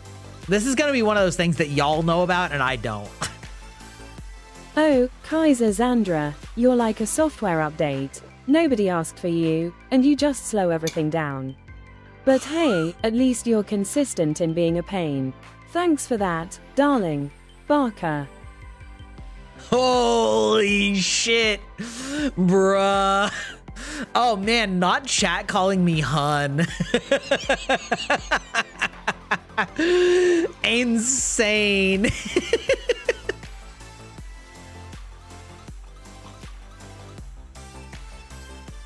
Southern elephant seal living in Tasmania. Okay. Oh, easy. Greyback was Okay, once fair good enough. at pretending he knew how to play games, but over time, it's devolved into a masterclass of epic fails. Watching him play is like witnessing a train wreck in slow motion. Can't look away. Barker. That sounds right. That's right. She knows me. She's got me pegged, if you know what I mean.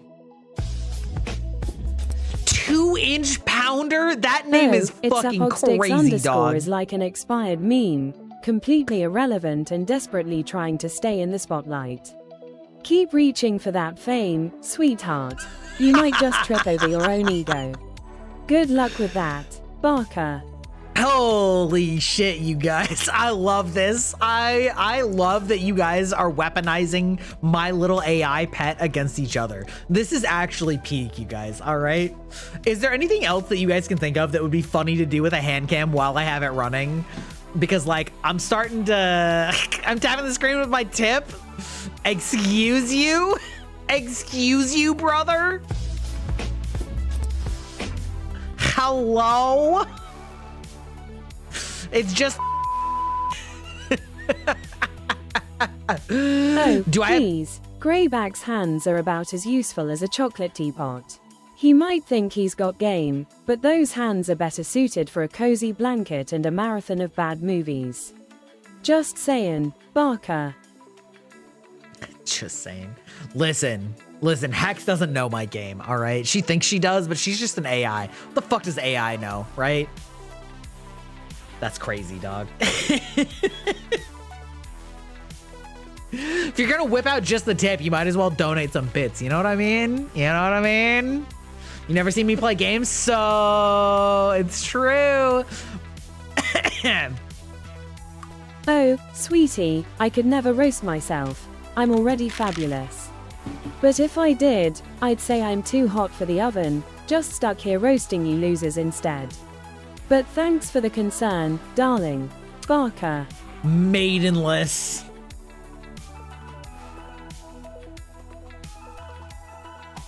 No bitches.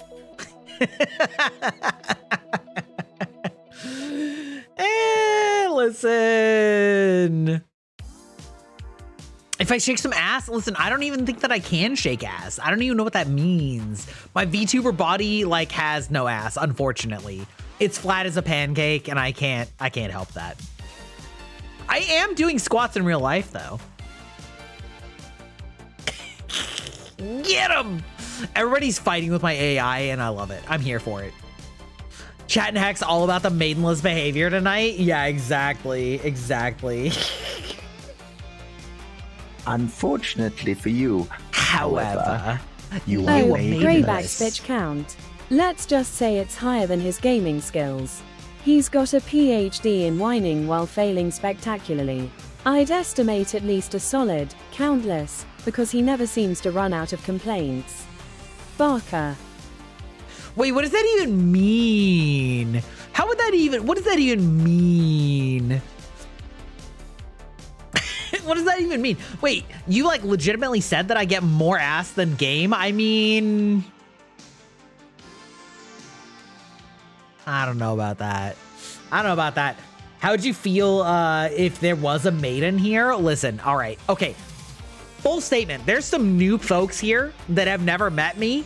I'm gonna submit Exhibit A, okay? Your mans is married. I know it's confusing. Everybody thinks I'm gay. I'm not.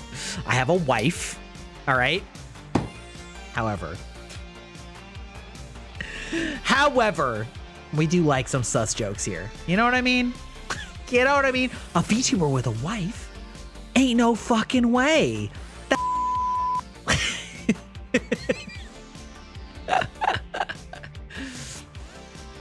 Kaiser's being mean. I don't know. I feel like you guys were both being mean to each other. You guys deserve it. You guys deserve each other. All right. I have a science wife. It's true. It's true. Mrs. Gry has a degree in physics. It's crazy. 69. It's a great number. Not gonna lie. It's fun. It's fun. It's not the best, but it's not the worst. You know what I mean?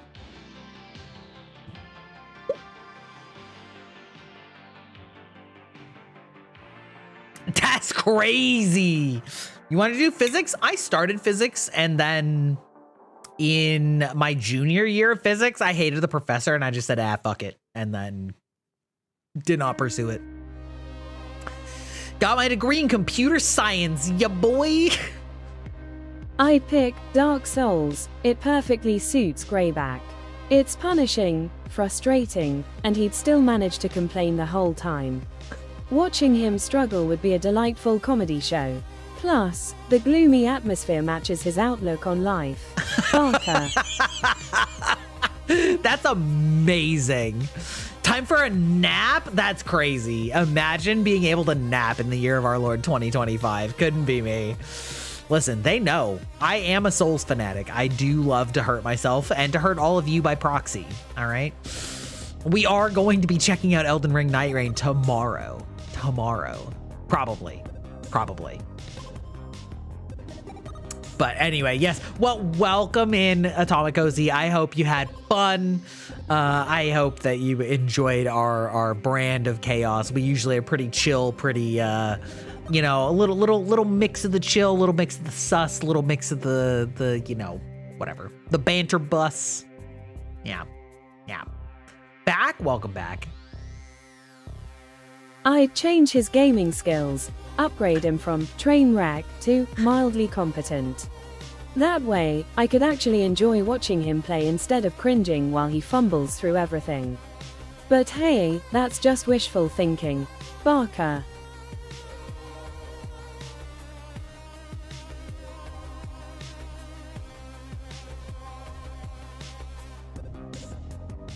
Anyway, we banned that guy. We really don't need people talking about how hard their dicks are for me and how much they want to fuck me.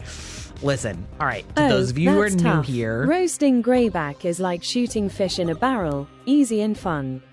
But roasting you loses. It's like a buffet of mediocrity. I guess I'll go for Gree. At least he has a sense of humor. Barker. Holy shit, you guys got double roasted. All right, those of you who are new here, some light sussy banter, fun.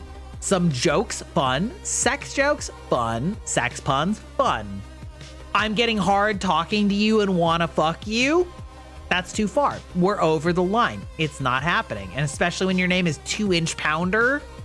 I gave them a benefit of the doubt, like briefly, but like, they're out of here. That's too much. That's too much. You know what I mean? That's too much. This is better. No, but yeah, nah, get out of here. Sorry, bruh. It's not happening. Everybody in chat, how's Gry's cooking capability? Oh, Greyback's shit. cooking skills. Let's just say his food resembles a science experiment gone wrong. If culinary disasters had a face, it would be his. You might want to avoid his kitchen, unless you enjoy your meals with a side of regret. Barker. That's fucked up and a lie. Okay, hold on. I feel like I feel the need to redeem myself. Hold on though. I need to find like an image. I know how to cook great, okay? I have made ramen from scratch, and I don't mean like cup noodle ramen. I mean like full on, actual full broth, full noodles, full like the whole fucking shebang like they make in a restaurant, okay? I know how to make cup ramen. I know how to make ramen from scratch. I know how to make I cook a mean steak. I know how to make let's see, pork chashu. I know how to make General Tso's chicken from scratch. All right, listen. I will take no slander from this bitch AI that don't know shit. The cookies. Okay, the cookies were kind of fucked up. I won't lie on that one. That was listen. Listen.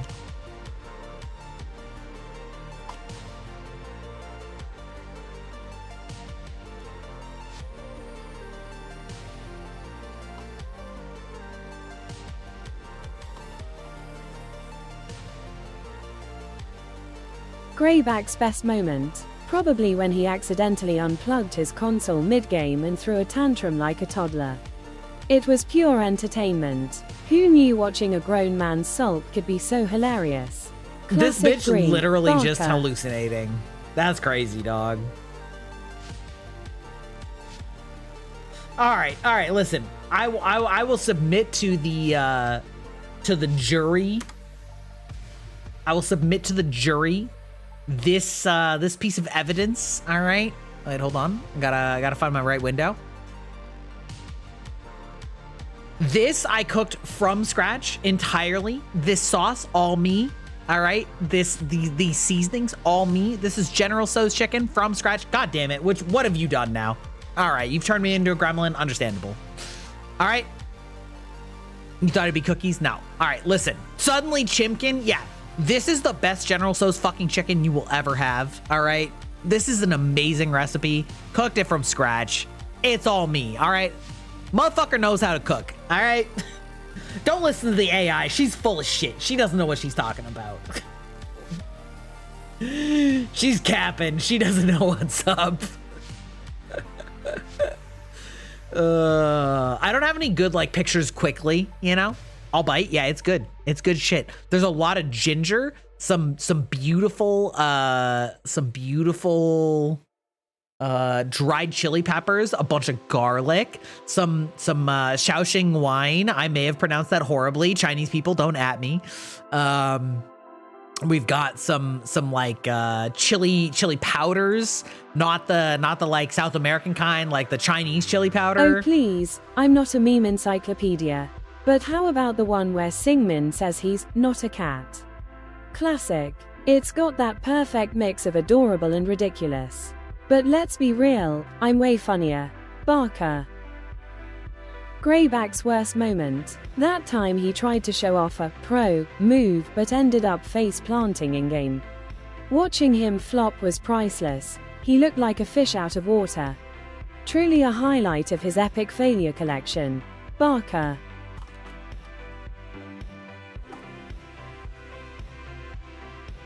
Oh, sweetie, calling me a bitch is like pointing out the sky is blue. It's just so obvious. But hey, at least I'm a fabulous one, serving up sass while you wallow in mediocrity. Keep trying, darling. Barker. I mean, at least she admits it. You know what? At least she admits it. That's, you know, there are worse things in life. All right. She'd be crazy. Unfortunately, you have to pay for it. So this is a benefit reserved for VIPs and subscribers to do it with a text command. However, it's only a couple hundred channel points. So with some channel points, you can do it using the command. But you know, it's free for the longer term, the lifers, if you will. The lifers have the powers to spam this bitch as needed. You know.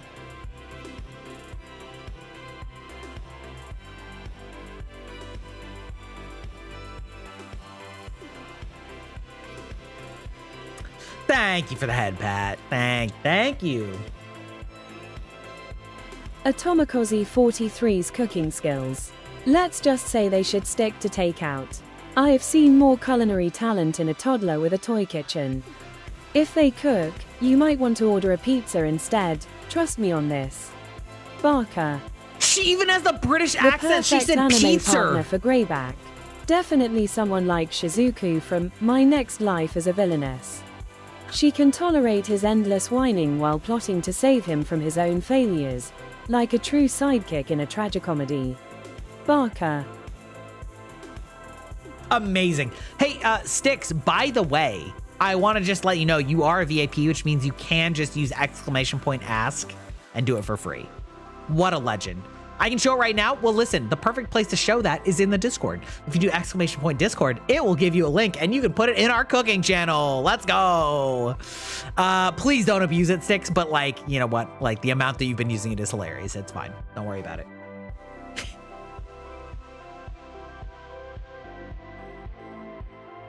You're already in the Discord? Perfect. We'll put it in the food channel. Ha! Ha! Got him. Got him. Easy clap. All right. When the ad break starts, I'm going to go be the best vtuber that ever was. Also, the final hand cam thing is that, you know, my Oshi. Look at that!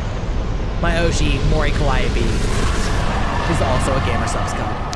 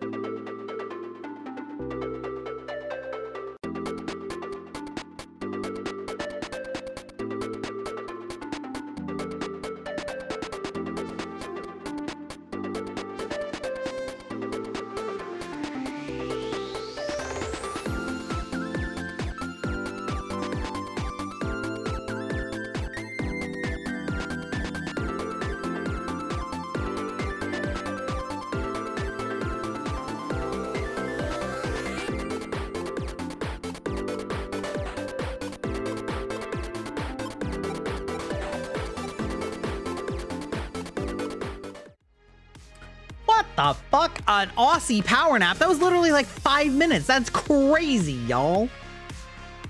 All right, we're gonna get the dual. You get to see it and hear it at the same time. Dual casting.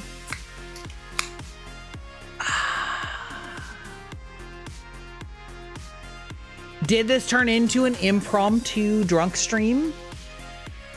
Yes. But we love it.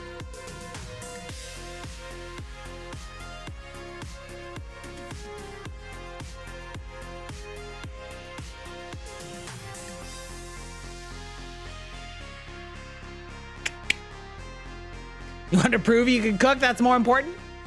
Which is in the Discord. Let's go. Welcome in. Welcome in. No Gremlin Monster. Wait, Gremlin Monster should work. Oh. Wait, hello? That should work. My bad, my bad. Hold on. I have something for this. Hold on. Let me check. Okay, my bad, my bad. I will refund you for those. My bad. There should be somewhere that like at least pins them on my head.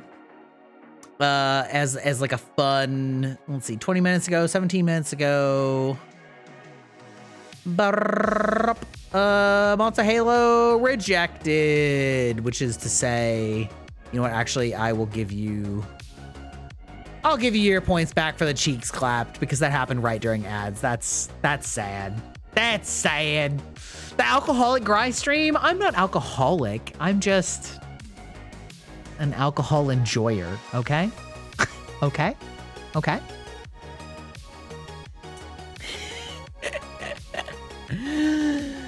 Alcohol is good. Exactly. Those of you who are new here, by the way, I have been talking about how I am in the process of doing a 2.0. We are actually having a redesign in the future, near question mark future, wherein we are keeping some of the same design concepts, but leaning more towards the vampire aesthetic with digital concepts. So, you know what? Y'all can have a little teaser because I'm drunk and I've already shown it off anyway. So who fucking cares? This is the general design for Gry 2.0. Ooh. Hopefully you all like it. I think it's cooking like fucking gas. I really like it. I am very excited about the new model.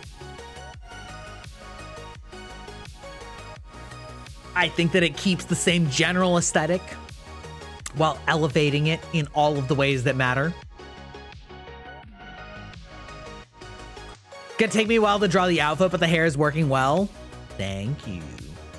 RGB light? You're goddamn right we have RGBs. We have RGBs up on this fucking face, brother. Or sister. Yeah. Yeah, we got RGBs on the face. I do think that I'm going to keep the eyeliner is gonna stay magenta, I think, and then it will bleed into the RGB effect. Yeah, big fan. We're cooking. I have the artist lined up. Made me so happy because of the hands.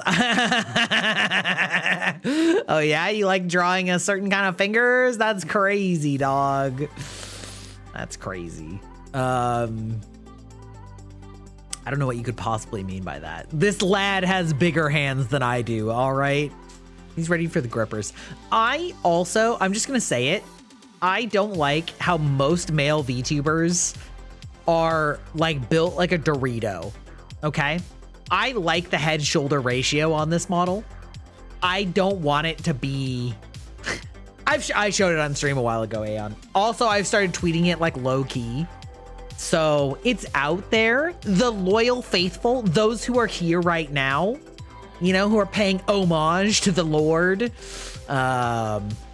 You know, you can see it right now. It's fine. Check on the window after I see a Tron vampire. That's me. That's me. That's my 2.0 that we're working on right now. Model art should start in June. Model rigging hopefully in July or August or somewhere thereabouts.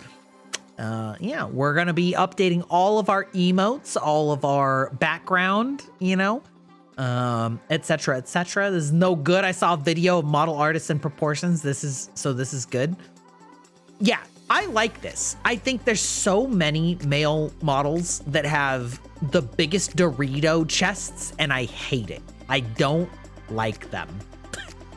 I like reasonable proportions for everyone, okay? Listen, I like my big booba waifus as much as anybody, but there's a point where you're Honestly, like... I doubt it.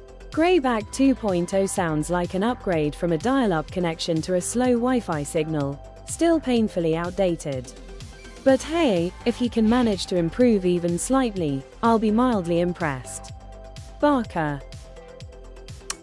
You're confused by what I meant by I said big Dorito chest. It's like, okay, bye-bye, good night, Oni. What I mean is like,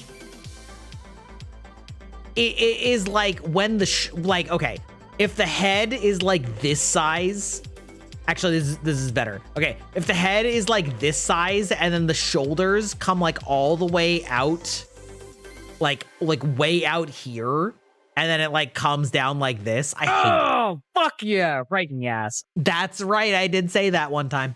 I don't like where their torso is like this fucking wide and their head is like this big. I hate it. I hate it. Live your best life, King. Do whatever you want to do. All right. I don't like that proportion. I like just like standard proportion, but it's a Dorito because it's like super wide and then it comes to a point, right? And then they got no fucking legs because apparently men can't have legs. All right, listen. In real life, ya boy, I got dummy thick calves and dummy thick quads from playing soccer for like 15 years as a defender. Yeah. Yeah. The whole bottle should match? Yeah, I tend to agree. I tend to agree. Invicta? I don't recognize that. Wait, hold on. Used to be a jogger, you got the legs of a kangaroo? Fuck yeah, good for you. Yeah, I didn't skip leg day. Invicta VTuber. Yeah, male hourglass, that's fine too. That's fine too. Even Invicta's not like that bad. Oh, some of them are. Just kidding. I saw some more of them. Okay. Yeah. I don't like the Dorito body. It's just not, it's not a thing for me, right? Same thing with the booba, right? Listen, we like all shapes and sizes, but at a certain point, them booba's so big, it's actually like a problem. It's actually a problem. You know what I mean? I don't know. I like the range of human possibility. I know, it's a hot take, right? It's a hot take in the anime community. Body gotta match? Yeah. Like, okay, for example, I think Hololive does a really good job. Like, there is a wide range of booba. There's like, flat is justice. There's some medium is premium. And then there's some like sugoi opai, right? But none of them are so big that it's like insane. There's definitely like big, right? There's definitely big. No pretending otherwise. But listen, right? Even the biggest ones aren't like crazy anime giant titty big. You know what I mean? This is a weird looking game. It's just a hand. Listen, the temptation to just make like fingering gestures when I'm like just doing the hands it's so intense. What is my favorite booba size? Greyback probably dreams of seized cups. Big enough to catch his attention, but not so big they overshadow his gaming failures. He's definitely the type to appreciate a good booba size while still being a total nerd. Barker. You know what? Honestly, that's not bad. That's not a bad answer, okay? Okay, listen. First of all, anything much more than a handful is a waste, and I've got small hands, okay? So it's fine. But like, okay. Oh God, this is like three different discussions all at once, all right? Let me put it this way. I have big opai trauma, so I stay away. Wait, what do you mean you have big opai trauma? Aeon, I need you to elaborate. I need you to elaborate right now what you mean by that statement. I saw a streamer raid someone because of the screen was covered by booba. Legitimately, booba redeemed half the stream. Stop making cliffhanger comments. I mean, yeah, you got to finish it. You know, you got to finish what you started, Aeon. Listen, what I will say is like, big boobs, like, and when I say big, I mean like normal human mortal woman boobs, not anime big. You know what I mean? Like regular human woman will catch my attention, right? But all boobs are good boobs. The full stop. Like, it's all human women It's great. I will definitely notice somebody that's got like them double D's. You know what I mean? The double D's nuts. But like a woman that has an athletic build and is like, you know, like maybe slimmer, trimmer, that's fine. That's all fine. That's great. Medium is premium. That's great. Right? You got some big, some sugoi opai. Also great. These are all great. I will catch on like the big standouts, right? But it's all fine. It's all good. Like, we love sporty women. We love cute women. We love dress to the nines women. We love, you know what I mean? We love the hourglass. Like, all of it's all good. It's all fine. It's all fine. I'm not gonna pretend that I don't see somebody that's got like you know, some Calliope Mori, some Oro crony. I'm not gonna pretend I don't see Oro cronies. You know what I mean? But like, it's fine. It's all fine. Wait, okay, wait. Did I see the news 12 years ago where a woman's ego was unsustainable? She went to get ZZZ size breasts. Okay, that is like disturbing. That like bothers me. I'm small and people like to feed or touch me. This is a problem when tall ladies are really stacked up top, randomly smother me in hugs. The height means I get trapped in their chest and I suffocate. God, I wish that was me. I'm sure that's a very serious issue for you, Aeon, but like,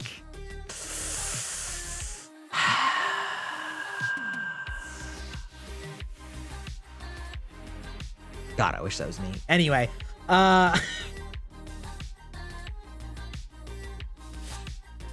wouldn't mind the hugs nearly as much as they bother to ask, and also make sure I wouldn't. Okay, listen, consensual suffocation is key. Okay. I think this should be obvious. Consent is king. Consensual booba suffocation, great. Non-consensual, it's not great. I did not consent? Yeah, okay, fair enough. See, that's totally different. Totally different. When will I meet a man with a 185 centimeter chest? Not today. Not today, brother, sister, whatever. It was literally double D cup booba, and I will never envy her. The fact that she does roller derby is too amazing. Okay. Also, this is okay. You know what? Listen, I'm drunk enough that we're getting ranting into booba sizing. All right. We're gonna cheers chat. All right. This is what you get. This is Grybach Unleashed. All right. Also, as a side note, I was wondering if anybody wanted me to make a Twitter account that was like truly unhinged.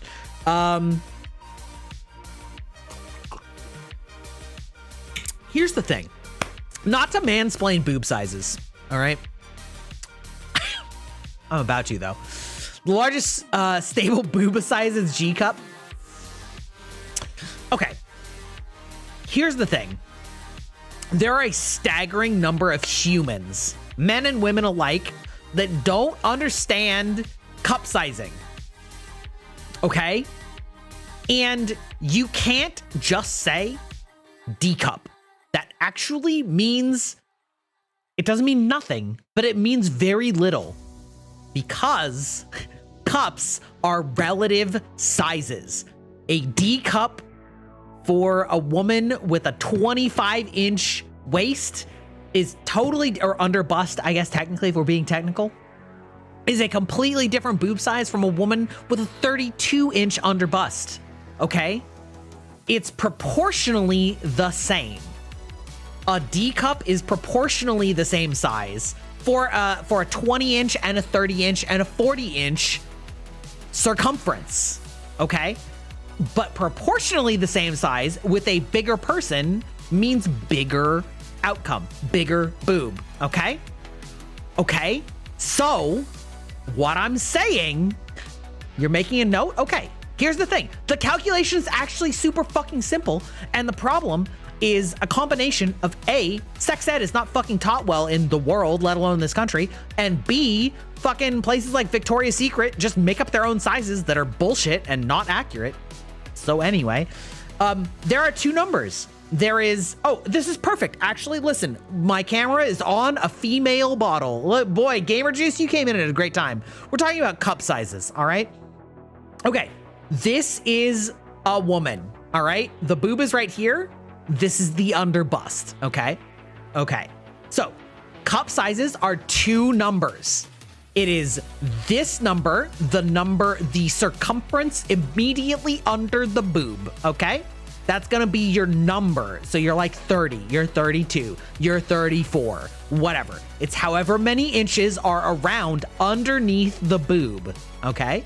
And then you measure across the boob all the way around and see what that number is. So say you get a 32 under bust and a 36 across the bust. The difference between 36 and 32 is 4, and every inch is 1 cup size. That is the formula. It's not complicated. You take measurement circumference around the boob at their biggest point, and you take measurement circumference right underneath the boob at their point, okay? And you subtract them, and that's the cup. That's it. It's not that crazy, but it means that somebody who has a much bigger waist circumference, you know, a 30 versus a 36, the boobs will be bigger. For a 36D has much larger boob in terms of pure volume. You know, we're getting that grip there. In terms of pure volume, the boob is bigger, but proportionally, they are the same size relative to the size of the body. That's what it means. And so when somebody says like, I have double D cups, if you're a fucking like tiny, like Asian woman that's got like a 20-inch fucking circumference or some shit, or like a 24, I don't know, like proportionally, they'll be the same size as somebody that's scaled way up to like a 36-inch waist. But like pure volume wise, it'll be smaller. It'll be smaller. It's not that complicated. You can't just say D. I mean, you can, but it doesn't mean the same thing. Okay. Okay. I knew this before I was married. All right. I just did the fucking research. It's not complicated, but like, it hurts me. It hurts me that women don't know this. And it hurts me that men don't know this also. Okay. But it especially hurts me that women aren't taught this because it's not that complicated. And that's where you get things where there's something called a sister size, where it's for the same volume of boob, but it's a different measurement. Boomer. Yeah, you're right. Okay. So like, for example, one band size up and one boob size down will fit pretty close. It's what they call like a sister size. So like a 32C will and a 30D are basically the same volume of boob because it's like one went down and one went up, and so it's like neutral, right? The boob is the same, right? And I'm actually still wearing a bra a few sizes too small because good bras are expensive. True. Don't even get me started on that. That's fucked up. All right. But like, there's so many women that are like, I didn't realize that I was a D all this time. Right. And that's because they had the wrong band size. And so if they had the wrong band size, but like if they had like too big of a band size and then a low cup size, then when they get the correct band size, the cup size will go up, assuming that it was like the proper fit. And that's how you get like these situations. And yeah, exactly. Similarly, like women that gain or lose a lot of weight. I had this discussion with a woman friend of mine who's a great friend. And I was like explaining the math. I was like, it's not that complicated, but here's how you calculate it. And that means like if you lose a bunch of weight, but your boobs stay the same size, your cup size will go up because if the weight came off of your torso, then your cup size went up because even though your boobs stayed the same physical size relative to your waist size, they went up. Therefore, your cup size went up. That's it. That's it. It's like, it's not. Again, mansplaining women's bodies, but like, listen. Listen, it's fucked up. I hate it. I hate that women aren't taught these things, and I hate that men aren't taught these things. It's not difficult. It's not actually sexual. It's just fucking facts, okay? It's not crazy. And I know, I mean, like, I know that I'm not like really mansplaining, but like if you like, I mean, I think a lot of women would be like, oh, you're explaining how my body works to me. And I'm like, I mean, I'm not, but like, women are never taught. Exactly. And a lot of women in workshop cry depressingly regular basis because they never had a proper fitting. Exactly. Like, it's so depressing. It is so depressing that like you like women are just never taught that. I hate it. I hate it. I mean, like the whole, it's wild. Anyway, and so like bringing it back, it's like such a pet peeve when people are like, oh, them double D's. I'm like, I mean, sure, if you're talking like body proportion, sure, you know, right, sure. Like double D's are the same proportionate, right? A small woman with double D's has like large boobs relative to their waist, and a large woman with double D's has large boob relative to their waist. But a large woman with double D's, they're gonna be like smother you to death D's. You know what I mean? Yeah, you came in at the perfect time. Listen, I'm sauced up, and this is what drunk Gry gets onto, okay? We're talking about the societal ills of the human body, all right? Okay, listen, okay. Pants are bullshit, all right? Pants are bullshit. Pants are bullshit. Women's pants suck. All right? Women's pants are bullshit because unlike your bra sizes, which follow completely standard, reasonable math, okay? It's one number and another number minus gives you a thing, right? Every 1 inch in difference is a cup size. Easy. That's super simple. It's like a little complicated, but it's really simple once you understand it. But pants, oh, don't even get me started on pockets. All right. Okay. But pants, women's pant sizes are just made up. All right. I'm talking about Brandon Sanderson fantasy worlds. You want to hear about fantasy worlds? It's women's fucking pants. All right.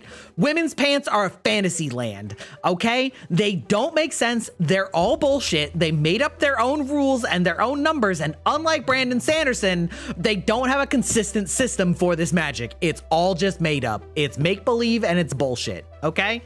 So men's pants make sense. Men's pants, you have two numbers. You have waist size and you have pants length. That's literally it.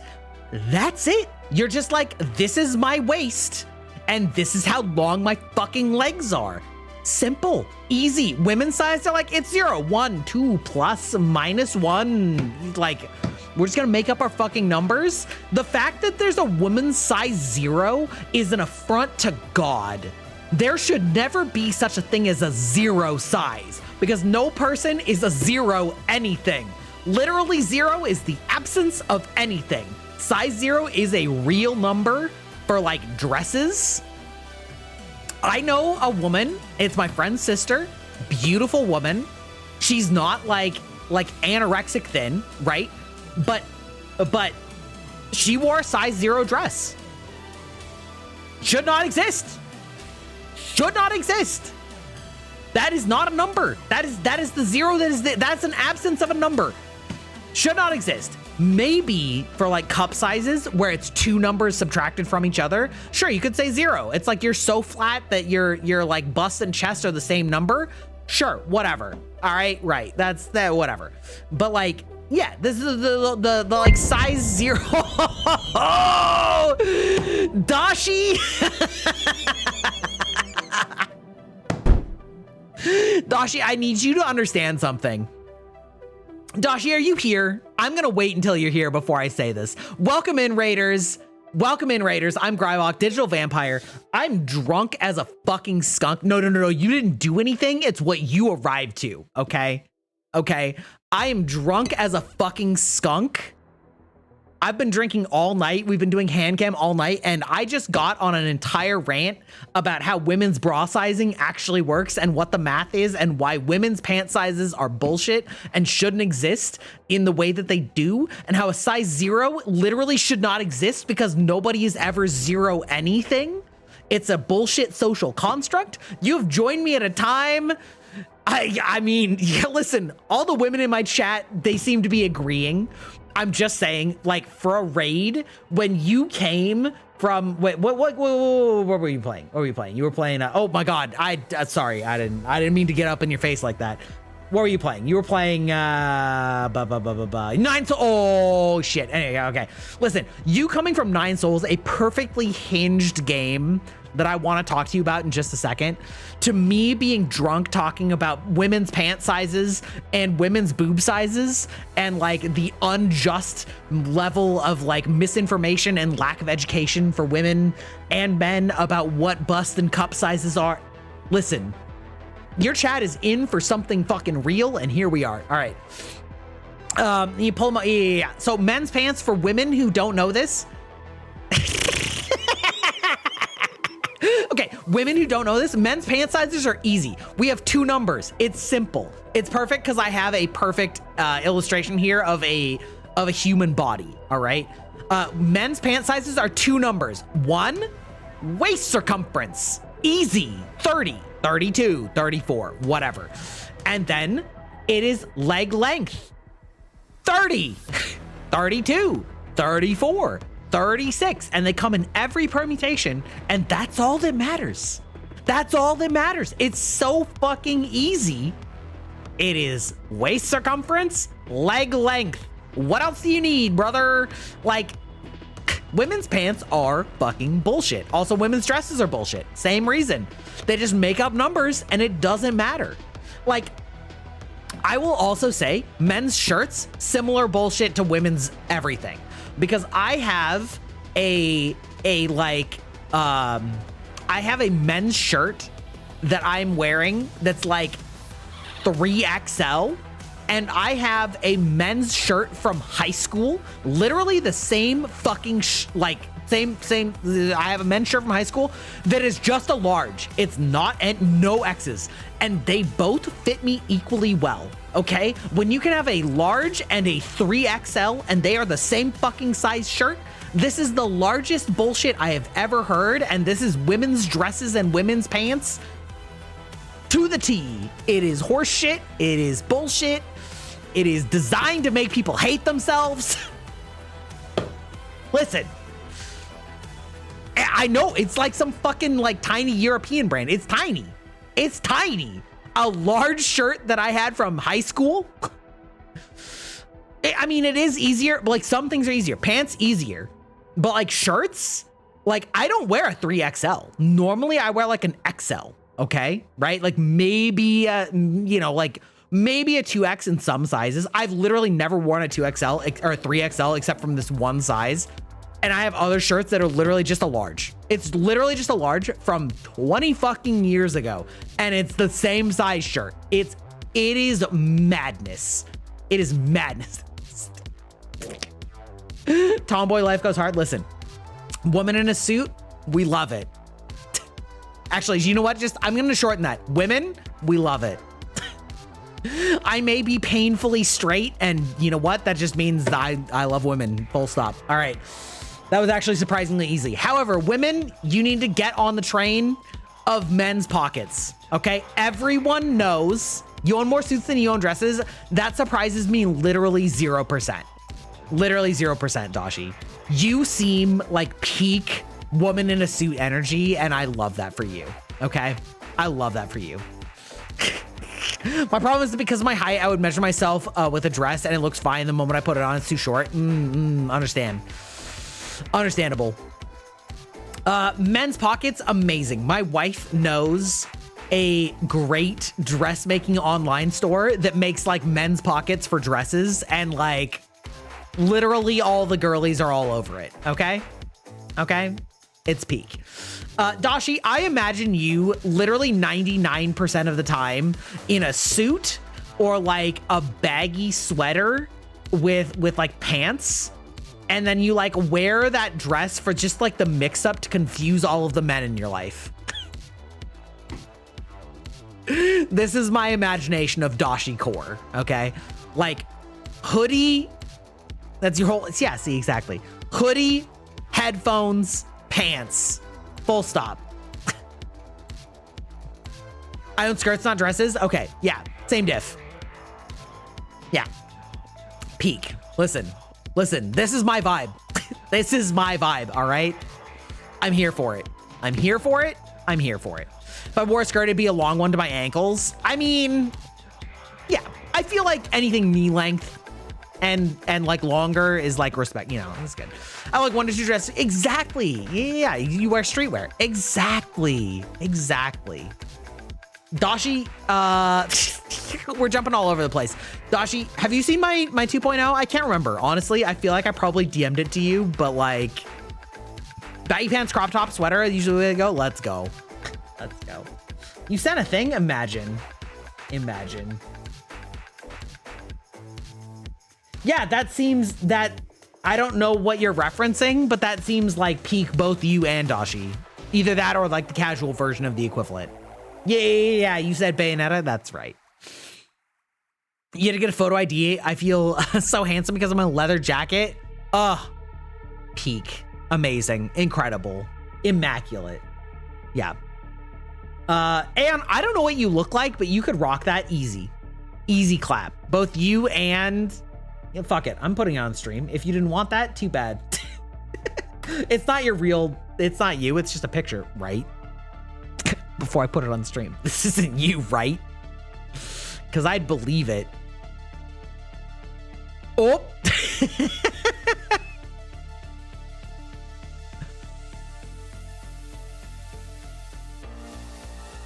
This, I feel like this is Dashi dressed to the nines, but also Aeon, right? I feel like you both could rock this easy.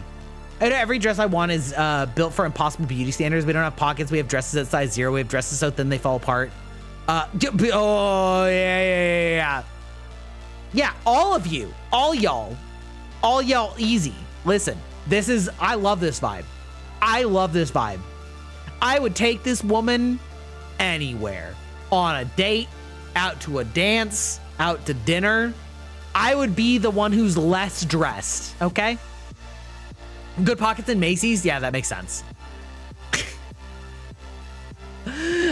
Listen, you could never catch me in a suit, okay? But like the casual version of that is a vibe. And like the women who wear that, I want you in my life, all right? Let me think about this. Actually, hold on, let me think.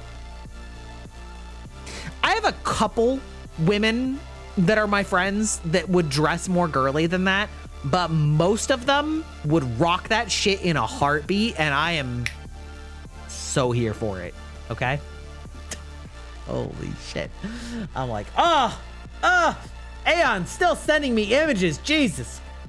I don't want style, I want a pocket. Thank you. Holy shit, I've literally smuggled a 2-liter soda in my cargo pants into movie theaters before. You were to post you in a suit, where would that go? I don't know, wherever you feel like. We're not super strict in the Discord as long as you're not being an asshole. You know what I mean? Probably, do I have an IRL pics? I don't know, bruh. You expect me to know? Not quite, Cabedon. Wait. I don't think I have an IRL pic. Whatever, wherever you want to put it. Wherever feels reasonable. A 2-liter what? I've put a 2-liter soda in like a dummy thick, you know, like cargo pants pocket, and then like a jacket over the top. I've done it. I lived that life.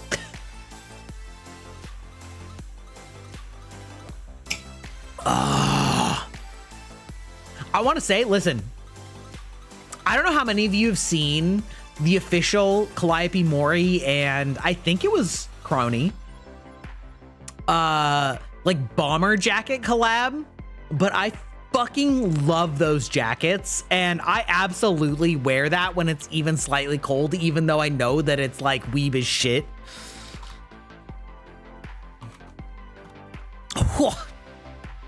The alcohol is flowing, brother. Hold on. Let me find like a good. Oh, this is perfect. All right. Save image. Don't worry. I'll pop it off on the screen in just a second. All right. Ladies and gentlemen, I am sloshed right now. Okay. If it wasn't obvious, I am like way too drunk to. No, this is the. God damn it. That was the back. I don't need the back. I mean, it's good, but like, that's not. We're not here for that. But hold on. Where'd you go? That's not what I needed. There we go. Here we go.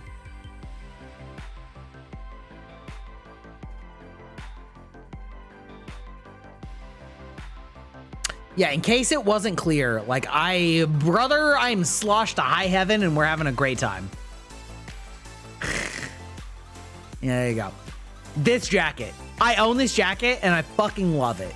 It is so extra and I don't have the balls to wear this kind of stuff otherwise. Gotta head out. You work tomorrow? You love like, what the fuck? All right. Dashi, thank you for the raid. We love hanging out with you. I would love to do another just chatting with you sometime. Drunk or sober. It's fine. Dashi's acolytes. I listen, I'm sorry / not really. Also, how are you liking 9 Souls? I fucking love that game. It is hard, but it's so cool.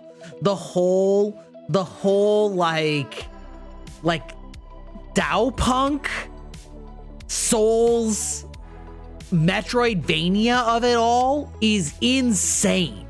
It is so good. It is so good.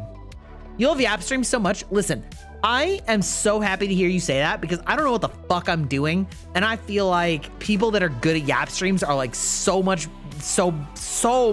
better at yapping than I am. The art is amazing. Story. Yeah, it's so good. It's so good. I will say, Yoshi, the last boss of that game is hard as shit. That last boss of that game is hard as shit, dog. That shit's hard. It's hard.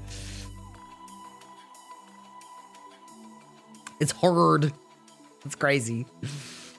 I haven't played a platformer in a minute, so I'm struggling a bit, but I'm making progression. I mean, you'll get there. Like, you learn the systems as they go, but like, it's fine. You're gonna send me something and go to sleep? Okay. Yap about clothing?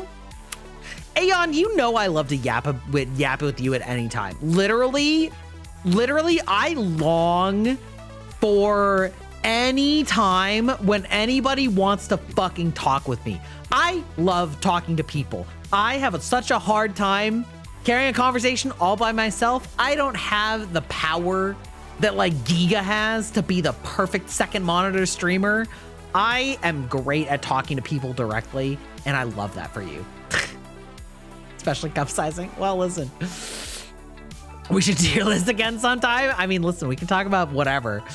I will. I won't fucking tell you that. All right, Aeon. Listen, Aeon, if you and Dashi want to get together for like the ultimate collab where you outnumber me, but we're also just like broing down, we're so here for it. We're so here for it. I'll make it happen if you guys are interested. I'm fucking down. I got no shit going on. I love both of you ladies. You're both so cool. You're both so fun. You're both so chill. I love the entire vibe. Full stop. Full stop. Nothing else. Nothing else.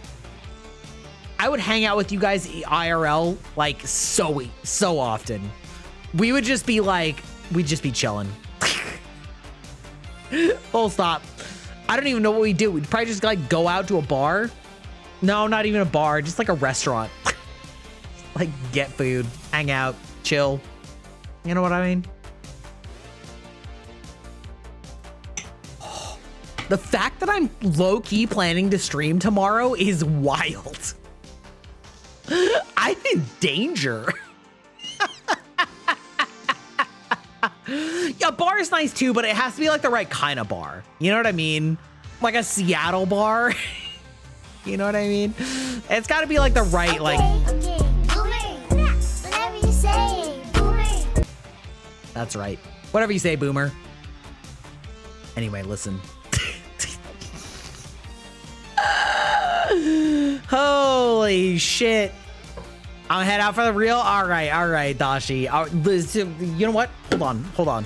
I mean, you don't have to hold on. I'm just literally, I'm telling my chat to hold on because I'm just gonna fucking set up this DM right fucking now. Wait, hold on. All right. Hey, it's Dashi. Yep.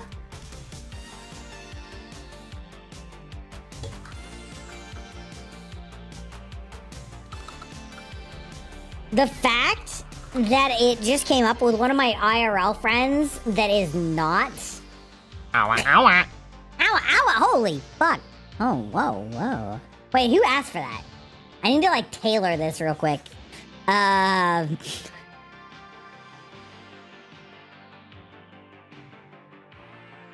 Perfect. All right, group DM created. Wait, who did that?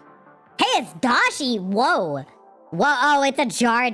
I can't believe you've done this. You want me to be like, give off my best hot voice and then you trap me in the fucking jar? I can't believe you've done this. All right. Jara. The Jara. I can't believe you've done this, Dashi. You fucking harlot. Anyway, I'll talk to you later.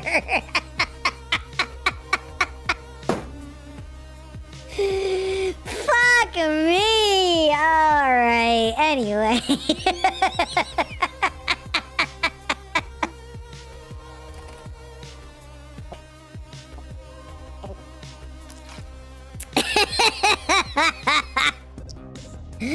Holy shit, y'all. Drunk Yap streams in the dress? You know what? I try. All right, I try. I wasn't setting out to drink. I was, listen, we were talking about Super Nintendo, okay? We were talking about Super Nintendo. We were playing Pokemon Blue on the original Game Boy, okay? We were catching Missing No, and then all of a sudden we got cup sizes.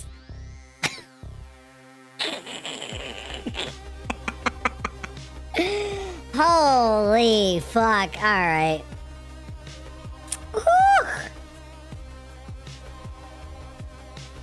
Oh, from Super Nintendo to cup sizes to dresses. Yeah, most of them are all bullshit for various different reasons. You know, facts. Pants. Yeah, we talked about pants too, you know? Yeah. The missing equality in clothes. Yeah, facts. Women wearing men's underwear and pajamas and clothing. Peak. Yeah, we talked about Nendoroids and we talked about books too, sure. Sure, we transitioned from Brandon Sanderson to boob equality. What can I say? I want a combat dress? Listen, I love that for you. All right? I love that you're redeeming bongo cats when I'm literally too small to be noticed, okay? That's crazy, dog. I'm having fun on 5 monsters? Holy bro!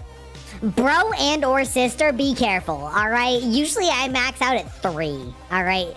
3 monsters is like normally my peak, alright? 5 is a lot. Like imagine fitting 5 into your body. That's a lot.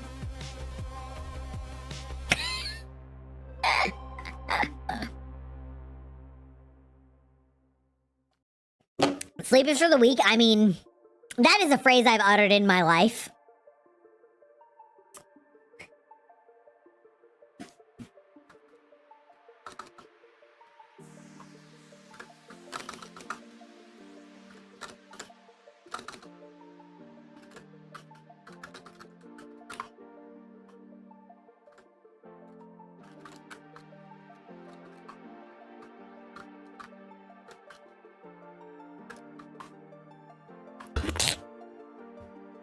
The way I'm drunk chatting right now on Discord, y'all, listen. That's what I want. That Sticks, that is the most fuckboy ass pose I've ever seen. That's crazy. That's some crazy fuckboy shit, alright?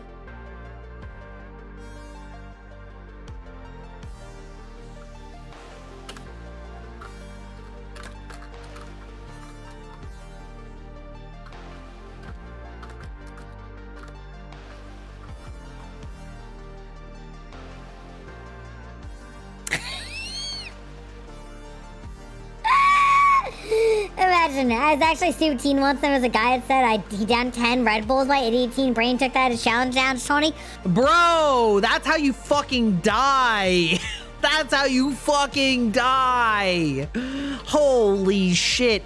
That's like 4 Loco. I don't know how many. Okay, I'm pretty sure I talked about this before. But like 4 Loco came out when I was in college. And it's I don't remember when you left. We've gone through a full gambit. We talked about fantasy books. We talked about how cup sizes are calculated. We talked about men's pants, women's dress sizes and pockets. And then it's crazy. Listen. Am I drunk as a skunk? Yes. Have I been more drunk? Yes. Also, yes. Anyway. Yeah, man. 4 Loco was like hard alcohol mixed with energy drinks, and literally it gave college students heart attacks. Okay? Shit was banned. Oh, shit. The Daily Byte. Let's go. Alcohol extreme. It's not alcoholism unless it's a repeated pattern. Okay? Okay? I drink 1 drink every stream just for fun. Except tonight. Okay? Tonight is an outlier. Okay? Okay? Tonight is an outlier. Did you say 4? Yeah. I was talking about 4 Loco. And how it was banned when I was in college because it gave college students heart attacks from drinking too much hard alcohol and energy drinks at the same time.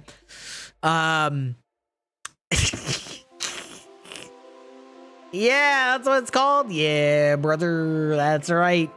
That's what it's called. I think I talked about this the other day, but there was a TikTok of there's this pair of dudes that are from England and they're both in America right now making TikToks about like American culture shocks, and one of them was like, I can't believe America has such amazing energy drinks. They're so good. They just give me that kick I need. And then he holds up into the frame a fucking can of 4 Loco, which nowadays is not an energy drink. It is only alcohol. And and like when I tell you that the comments were universally like, does he know? Does he know he's not drinking an energy drink? He's just getting fucking drunk right now. And then like the next day he made an apology video, not really an apology video, but like, oh, I should read the label. Like, yeah, brother, bruv, if you think that you're getting drunk is the same as an energy drink, I think you need to like re-examine your priorities. That's fucking wild, dog. That's fucking wild. Absolutely insane. So fucking funny. Oh my god. What a wild card. Bro, I drank 4 Loco. Your energy drinks are crazy.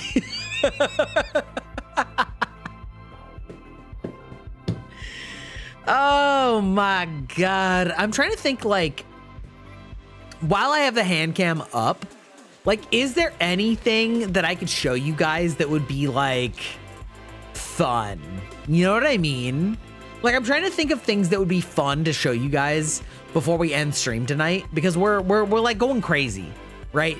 Time to start at 3 a.m. motivation because I feel like exploding right now. How are you exploding? That's crazy. I can't believe you said that. Your water's so delicious. It's vodka. Yeah, exactly, dog. I have the painting minis. I do have minis. Do you guys want to turn this into like a mini show off stream? Because like, listen, I haven't painted minis in a while, but I do think that I am kind of good at it. It's one of the few artistic ventures that I actually think I'm kind of good at. It's true. I have shared cool pics in the past. It's true. And I actually moved most of the minis, so they're actually like within arm's reach. You guys want to see some like cool fantasy minis that I've painted? Some like we're like going deep on the Gry lore here. All right, we've gone from like tomboys, Brandon Sanderson, cup sizes, pant sizes, dress sizes, miniatures. The arc of this stream is actually insane. Actually insane. Also, I didn't say hi to you earlier, Captain Bellaluna, but happy to see you here. I'm sure you're probably lurking. However, comma, always good to see you. Absolute cinema. Yeah. Always good to see you here, even if you're lurking. I think your model is so cute. I went off on all sizes. Did I? Listen. All booba is good booba, all right? Especially when you have small hands. All booba is good booba, especially when you have small hands. Facts, all right?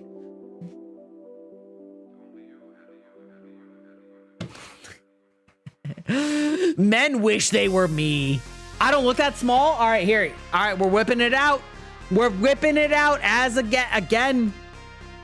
Bear in mind, I am 5'8", okay? I dare you to find somebody with smaller hands than me that is shorter than 5 foot. Or taller than 5 foot, rather. Okay? Listen, this is a full reach. My hand, you have thick hands? Listen, I bet she loves that. You know what I mean? Them, it's like, listen, you gotta get down with the thickness. Listen, I'm like 6.5 inches, fully tip to palm. Okay, this is not, I dare you. I fucking dare you to find somebody that has smaller hands than me. I'm a 5'8" man. All right. And I have 6.5 inch from like full hand size. Okay. This is not big hands. Every woman I have met that is like 5 foot or taller has the same size hands as me. All right. I've literally never met somebody with smaller hands than me that is an adult human being. Okay. About the same. Get that all the time. These little paws, these little raccoon claws, it's fine. All right. They don't have size. They have dexterity. All right. It's easy as that. Simple as. Okay. Let me go get a friend. Wait, what's your friend? That's kind of wild. What are you talking about? He's 6'5". Jesus Christ. I'm not joking. Most of my male friends, when I put my hands up to theirs, I put my palms together and then the rest of their hand is literally like this and they can like fully curl onto my hands. Okay, this is the experience of me with literally every other man. And then when I'm with women who are like 5'5" to 5 foot tall, we're like this and we're like perfectly in sync. We're like, yes, this is human hand size. Okay. I don't care. It's fine. It is what it is. Like I said, I've got the dexterity boost. Okay. I know how to work them. I know what to do them. I know what to do them. I know what to do with them. It's fine. I don't care. Low key, it like annoys me. It like low key annoys me how much people like make fun of Donald Trump for having small hands. On the one hand, it doesn't annoy me because like I know that he cares about it, so I don't care about it. But like also, it doesn't actually fucking matter. All right. Me and the baby hand size, maybe the baby hand community. All right. It just means that everything is optimally sized for me, okay? Not political rant, we're not going there. That's as far as I'm getting, all right? That's as far as we're going. That's it, that's the cutoff, all right? I do want you, okay, listen, those of you who are in chat often, I want you to come up with a Gry bingo. We should do that. As long as you can hold them, all hands are great. Listen, that just means that everything is holdable. It's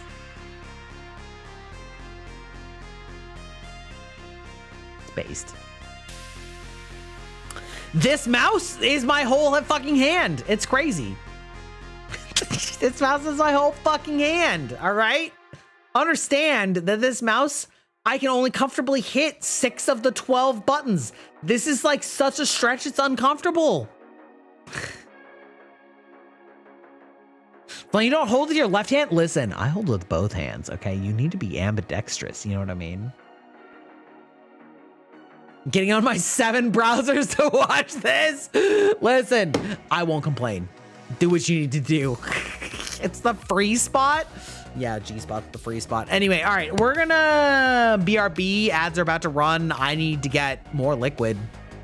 Both the alcoholic and non-alcoholic time. And I need to also lose some liquid. So we'll be right back.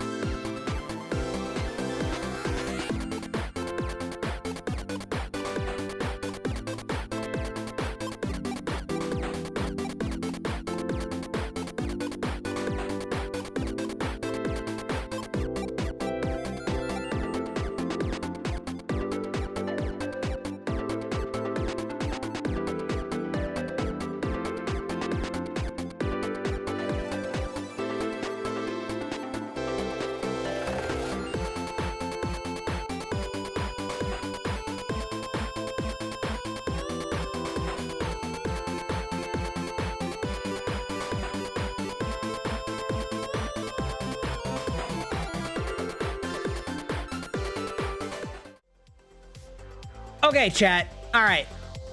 All right. Multiple orders of business. We're gonna business.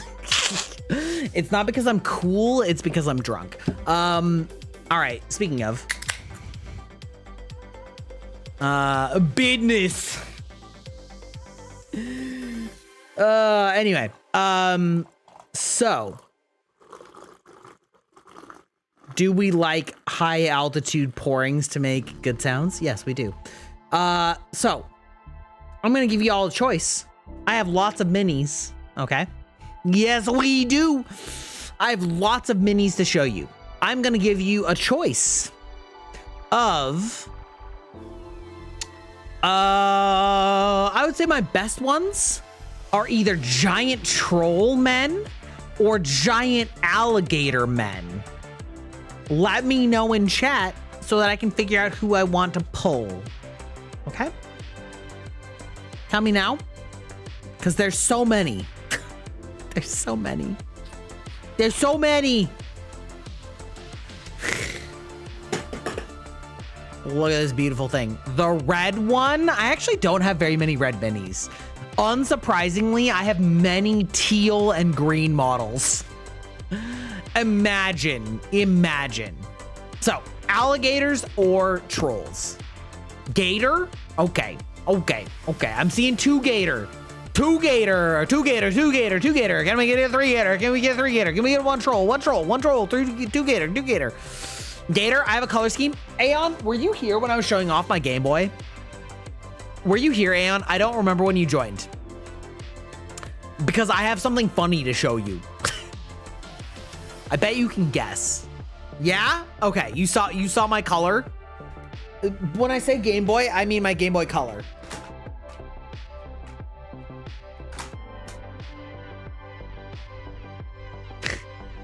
This is what young Gry had for his Game Boy Color. Imagine.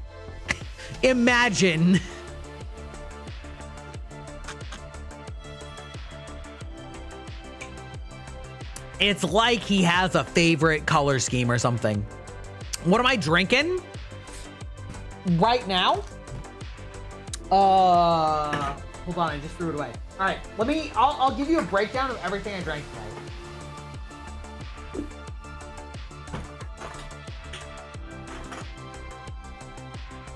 Fortunately, like a good recycler, good member of the Pacific Northwest, they're all in a recycling bin right by my computer. All right. Drink number one tonight was a 20-ounce, 8.4% alcohol, Titan Cider Works Imperial Magic Berry. Blueberry, blackberry, raspberry, a nice crisp 8.5% alcohol, 20 ounces. This was drink number one. Drink number two was Bellingham cider, raspberry and rhubarb. It's basically beer, but slightly more alcoholic than beer. Yeah, it's hard cider. Because I hate beer. 6.5% alcohol. This is a 6.5. It's not bad. It's not bad. That was number two. Number three was a Blake's Hard Cider Company. This comes from Middle America. This is a sort of flyover state, so to speak. I first had it in an airport.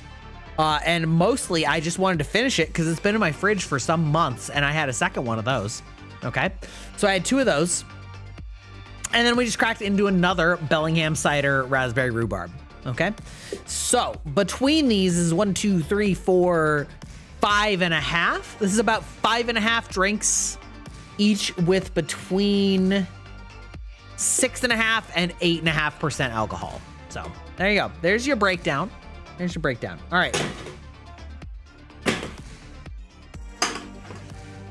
Gators. All right. I will be right back. I'm gonna go grab some gators.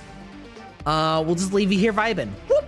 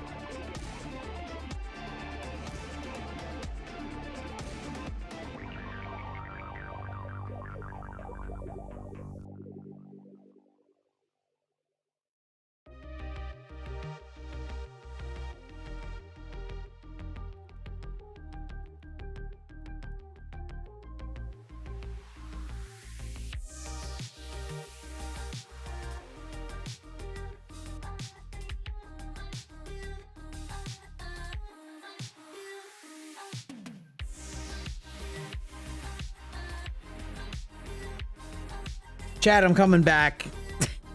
There are lots of delicate things in my hands that I'm trying very hard while incredibly intoxicated to not destroy. All right. Okay, we're back.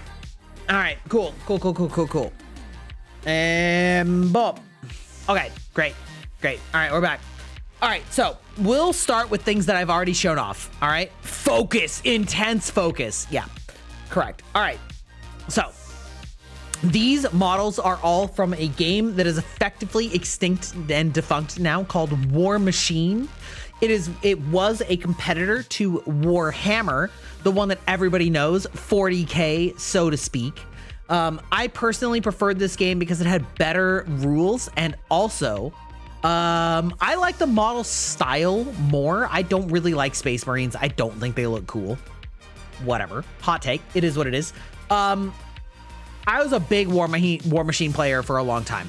Originally, War Machine came from a Dungeons and Dragons module that was like a separate campaign. Show base take. Let's fucking go. All right. So I loved the Beast Men type factions in this. So I played all big, brawny muscle men. Okay. So Gators are a loose faction of bayou-dwelling alligator men that are larger than normal humans and practice necromancy and voodoo, okay? And we love that for them, okay? This is one of their warcasters, all right? Let me see if I can, like, get a focus in here. Get a focus on this bitch, all right. Okay. This is their main leader. His name is Bloody Barnabas, and this lad basically combined, created a massive slaughter field between multiple armies in order to get so many of them to kill each other that he would ascend to godhood by consuming all of their souls, and in so doing, his entire fucking chest exploded and his heart is exposed, in which point he became an undead voodoo, like, quasi-god gator man riding on a living wave of bones, okay? Look at this fucking badass bitch, okay? Fucking love him. Bloody Barnabas is such a king. He's so good, okay? He's so cool. He is a monster unto himself. His backpack is literally like skulls and shrunken heads. That would have taken so much detail. Well, there you go. I painted this all myself. To be clear, all of these models are unpainted when you buy them and unassembled. So you have to assemble them and paint them yourself. This is me. I did this. It was me, Barry. I did it. Anyway, yes, he's very Corn. He's like Corn if Corn was voodoo alligator men, which I personally think is cool. Okay. All right. This man. Oh, wait. Hold on. Okay. I'm going to give you some scale. Let me get a regular human for scale. All right. Be right back.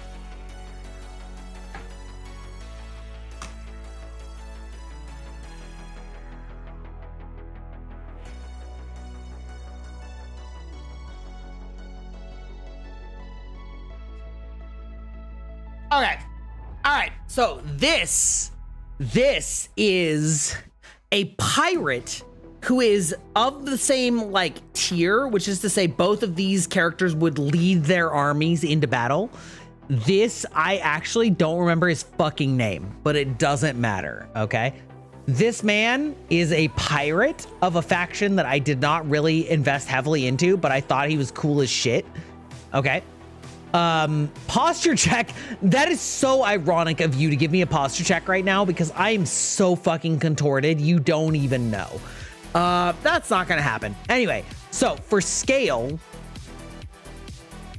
these are in the same scale, which is to say this is how broadside something.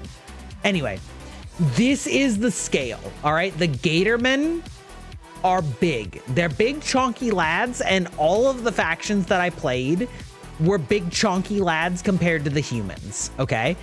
So But they be big chunky lads. How dare you? I can't believe you've done this. Anyway, their base sizes, as you can see, dictate their general sizes. But anyway, gators are big, all right? They're big. They're big chungus, all right? Now, while we're here, how do I want to do this? Okay, I'm going to give you some models that are the same scale as this lad, okay? We have the Gatorman, like, cookout pot, okay?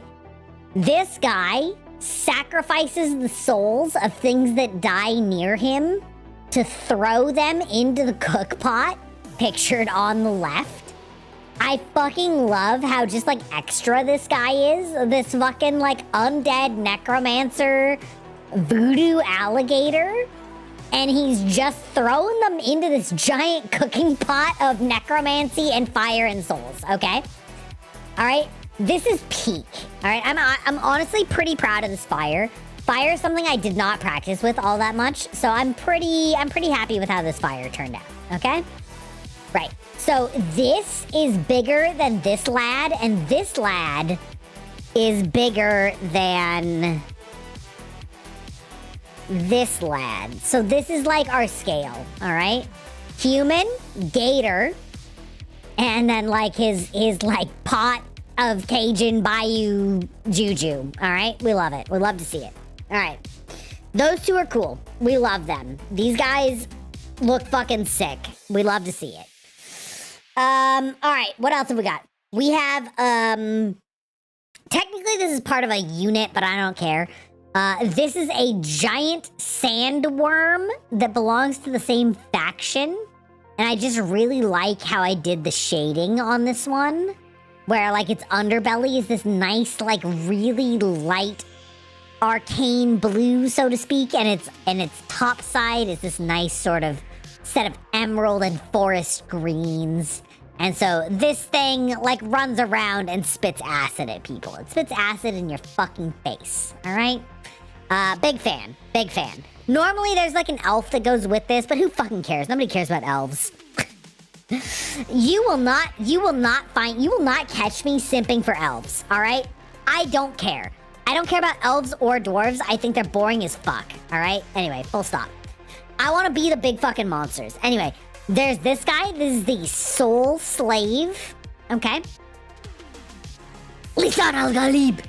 Doing a reference, yeah. This is a soul slave. This is an undead alligator who has died and has been repurposed to basically be a channel point, but hot elf men don't care. Boring. I want hot human man or hot fucking demon man or hot angel man or hot fireman or hot ice man, hot lightning man, hot dragon man. I want literally anything other than human with pointy ears, all right? That's boring as fuck. Anyway, this is a soul slave. So basically these guys are undead alligators. You can actually see, like, right there where, like, their skin has been pierced and they've died. And, you know, like, their bones are exposed and all that shit. If only alligators were more scary. Oh, wait. Exactly.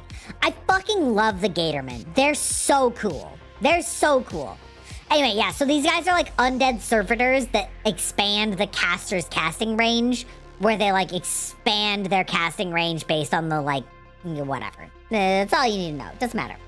All right, cool. All right, this, I'm actually pretty proud of this one, too. This is again, this next character is an equivalent to this guy, which is to say they lead an army, all right? This is Jaga Jaga, the snake tamer, okay? Now, this is an albino female sorcerer alligator who controls an undead snake thing that is basically exactly the same type of snake thing that I showed you before. And I'm really happy with how the albino paint came out, because it's really difficult to paint things that are white or albino without looking like day glow white. And so this bitch has like this cool headdress full of bones and feathers, and then this undead worm thing that's very similar to the one that I showed you before. Okay, don't worry, I'm off the screen. Who cares? I'm in an awkward position. It is what it is. Yeah, big. I really like how this one came out. Big fan. She is very much like a castery character. Welcome in, Don't Know Thing. Hey, it's Streamer Guy. Hello. These concepts are so cool. I know War Machine was so fucking good, and the game was so much better than Warhammer. The game was so much better. Listen, I can simp for War Machine all day long. Anyway, welcome in, Raiders. I'm Grybach, Digital Vampire, and we are incredibly drunk doing a hand cam and showing off my handiwork currently of alligator men. Also, while we're at it, I'm gonna show off these bases. Some of them are better than others. I think this one is fine, not perfect, but it's kind of like boggy, but like dirt bog and etc. etc. This one's fine. Some of these don't really have much of a base on them at the moment. This one is like kind of actually cool because I used a technical paint. I used a technical paint that would crack to look like dry earth, like a desert dry earth. This base is otherwise blank. I am responsible for 100% of the base painting on this one. Big fan.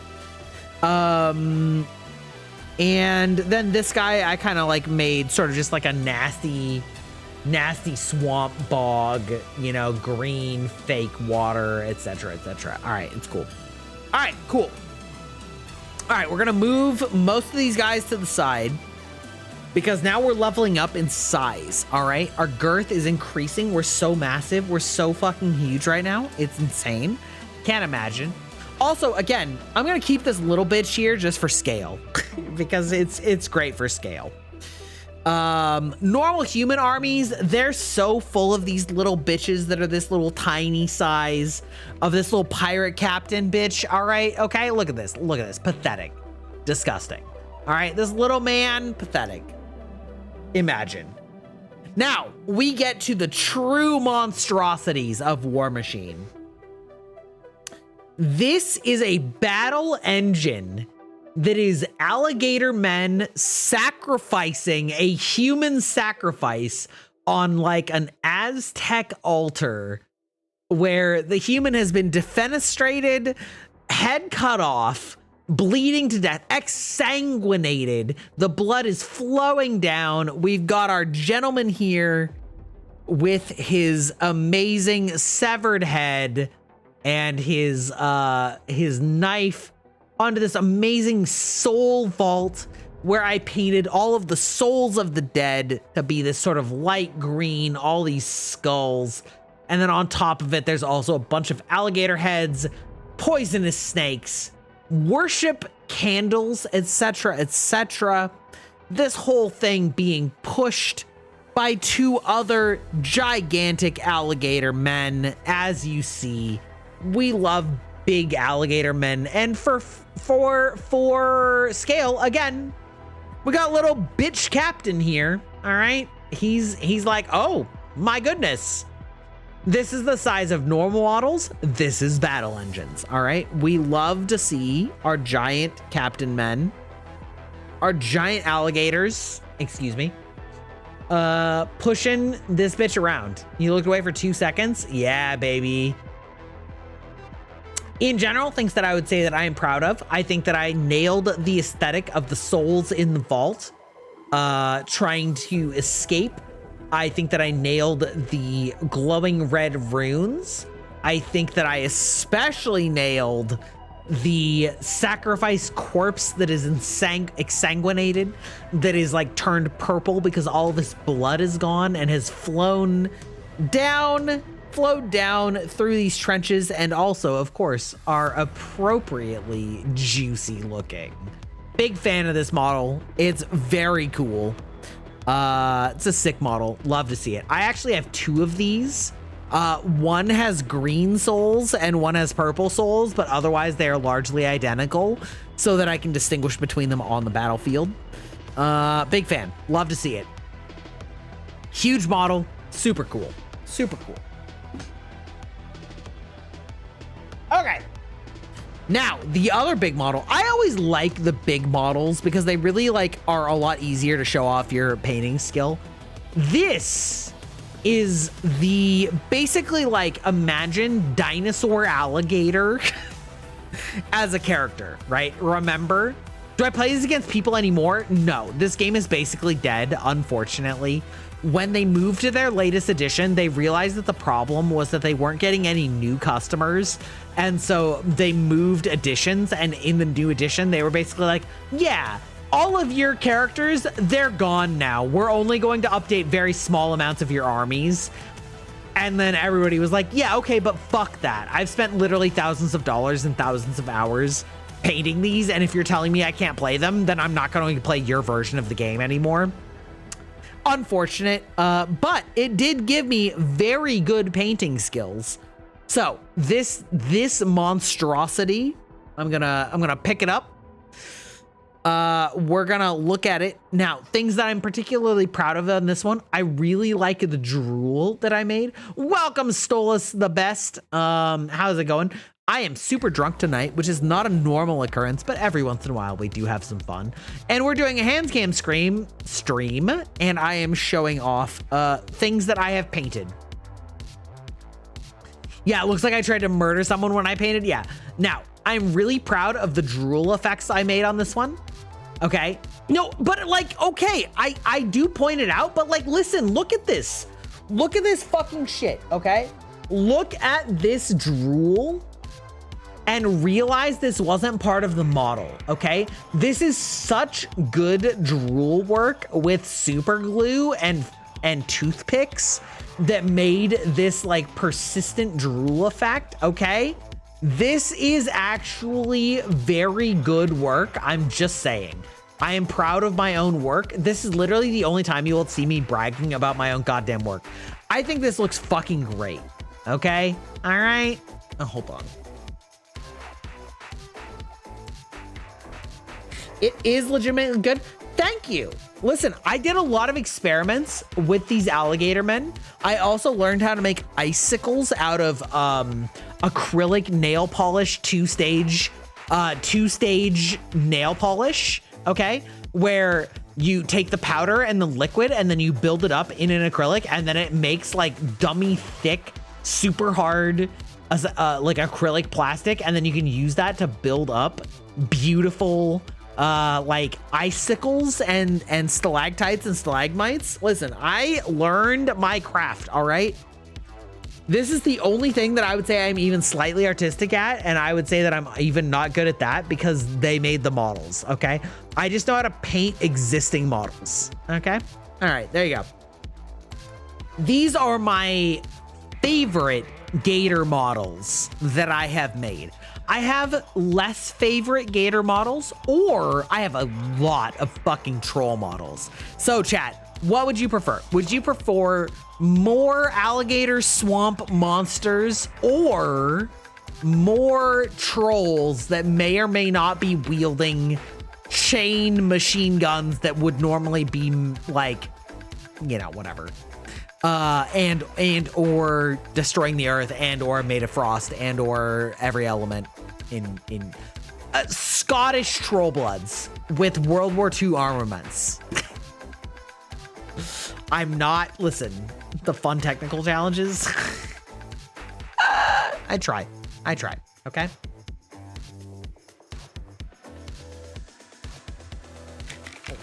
Oh, wow. All right. I am, how you say, quite hammered. Oh.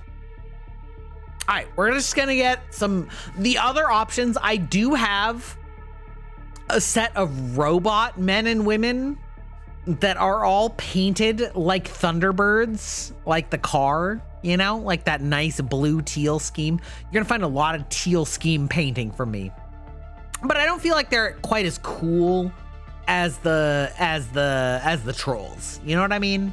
But I do have a lot of them. I do have a lot of those too. So trolls or robot men? This is your new prompt. Chat, this is your new prompt. Trolls or robots? I do like the robots. They are cool, but the trolls are like my ultimate favorite. The trolls were my main faction. The robots were basically like, okay, so there's this faction of necromancers, trolls. Great. I knew you'd agree with me, Aeon.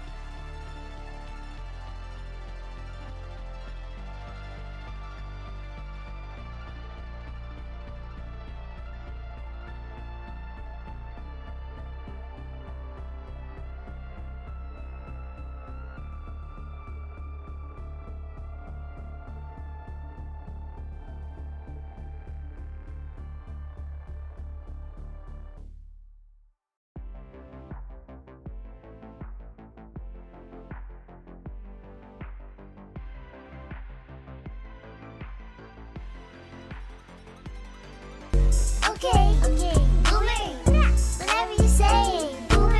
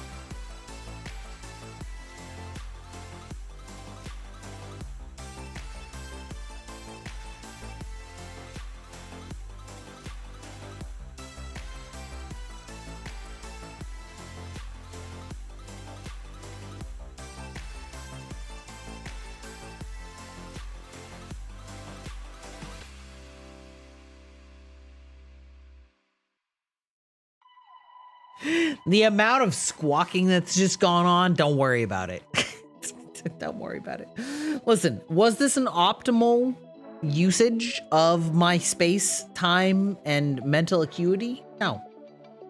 No, it wasn't. However, there were no mishaps, so that's about as best as we can get. Boomer. Thank you. Whatever you say, boomer. Okay. All right. So we are going to retain our human for scale. All right.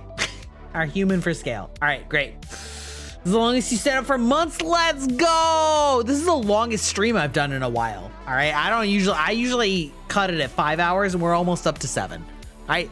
This is our normal human. All right. Normal human. What a bitch. All right. This Look at this lad. Look at this lad. All right, he's got a giant fucking stone hammer and glowing runes, and while he's like casting a spell, oh, we love to see it. He's got his scrolls. This bitch be educated. Keep going, sleepers for the week. Yeah, you're goddamn right. All right, this guy is again a similar level of power. This is a caster. This is one of the leaders of the army. All right, and again, for relevance, like, listen, my boys, they be big, they be dummy thick. Fuck you, stupid human bitches. All right, cool. All right, similar. This is another. So the idea in this setting is that the troll bloods are basically Scottish, but also monsters, and they've been perfectly trained in the art of human warfare. Except they're bigger, and so a lot of the time they just carry around the weapons that would otherwise be part of a tank or part of an embankment. So we have our boy here, the bounty hunter, with this sick ass giant rifle and a pair of handcuffs and an axe. And then of course his like sick, you know, he's got his like camping shit. He's got his giant booze thing. Yeah, we love to see it. If Chats wants to keep Grice streaming, we need to derail him with Sanderson and women's clothing. I mean, listen, there's only so much I can rant about it. Anyway, pretty happy with this guy. I think he's dope. I think he's a sick little caster boy. We love to see it. Okay, similar caster. This is the spellcaster gentleman. Behold, look at this gentleman. Okay, look at this. There's more to rant. That's true. There's always more to rant. All right, don't get me talking about like gender parity and or society. Anyway, look at this gentleman. He is full of all of these like esoteric runes. He's got this sick ass staff. He's got like all these runes all over his body, all over his armor. He is a legend. We almost got him. Do you? Anyway, again, human for scale. All right. This boy, he's a little bit bigger, a little bit chonky. Fuck the humans. Fuck all the normal sized characters. All right, cool. Cool. Let's see. Extra character. All right, yeah. Another warcaster. All right. This man is a legend. All right. He is the spirit bulwark. He's got this sick ass shield. He's got these throwing javelins. And yeah, he's got this sick ass shield. We love him. He's a tactician. All right. Again, pretty happy with how he came out. I think he looks great. I think you know, we got the color shading on his pants. This man is like an albino troll, which to me is like really light blue. Multitasking, watching streams right now for maximum stimulation. Oh, jingle. Big fan. All right. Good job, Madrak. All right. Final Warcaster for Troll. Nope, that's not true. I have two more. All right. Final Warcaster for Trolls. This man is a basically a weaponsmith, a forger. This is the very Aeon coded troll blood.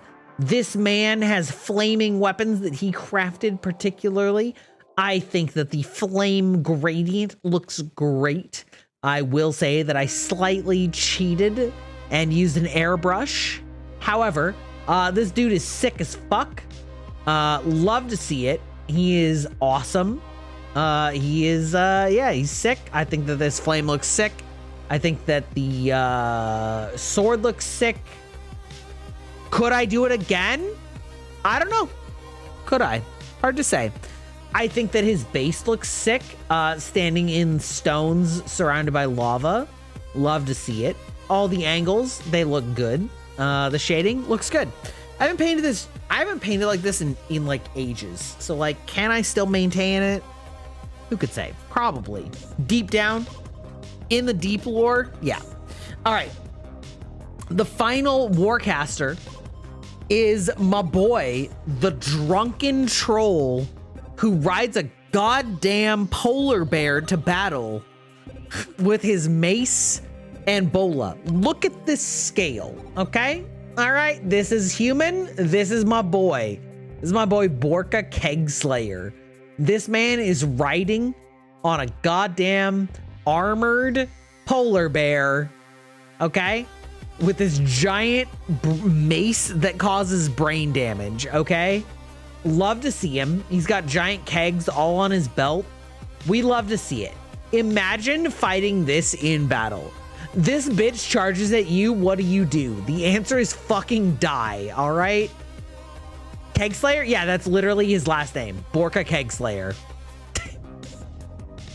Listen, the names of trolls are on the nose and I fucking love it. Like, all of their stuff is about fire, ice, and booze. Okay? Do you understand? So not kegs for drinking? Oh no. It is for drinking. It's both. Okay. So one thing that they had in this game is that they have like multiple forms of the same character as like the story progresses. And so his base form, he actually has a small attendant that is carrying a giant keg of booze. And if they start base to base, as in their physical models are touching at the start of turn, he gets drunk. And anytime that he gets attacked, he has a chance to stumble in a random direction to avoid getting hit by the attack. And he gets more power from getting drunk. This dude is literally fucking lit 24/7, and that is part of his character character arc. And I love that for him, okay? It's peak, all right? Borka Kegslayer is like such a homie. Such a homie. All right. Now, we are moving into war beasts. These are effectively the equivalent of tanks or mecha that are controlled by lads like Borka Kegslayer, okay? All right. First off, we have the Mauler, a model that I think is actually just gorgeous. It's just as, so Bender from Futurama dressed with Jackie Chan from Drunken Master. Yeah, that sounds about right. Very aggressive. All right. Again, scale. This is a human. This is a dire troll. Okay, this dire troll outweighs him by several hundred pounds and has giant chain flails that he just runs around and beats the shit out of everything. Okay, love to see it. Wait, can we just have him tell us lore for like 4 more hours? No, but maybe another stream. I can tell you, I can go on for hours about the lore for this game. I fucking love this game and I'm sad that it's dead, but also whatever. Also, you know what? I'm gonna tell you, look at this base. I'm proud as shit of this base. I made this base from scratch. This base was just blank. It was literally just a black plastic flat plane. I got materials that would make a translucent cracked surface, and then I painted them to be like cracked ice. Based, yeah, you're goddamn right, he's based. Anyway, yeah, big fan of the bases. I worked on those hard. All right, cool. That is the Brawler. That is the Dire Troll Brawler. This is a Dire Troll Mauler. Now, technically, okay, I actually have a lot of funny things about this story. So this is a special model. They had some cool things where like they would use, he's all about that bass, no treble. Dude, you know the trolls are all about that ass for fucking sure. All right. This is a custom model. There are a regular model that is more like the one I previously showed you. This is called the Prime model. It is considered the same in game, but it's like more extreme. And this model was an accident for how I painted it. I was trying to dry brush and it was too wet. The dry brush was too wet, y'all. And however, the way it came out, I actually love, and I like low key never recreated the same blend on future models, unfortunately, and I hate that. That is like a key part of painting, is you like experiment and then you don't realize how you did it. Again, we're gonna go human scale, human for scale, okay? These dudes be crushing. All right, great. Also, this is heavy as fuck. I don't know if you know this. This is solid metal. Like, this is actually heavy. This is actually heavy. All right. Similar. This is also an old model. They updated it, but I didn't like the update. This is, I don't actually remember what it's called, but basically they took a dire troll and then they mounted a World War I mounted machine gun on it, and then had a tiny troll on its back riding around shooting on top of it. It is the funniest shit, and this is peak troll blood, where like the big boy is not like that strong, but he's pretty strong, and then the small boy is like not that good of a gunner, but it's like better than a regular little bitch. And so you just have this sick ass model of this fucking like giant troll with an embanked machine gun literally on his back, and then this little bitch troll with like a pilot's helmet, and like it's the funniest shit. I fucking love trolls. This is the funniest shit. It's amazing. Oh, it's a blitzer. That's right. I remember the name. All right. Anyway, Dire Troll Blitzer, we love to see it. Yeah, this is peak. All right, similar. This is basically an upgraded version of the same thing. So they had regular beasts where like I could have as many of these as I could pay points for in the army. They also have characters, and the characters you can only have one of in your army because basically they're a better version. This is Dozer and Smigs, which is essentially a blitzer, but instead of having machine gun, they had a cannon. But they're a character unit. It's essentially the same thing. And so this gentleman is basically armored in the armor of one of the enemy factions, Kador, where he's like torn it off of their mecha Gundams and turned it into body armor. And he's just this giant lad with a Kador artillery cannon on his back, piloted by this little lad named Smig.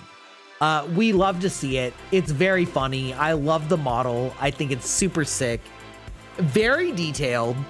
Yeah, love to see it. Dozer and Smig, they're very fun. They're very inaccurate. They hit very hard. It's very funny. All right, cool. Okay, now we've got my 3 Giga Chads, okay? Now, not every faction has 3 Giga Chads, but because the trolls are elemental forces of nature, we have a Giga Chad troll for each of the main elements. We have one for the earth, we have one for ice, and we have one for the sea, okay?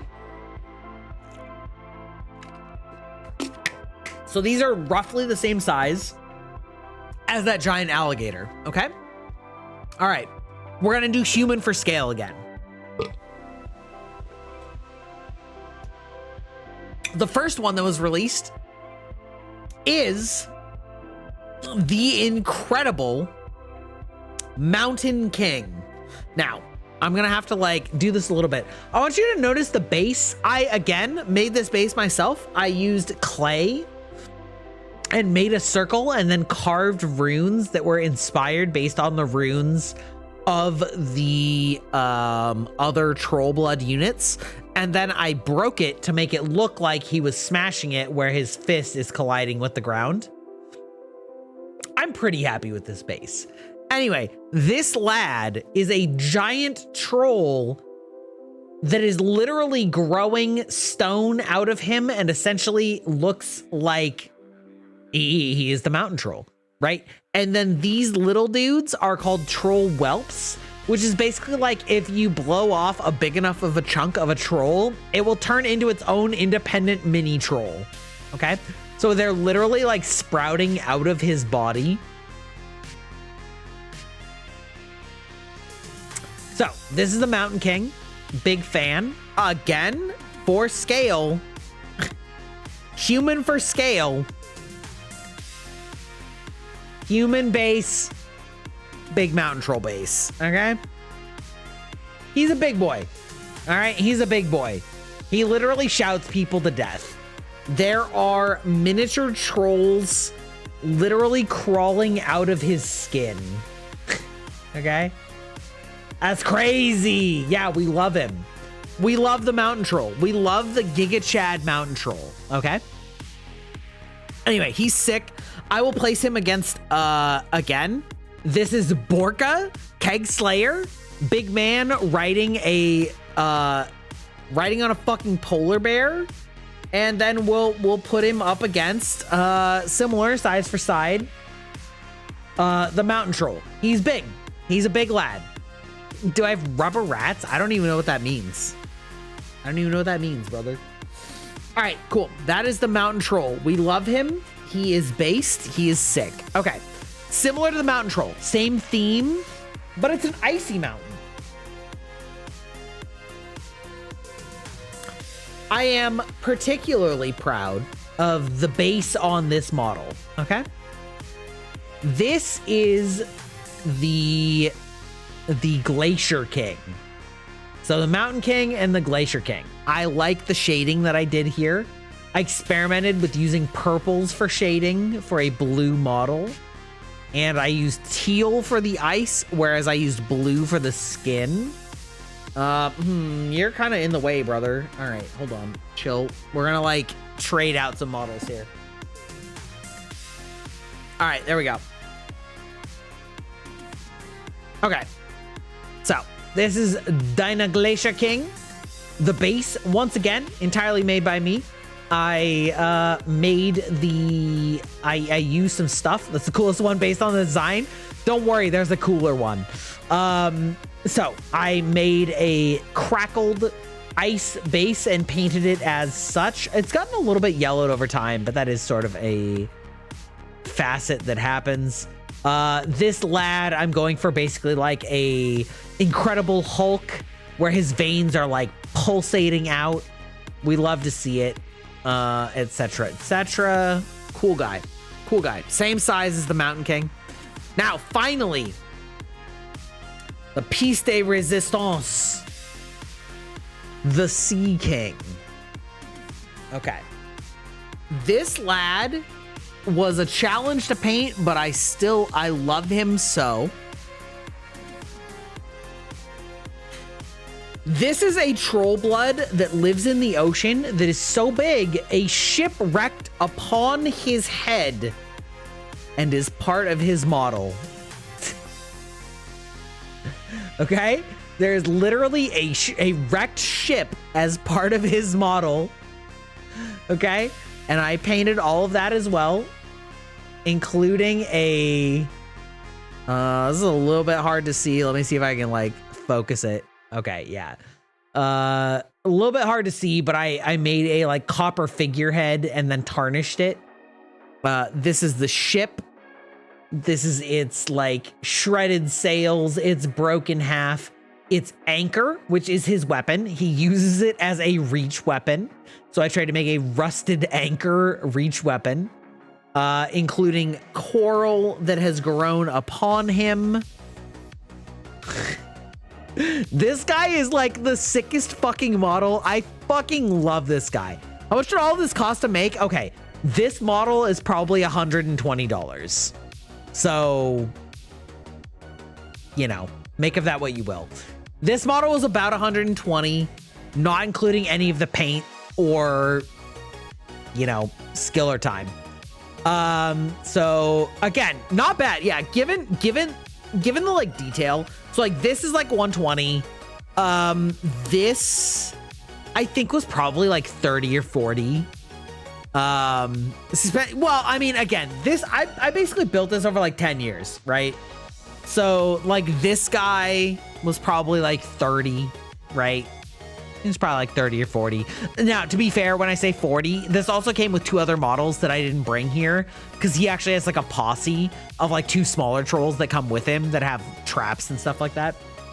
Anyway, yeah. So, I mean, like, you know, listen, if you ask me how many War Machine models I had and how much they cost, the answer is in the several thousands. But individually, you know, they are what they are. I also tried to make some nice little like ruddy water here that like waves and water and stuff like that. Again, custom base. All of this was just a flat black thing. These are real rocks and then some water effects that I put in here. Yeah. So anyway, that's my boy. That's the Sea King. What a legend. What a lad. Love to see it. I also like the barnacles. I think I did a good job with the barnacles because I think that's kind of what barnacles look like. And yeah, anyway, I have literally giant shelves full of models. These are just my like favorite, coolest, biggest ones. And the biggest ones always look the best. Bigger is better. You heard it here first, folks. Okay. We're gonna, you know what? I'm gonna try and like rush a raid out before ads hit. Before ads hit. Okay. We're just gonna like throw out a raid. All right, who we got? We got Kate, Cass, Blueberry. Okay, who we got? Who else we got? Who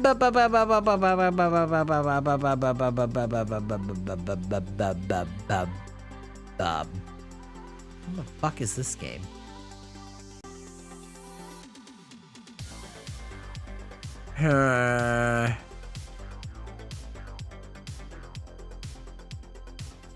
I guess we'll go Honkai Star Rail, as much as I loathe to promote a gotcha.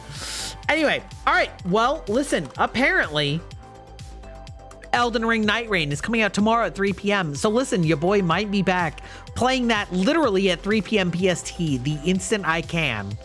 So no guarantees, but I might be back tomorrow in literally like 15 hours. Wait, really? Yeah. It comes out 3 p.m. PST on PC. So I might be playing tomorrow. I'm definitely playing on Friday, but I'll probably play tomorrow. So anyway, I hope you had fun tonight. You know what? I had fun. I had fun.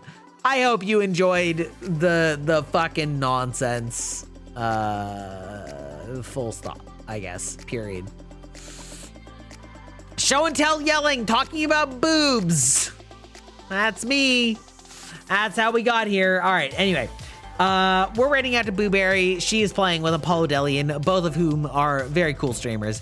Give them a follow or at least a look-see. And yeah, we'll probably be back tomorrow. Hey, well, listen, guys. When a Kermit gets drunk, he just says whatever he's thinking. He leaves his abusive wife, which is Miss Piggy, because she's a classic example of bad relationship. It's toxic.